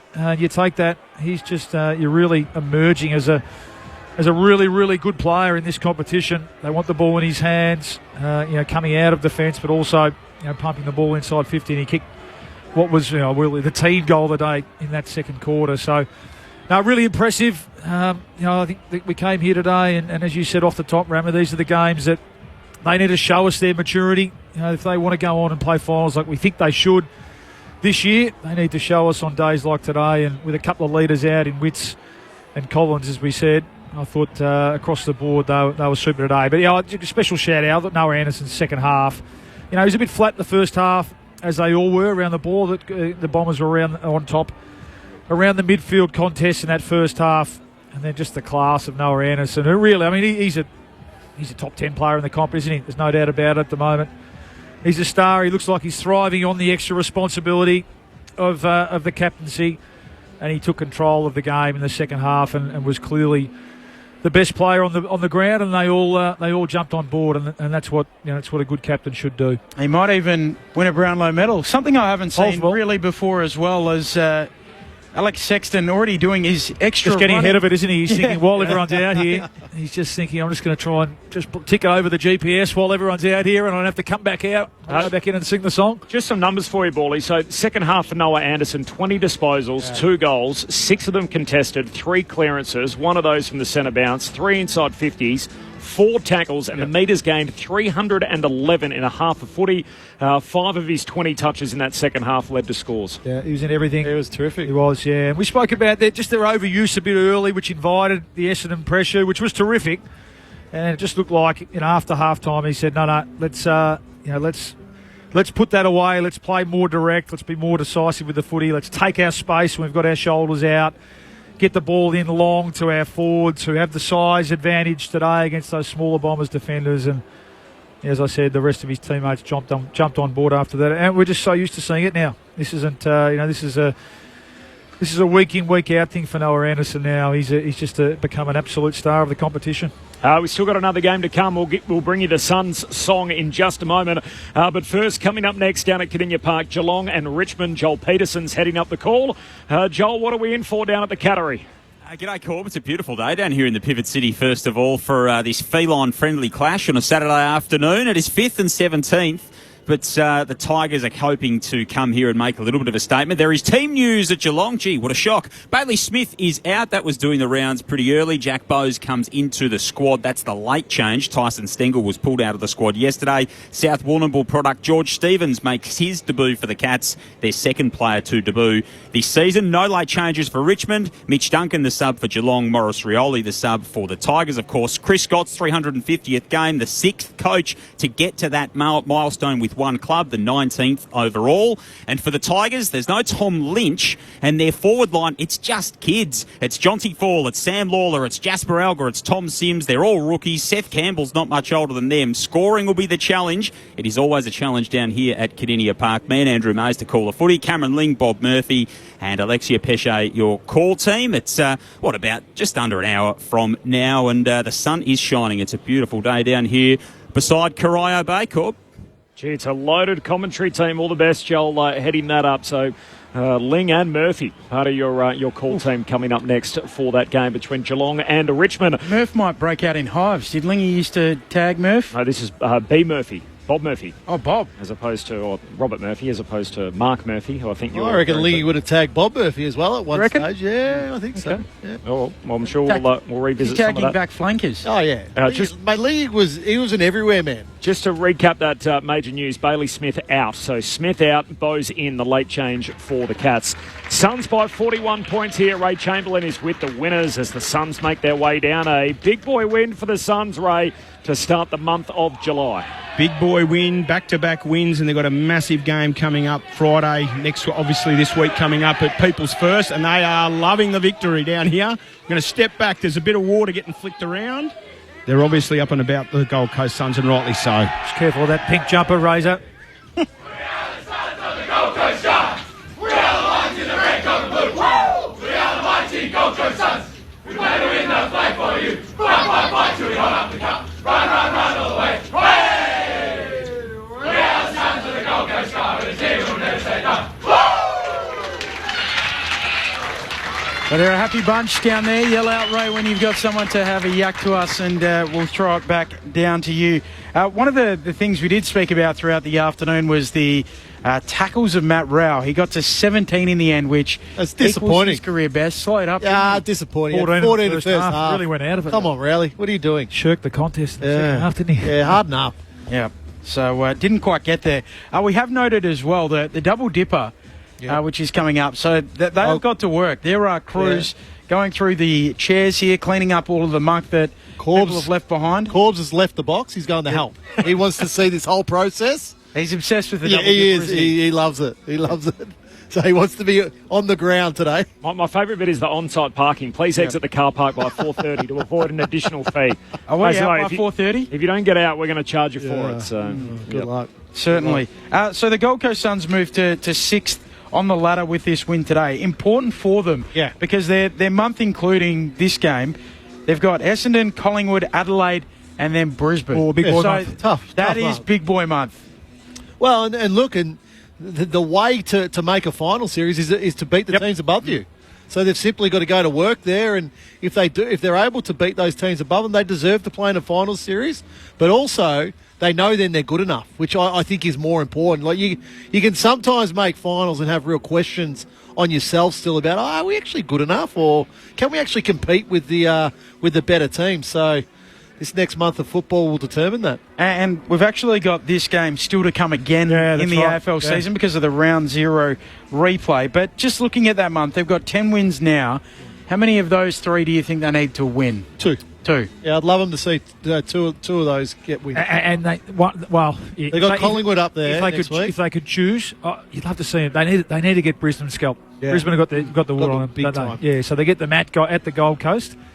They'd love to obviously win them all, and but if you were to give them a couple, I reckon. The way Collingwood are going at the moment, even if it is at home, it's going to be a really tough game, isn't it? It does go to show how big today was. That when you've got those games on the slate and you look at the month overall, and Dimmer talks about big boy month, it's easy to get yourself up for Collingwood on a Friday night at home, or Brisbane or Adelaide, or these top teams. But come to Melbourne and play Essendon, and we go, we got these big games to come. It's easy to overlook a game like that. That's why I think that last quarter was really important. 6-0 in that last quarter, where 19 inside 50s, they've gone 6-3. Yep. So terrific. It was a powerful finish. Powerful finish by the Suns. Adam Ramanauskas and Luke Ball with Corbin Middlemass and Ben Cameron. Let's go down into the rooms. Ray Chamberlain. Thanks, guys. We're down in the victorious Gold Coast rooms, and I'm very, very fortunate to have Bailey Humphrey, who's given us a little bit of time today, mate. Back-to-back victories takes you to 10 wins. Must be pretty happy getting 2 wins on the road. Yeah, 100%. We haven't played too many home games this year, so we've had to get some wins on the board away. So, it's good to get 2 in a row, especially after that GWS loss when we're up by a fair bit. Now, obviously, you've had some pretty close tussles with Essendon over the years, and they took a little bit of shaking today. What was Dimmer's message at three-quarter time? His message was just it's next shift after three-quarter time. Obviously, they were in the fight for a bit, and we come good in that last quarter and showed what we were really about. You play a little bit of time in the mid, but obviously you've got this power forward, sort of small forward, kicking goals. You bagged a couple today. What my question is, being a diminutive man myself, Bailey, is when you roll down inside 50 and you've got the big 3, you've got the 3 big boppers there, do you just ask them to shift out and give yourself a little bit of room, or how do you roll with those big guys? Yeah, I'm normally up the ground a bit more in the small forward role, but the last half or last bit of the third quarter, and then the whole last quarter I went deep and told him to get out of my way a little bit, which was nice, and I was just hoping the ball could come my way. Not going to lie, very much admired the post-goal celebration after the top of 50. Tell us about that. Yeah, I hit the post in the end, so it was a bit embarrassing, but no, I thought it went through, and it would have been all right if it actually did, but got called back. Boys, any questions for Bailey from upstairs? Bailey, well done. It was a powerful last quarter, and it was against the trend. So, your last month or so, you've just faded out of games a little bit. Can you take us three-quarter time? Did the coach actually put it on you and say, right, here's your opportunity to turn that around? We know we've got a big, another 3 weeks coming up. Let's make sure we put these guys to the sword and finish off the game really strongly. Yeah, 100%. We've got a 6-day break coming up as well, so we have the Pies on Friday night. So, we wanted to finish the game strong, and, I'm glad we did it, because the last couple of weeks, as you said, has probably been the opposite. We've started really well and then shut the bed when it comes to the last quarter. So, He did say shut the bed, just to be clear. And you have been getting into the midfield a bit more, mate, which is great to see. Just add that string to your bow. Is that? Tell us about your pre-season. Has it been off the back of? You look a bit trimmer. You look a bit fitter. Is that fair to say? And that's allowed you to get through the middle of the ground a little bit more and just take a bit of the load off. Your soldiers in there in Rowell and Noah and Took, who do it week in, week out. Yeah, 100%. Probably all comes back to my pre-season. Went to America for a bit for a training camp, and that helped me express all my attributes. I'm probably not going to be the run all day midfielder. I've got more of the power and the strength and stuff like that. So hitting get in a couple centre bounces and get the load off Rowley and stuff like that. So every chance I get, I like to go in there. But feeling a little bit dangerous down forward at the moment. So it's a bit of a tricky situation, that one. Yeah, and always sort of reluctant to make comparisons, but just the way you're talking there, is D Martin a bit of the prototype that you're trying to follow? I mean, we know your coach knows him pretty well, and I think he might have even mentioned it in a press conference at some stage. Is that, I mean, are you sort of happy to say that that's someone who you can model your game on? Oh, I think everyone models their game off Dusty. He's a hard one not to. So, obviously the likes of all those kind of forwards that play a bit deeper but go in the centre bounce and try and have impact. And I'm probably more, as I said, I'm a bit more of an impact player rather than the run all day and grind them down. I'm more of a moments person. So, I've got to try and take the most of my moments. Bailey, I know you've only been at the Suns a short time, and this is a terrific position for the club to be in at the moment. But why is this group different than others? Like, we've seen the drop-off from the Suns for so many years now where they've been in similar-ish positions, but they can't finish the season. Why will it be different this year? Oh, I think we've just got the ability to just play now. We know the structure, we know what Dimmer's talking about, and we've all got the great understanding of what we're supposed to do and the role we're supposed to play. So, we've just got so much trust in everyone, and we know where they're going to be when we get the ball. So, everyone's on the same page, and it just allows us to play with freedom and play with a smile. And when we're playing like we have the last couple of weeks, it's hard not to smile and enjoy footy. Now, are you a cricket fan, Bailey? Do you like your cricket? No, not really. Well, Mac Andrew got clean bowled in the goal square. Oh, that was horrid. Well, did you have a laugh about that at half time, or what was the go? I didn't even really see what happened. There was people in front of me, but I saw it on the replay and I just had my hands on my head. I was like, oh, of course it has to be Mac too. Gents, we're getting the wind up down here. Bailey's been really kind to give us so much of his time. I'm going to finish it off with one last question. Obviously, massive Friday night, People's First Stadium, Collingwood. The question on everyone's lips, does Bodie Hewland have the coolest name in the AFL? Oh, yeah, I think so. It's a tough one to say too. Bodie Hewland. Yeah, everyone stuffs that up a fair bit. So, I'd say it's up there for sure. Congratulations, Bailey. Thanks for your time today and good luck next week, mate. Thank you very much. Appreciate it. There is... what did you want to ask, Betty? Well, I wanted to say that I too go on an end-of-season training camp to the USA at the end of the footy season. But I also wanted to ask him about the fact that Essendon had the pick in front of him. Yeah. And whether he was aware of that, how aware of it is. How aware of it he is, and whether it still bothers him. Okay, so in order, I think that the Essendon pick's probably the best of the three questions. No, I was going to ask that first. Yeah, the second one was probably Bodie Hewland's name. That probably came in at number 2, and the third one was probably the bit about you and the season trip. No, well, I was going to... Well, a fair gap. It wasn't a fair gap between first and second and third. It wasn't a question. I'm just curious who's wound Chamber. I'm just looking at the live pictures on our monitor here. No one nearby. No one's getting wound up there. They're not in a meeting room. Ray's just decided he's had enough. I reckon he has. He said there are so many sliding door moments in the draft. Like every club have got their examples of one that got away or one that they got cheap and the like, but. That one there, one pick, and Essendon chose Elijah Sardis, Gold Coast chose Bailey Humphrey. That's look right now. Look, you hope Sardis goes on and has a great career, but Bailey Humphrey just looks like the prototype AFL footballer at the moment. High strength, high power, kicks the ball really well, plays forward, can mark the ball. Mark it overhead. So the age-old question, right? Because all these recruiters and teams, people that work for clubs and list bosses, everybody can't be wrong, right? So there's often a consensus around certain guys. So the age-old question, is it nature or is it nurture? Like how much of it is getting the pick wrong and how much of it is what happens once they're actually inside the doors? I'm a big believer in that. Yeah. Which one? Nurture. No, in the doors. Yeah, nurture. Yeah, definitely. So, some clubs do it better than others. That's just how it works. But what they were going to do a few years ago, and I don't know if they've done this, they were going to, every club after the draft was going to have to give the AFL their top 20 picks. Right, okay. Yes. How they would have taken it. They would have taken it. That'd be awesome as an exercise. Yeah. Imagine doing that 10 years down the track. Yeah. And so the AFL then's got that data to look at.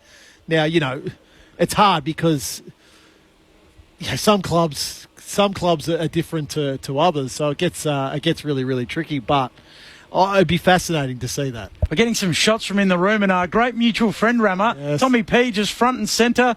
Tom Petroro, the player agent to the Stars, manager of Matty Rowell, just backslapping down there in the rooms. He's a good backslapper, Tommy. he get in there with the best of them. So he's holding court too. Matt Rowell's one of his clients who just signed the contract extension. So. He was famously spotted with Matt Rowell leaving a meeting with Geelong by Mitch Cleary, who was snooping around, popped out of a garbage bin, and he doesn't miss much, does he? So he was right across right place, right time. But Mac Andrews Day.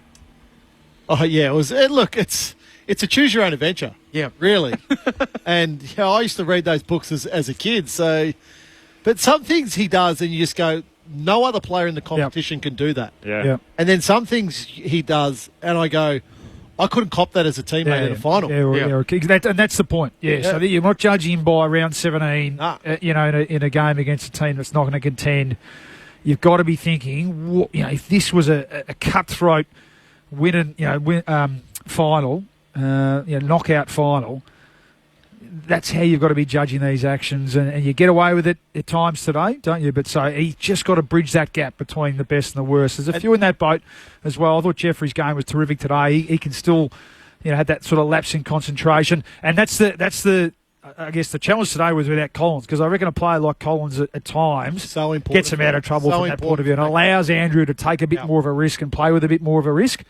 And they got away with it today. I thought Yulin was terrific after quarter time. But in a big final, you don't want to be you don't want to be making those sort of mistakes. Mac Andrew needs a guiding hand in defence with him. Somebody that can talk to him, that can instruct him. You don't want to take away any of his natural gifts because they're all on show. But just do it. Like, as a defender, you've got to do things right 9 out of 10 times. Otherwise, it can become unstuck really, really quickly, and you can look pretty silly. So that's an interesting. Yeah. Sorry to jump in. That's an interesting question. Then, is he a long-term fullback, or is he eventually going to be a forward, or can he play in the ruck? Like, where's his best spot? No, I think it will be as a defender, because I think when he plays as a forward, the work rate's not there. As a defender, you can't really choose your work rate. You sort of your direct opponent a lot of the time will choose that where and when they go and get the ball. So I think it's as a defender. Well, I think the reality is that as long as King and Walter and Reid are down there, he's not. He can't play forward. So I think he could. Yeah, I think it's the defender. Maybe could he pinch hit in the wing? Use that sort of blitz halves type role at times. Could he jump in the ruck if they need him? But at the moment, it's behind the footy. And we mentioned it during the day. He might be the best physical matchup for Sam Darcy with his long levers and his. I'm not sure he's strong enough. I'm not sure. Darcy, you've got to put body on him. Now, there's not many good ones. Let's be honest. He's the only one I think that might be able to jump and get up there and spoil it from. You're only using that example because we backed you up earlier. You're just backing over that again. I've had to think about it. More time to explore the matchup. Brett Delidio said the other night that the best matchup for him in the league is his own teammate Rory Lobb. Where if you had maybe. He's sort of obviously standing down the other end. I actually thought Will Dawson did a pretty good job on him on Thursday night. So, but in terms of leap, in terms of like Darcy puts those arms up, and it's very, very hard to get to. Like Mac Andrew nearly went through the roof in one of his spoils. They gave the free kick away, but you're right, Benny. He leapfrogged Peter Wright at one point, which was incredible. Like he barely even touched him. He just jumped straight over the top of him. Stuart from Buninyong, Brad Scott, is he the right fit at Essendon? I'll be amazed if he is there if the Bombers lose to Richmond and Carlton in the next few weeks. I know. Brad will be there. I tend to agree. That's no doubt. Shane listening from Brompton in South Australia. Has anyone mentioned how good Damien Hardwick is? How he's taken the Gold Coast to new heights. Hats off to the man. I think what Damien Hardwick is doing very smartly at the moment is he's keeping Gold Coast relevant with a few of his comments that he's making in the media, which I quite like. Like, it shows, one, there's a real care and a combativeness to Dimmer still with that. But, in the past, it's sort of been a little bit vanilla, really, up on the Gold Coast. He's got this. Dimmer's always had an edge to him. Whether as a player, as a coach, Dimmer's got an edge to him. And he's also got some humour to him as well, Dimmer. So, does he? He does. He's quite funny, Dimmer. Funny. I won't tell him that, but he is. Just before we wrap up this game as well, Essendon, did we see the arrival of Archie May today? Yeah, I think so. I think so. 198, Paulie. I think there's a lot to work. So Caddy, Caddy's about 194, I think. So, and 19 years old. Archer Mate, what is he, 19, 20 years old still? He's still a young man himself. I think there's a bit to work with there. I like his ruck work inside forward 50. Just competes, doesn't he? But that throws the challenge over to Peter Wright, which I think Peter Wright needs that. So I think he needs a little fire under his backside. Oh, it's competition. Yeah, it's simply competition, and I think any footballer needs competition. That's why you've got a list of 40. You can't come into training and just roll through the motions and go, okay, I'm going to play well then on the weekend. That's not how it works when you're a developing team or a team where Essendon are, in the middle of the ladder. You need fierce competition week in, week out. I'm as frustrated as an Essendon supporter as anyone, clearly. It's been a long period of time. But just on that SMS about Brad Scott, I'm also totally a believer in Brad Scott and what he's doing, that you can't just wish this into existence, that, hey, they haven't won anything for 25 years, so it's time to start winning now. That the league doesn't work like that. It's not like the old days where you can just go out and spend a whole lot of money and all of a sudden, catapult yourself up the table. That if you don't do it properly, you'll never ever get there. And unfortunately, as frustrating as it is, and as much as everyone wants it to happen tomorrow, you've got to actually lay out a multi-year plan. And they're probably about a quarter of the way through that plan at the moment. Well, that's the concern. It takes a long time. I mean, they've had 11 debutants this year. The competition's trending older. Yeah. It takes a lot of cycles to really get there. But Ben Rutten had a plan, and then they tipped him out about the new coach in. And so tipping out the coach only resets the clock. It doesn't get you closer there. What you can't afford to get wrong too many times is what we were talking about before, is Sardis over Humphrey. Yeah. As an example. Now, we're not writing him off yet. Yeah. And as you said, we hope he gets there. But in 5 years, 10 years' time, you can't be looking back and having too many of those. And even where's Archie Perkins at? He gets subbed off tonight or today. Nick Cox, unfortunate, we haven't seen him. I think Zach Reid is a great long-term option, but can't stay out at the moment. So that's what you can't. When you talk about doing your time, you're right, and that's how you do it, through high draft picks and then bringing in a Nick Martin. They've been great at doing that. What you can't get wrong more often than not are those picks. So you'd be in the top 10. A lot of people would maybe be surprised to learn that Essendon have 16 players taken in the top 20 on their list. Gold Coast have 16. Yeah. So that's a bit of a myth, that they think that the Gold Coast draft picks now. Same as the Giants. Does that include guys that were originally drafted in the top 20? That they've traded in as well. Guys they've traded in as well. Yeah, okay. So you look at the guys. Caldwell was an example of that. So the Bombers have Caddy, Caldwell, Cox, who unfortunately is long-term layoff with concussion, Dersma, Gresham, Hobbs, Kako, Langford. That's 8 of them. Then Laverty, McGrath, Parrish, Perkins, Zach Reid, Setterfield, Sardis, Wright. So they're the 16 that the Bombers have picked over the years in the top 20, or have drafted in, or traded in, as you said, that have been drafted there by their original club. And you compare them to the names that the Suns have, which is Ainsworth, Anderson, Andrew, Fiorini, Flanders, Humphrey, King, Lombard, and then Powell, Reid, Rioli, Rogers, Rowell, Swallow, Walter, Weller. We will move on from this game. Coming up, Geelong and Richmond. We'll take you there at 4 o'clock. If we can, we'll check in with the Dons if Razor Ray is in the rooms. If not, we'll at least get an update on what on earth was going on pre-game with Xavier Dersma, who appeared to injure a hamstring in the warm-up, had a long chat to his senior coach, and then decided to stay in the game and ended up continuing on. Now, we did have Craig Kelly, who is the Collingwood CEO, in the box pre-game last night, your former boss. He is entertainment factor high, full of beans and energy, and this is what he had to say about long-term contracts in the AFL. If we don't manage our numbers properly, we've got a CBA and we've got an agreement in place till 31 with the TV networks. How do you start extending agreements with people when you really don't know the commerciality of your business beyond 31? It's dangerous. I think we should be sensible on our term and not just doing ridiculous long contracts to make sure we're keeping players. Yeah, but do the clubs need protecting from themselves? They little bit. That's sort of what the commission was put in place for. You're right there, mate, is that at the end of the day, I think that's the AFL's role. So I think you'll find that they may put something in and around that says this is a maximum term for the greater good of protecting people just not doing something that's smart. If you were a player agent, though, you'd be filthy, though. Not really. No, not really. It's no, to me, I'll be filthy because most of the player agents are being really lazy. The easiest thing to do is do a 6, 7, 8 year deal because they're doing nothing after that. So please, give me a spell, boys. There's a lot of my old mates out there. Get to work, couple your deals. That means you got to go and do some work, boys, not just have coffee. You. He was talking to All of you, you. Adam Ramanauskas. Well, Ned's a hypocrite. But just I just want to put that on the table and put that on the record as well, because he was, look, as an agent, if you can do a longer term deal, you take that. A player will always take security. Always. Well, and as long as you're allowed to. Yeah, that's the point. Yeah. I Do you think it should be stipulated? What's that? To me, and we spoke about it, was it last week? Yeah. The easy and clear way through is no deals beyond the CBA, the TV rights. So what is it, 2031? Yeah, I think that makes sense. Well, Because that's where we know the money goes to. So this current CBA ends in 27. Yeah. The TV rights is different. That Sorry, ends in no, 31. sorry. The end of the TV rights. Yeah, TV rights, which are usually like, then the CBA usually is aligned with the TV rights. The problem with that, though, is what happens when we get close to the new TV deal getting announced. So say it's 1 year deal.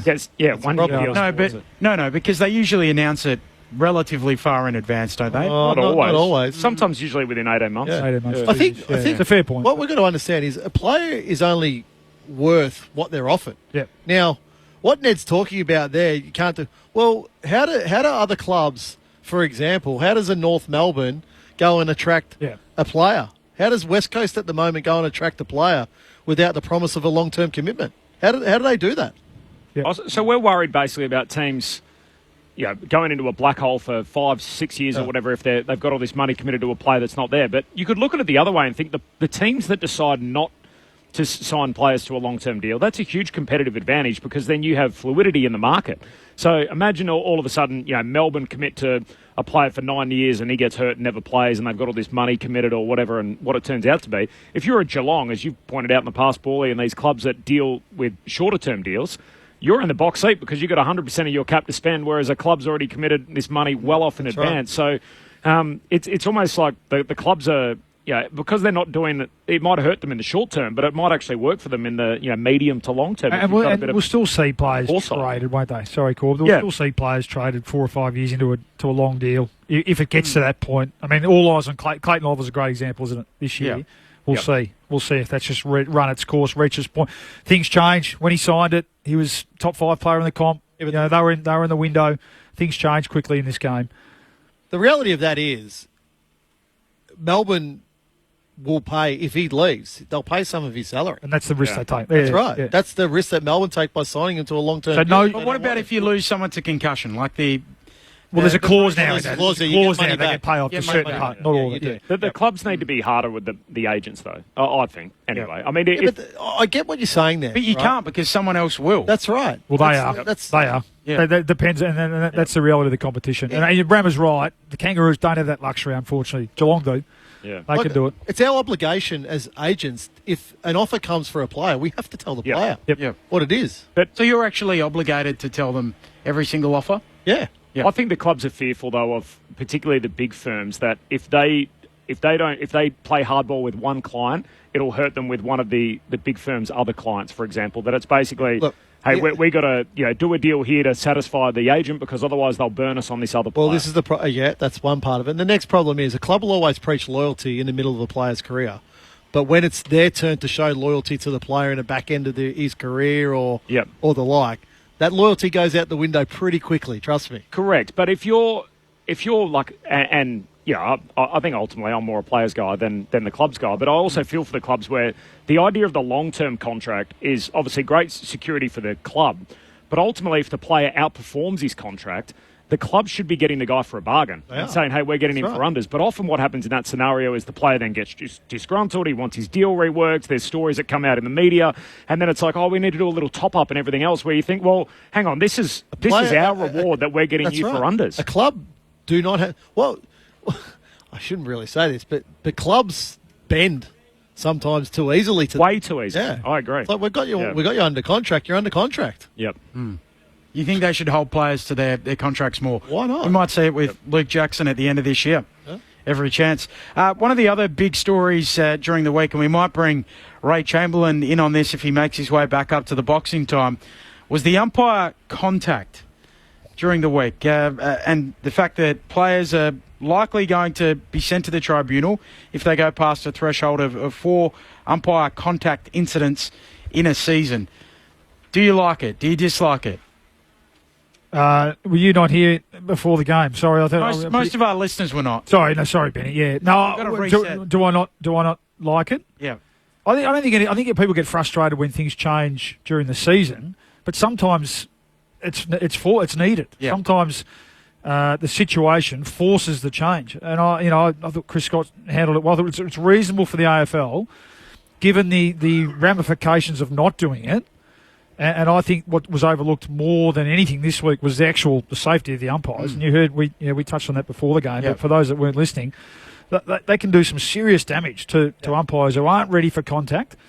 So what we're talking about here is not the accidental one, and there was one today that's going to get spoken about that happened in general play. Nate Caddy and an umpire collided. Accidental, probably unavoidable. It's the avoidable ones. And there are some recalcitrants, and we saw one. And a couple of times today, Matty Rowell, he's running the gauntlet. He is running the gauntlet. He seems to have not be. He was a couple of times he was centimetres away from doing it again. So I don't feel sorry for the players. Just on the route, adjust your behaviour. What do we read into that? Has he learnt and he's conscious of the umpire, or has he not learnt and he's getting too close? No, I think it's just so ingrained. He is so, and you watch his eyes. His eyes are just focused on the footy, and yes, he's got it in the peripheral, but he's just so ingrained to play this way. It's going to take a little bit to tweak his behaviour. Yeah. But particularly at the centre bounce, it's 3-on-3. Adjust. The recalcitrants as well. I didn't bring my thesaurus today, but I think the recidivists sort of along the same line. Yeah, sure. Yeah. Repeat offenders. Sorry, I'll dumb it down for us, please, Paulie. Repeat offenders. But I think, and again, I get the frustration with our headquarters changing the rules mid-season again. But we do that. We've done that to protect players from head contact, all that sort of stuff. So I think it'll be new. It's news this week. I think players will adjust because they are so good at adjusting. There's still going to be accidental ones like we saw with Caddy and umpire Robbo Gorman, I think. Yep. I think those will be under the banner of accident. You heard Ray, it's the avoidable ones. It's setting up behind an umpire when you've got so much more space. It's using the umpire as a screen and putting an umpire in physical harm. They're the ones that are going to be probably up before the tribunal. Yeah, and they do use it as a block, don't they? Like players know that is the other body they can use to sort of screen their opponent away from the ball. I heard one suggestion during the week. What if, and I know everyone's trying to come up with a solution for it, but if you had, say, an area behind the umpire where he backs out, that basically no one's allowed to stand there. Whether you draw a line on the field like tram lines for tennis or whatever it is, and so instead of having a 360-degree tap zone, we're down to 330 degrees, and you give the umpire an exit point. No, what do you want to put witches' hats out as well? Oh, just. I think the centre bounce is one where you can just say don't start there. Don't start behind me. No, that's just. But most of them happen at the centre bounce. Leave it to the players. The reality of this, leave it to the players have used the umpire as a shield, and they will for so many years. Yep. And they'll continue to do that if the AFL don't jump in and change the players' thought process. They're trying to change the players' thought process now and protect an umpire. It's a smart move. So players, adjust. Yep. Simple. Yep. I'm still getting my head around Daisy Thomas's suggestion that the umpire could run out forwards, which I'm not sure how that's going to work. Then when they bounce the ball and then run forward into the... Why doesn't everyone have a go at that now? Go outside, grab a footy, bounce it and run forward. It's very difficult because they'll run into the ruckman as they come together, and two, they won't be able to make a decision because the play will happen behind them. So that was part of his thought process, to be fair. His theory was now we got 4 umpires. There can be an umpire set up behind the umpire. He can throw it up or bounce it up and run forward, and then the other umpire then takes control of the area. So I missed that part of the explanation because I was trying to work out how it all worked from Daisy. I like lateral thinkers. So do I. I'm not sure about that one. He's a good man. Voss will remain at Carlton because Cook is CEO like he was at Geelong, and he kept Thompson for premiership success. Scott should be similar at Essendon. That's from Andrew. The bad news is that Cook is exiting the kitchen, and coming in is Graham Wright, who will be the new boss from August 12. And broadly, he is viewed as a change agent. I'm not sure how accurate that actually is. No, that's not accurate. Yeah. Yeah. I think that has been a media beat up. Yeah. Like at Collingwood, he didn't make wholesale changes. No, he got rid of Nathan Buckley, but Bucks was there initially. I think everyone knew that had run its course, and he made there was a list management decision around Brodie Grundy. Yeah, that's right. That was it, really. Yeah, so I think the idea that he's going to come and make all these you make wholesale changes at a football club, and I mean wholesale, like you clean a football department out. That's a long way back. You talk about making wholesale changes to a playing list. Well, be careful what you wish for, Carlton, if you want to make all these changes all at once. The thing that should, I don't want to say should, I'm going to say it like this, would worry me if I was Michael Voss, is that he went through the process that you're a part of, Bawley, with Graham Wright, when Craig McRae was appointed and Graham Wright didn't choose him in that process to coach the Collingwood Football Club. So yeah, but the other people in that process who got down senior coaches, they're in jobs.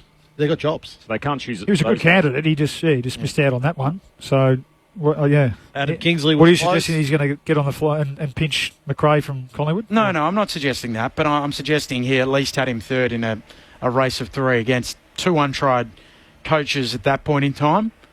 So I would personally find that unsettling, but I'm a panicker. Imagine playing in pairs with you in golf, and you it's a tie going down that last. Well, it augurs well for the first couple of weeks of parenting too, doesn't it? The panicker. The baby's burping. Baby's crying. I'm a stress head. We're going to go to the hospital. Yeah. We need to get our votes from this game as well. I have reached out to Essendon trying to get an update on Xavier Dersma with his pre-game hamstring. But they had the ankle on ice that's the game. Good reminder, Bawley. But we need our votes. Are you doing it, Bawley? I'll do them, yeah. But United on this. We're going to give one to Zach Merritt. Thought he was clearly the best Bombers player from start to finish. Had 40. Kept trying, had 40. And it was just great to see him back in the middle, Rama. 12 clearances, where he belongs. 17 contested. Yeah, had plenty of space. And that's something that the Gold Coast need. It'll be really interesting to see how they tackle Nick Dacos next week. As to whether they let him run around but the space that Zach Merritt had today. 2 to Joel Jeffrey. Best game I've seen him play for the Gold Coast. 28 possessions. 32 and a goal. Was it 32 in the end? Yeah, 32 in the end and a goal and involved in everything off half back. And 3 to the skipper, Noah Anderson. Reasonably quiet first half, but when the game was there to be won in the second half, he was magnificent. Noah Anderson. Great work to you, Luke Ball. Just a reminder, those of you in the ACT and on the Gold Coast, you're off to NRL Saturday with Andrew Moore.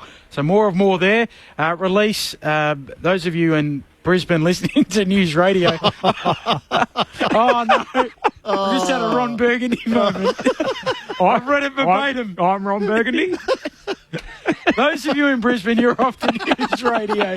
Everyone else in Geelong. Everyone else is off to Geelong and Richmond. Verbatim. Not to be. A reminder that Bailey Smith is a laid out for Geelong in that match. I worked with Paul Hazelby once, and he read the sponsor on this commercial station and said, "Read 4 times per hour," and turned around to me and gave me the thumbs up as if I've just nailed that. Hayes, cheerio to you. You have not nailed that, and I haven't nailed that.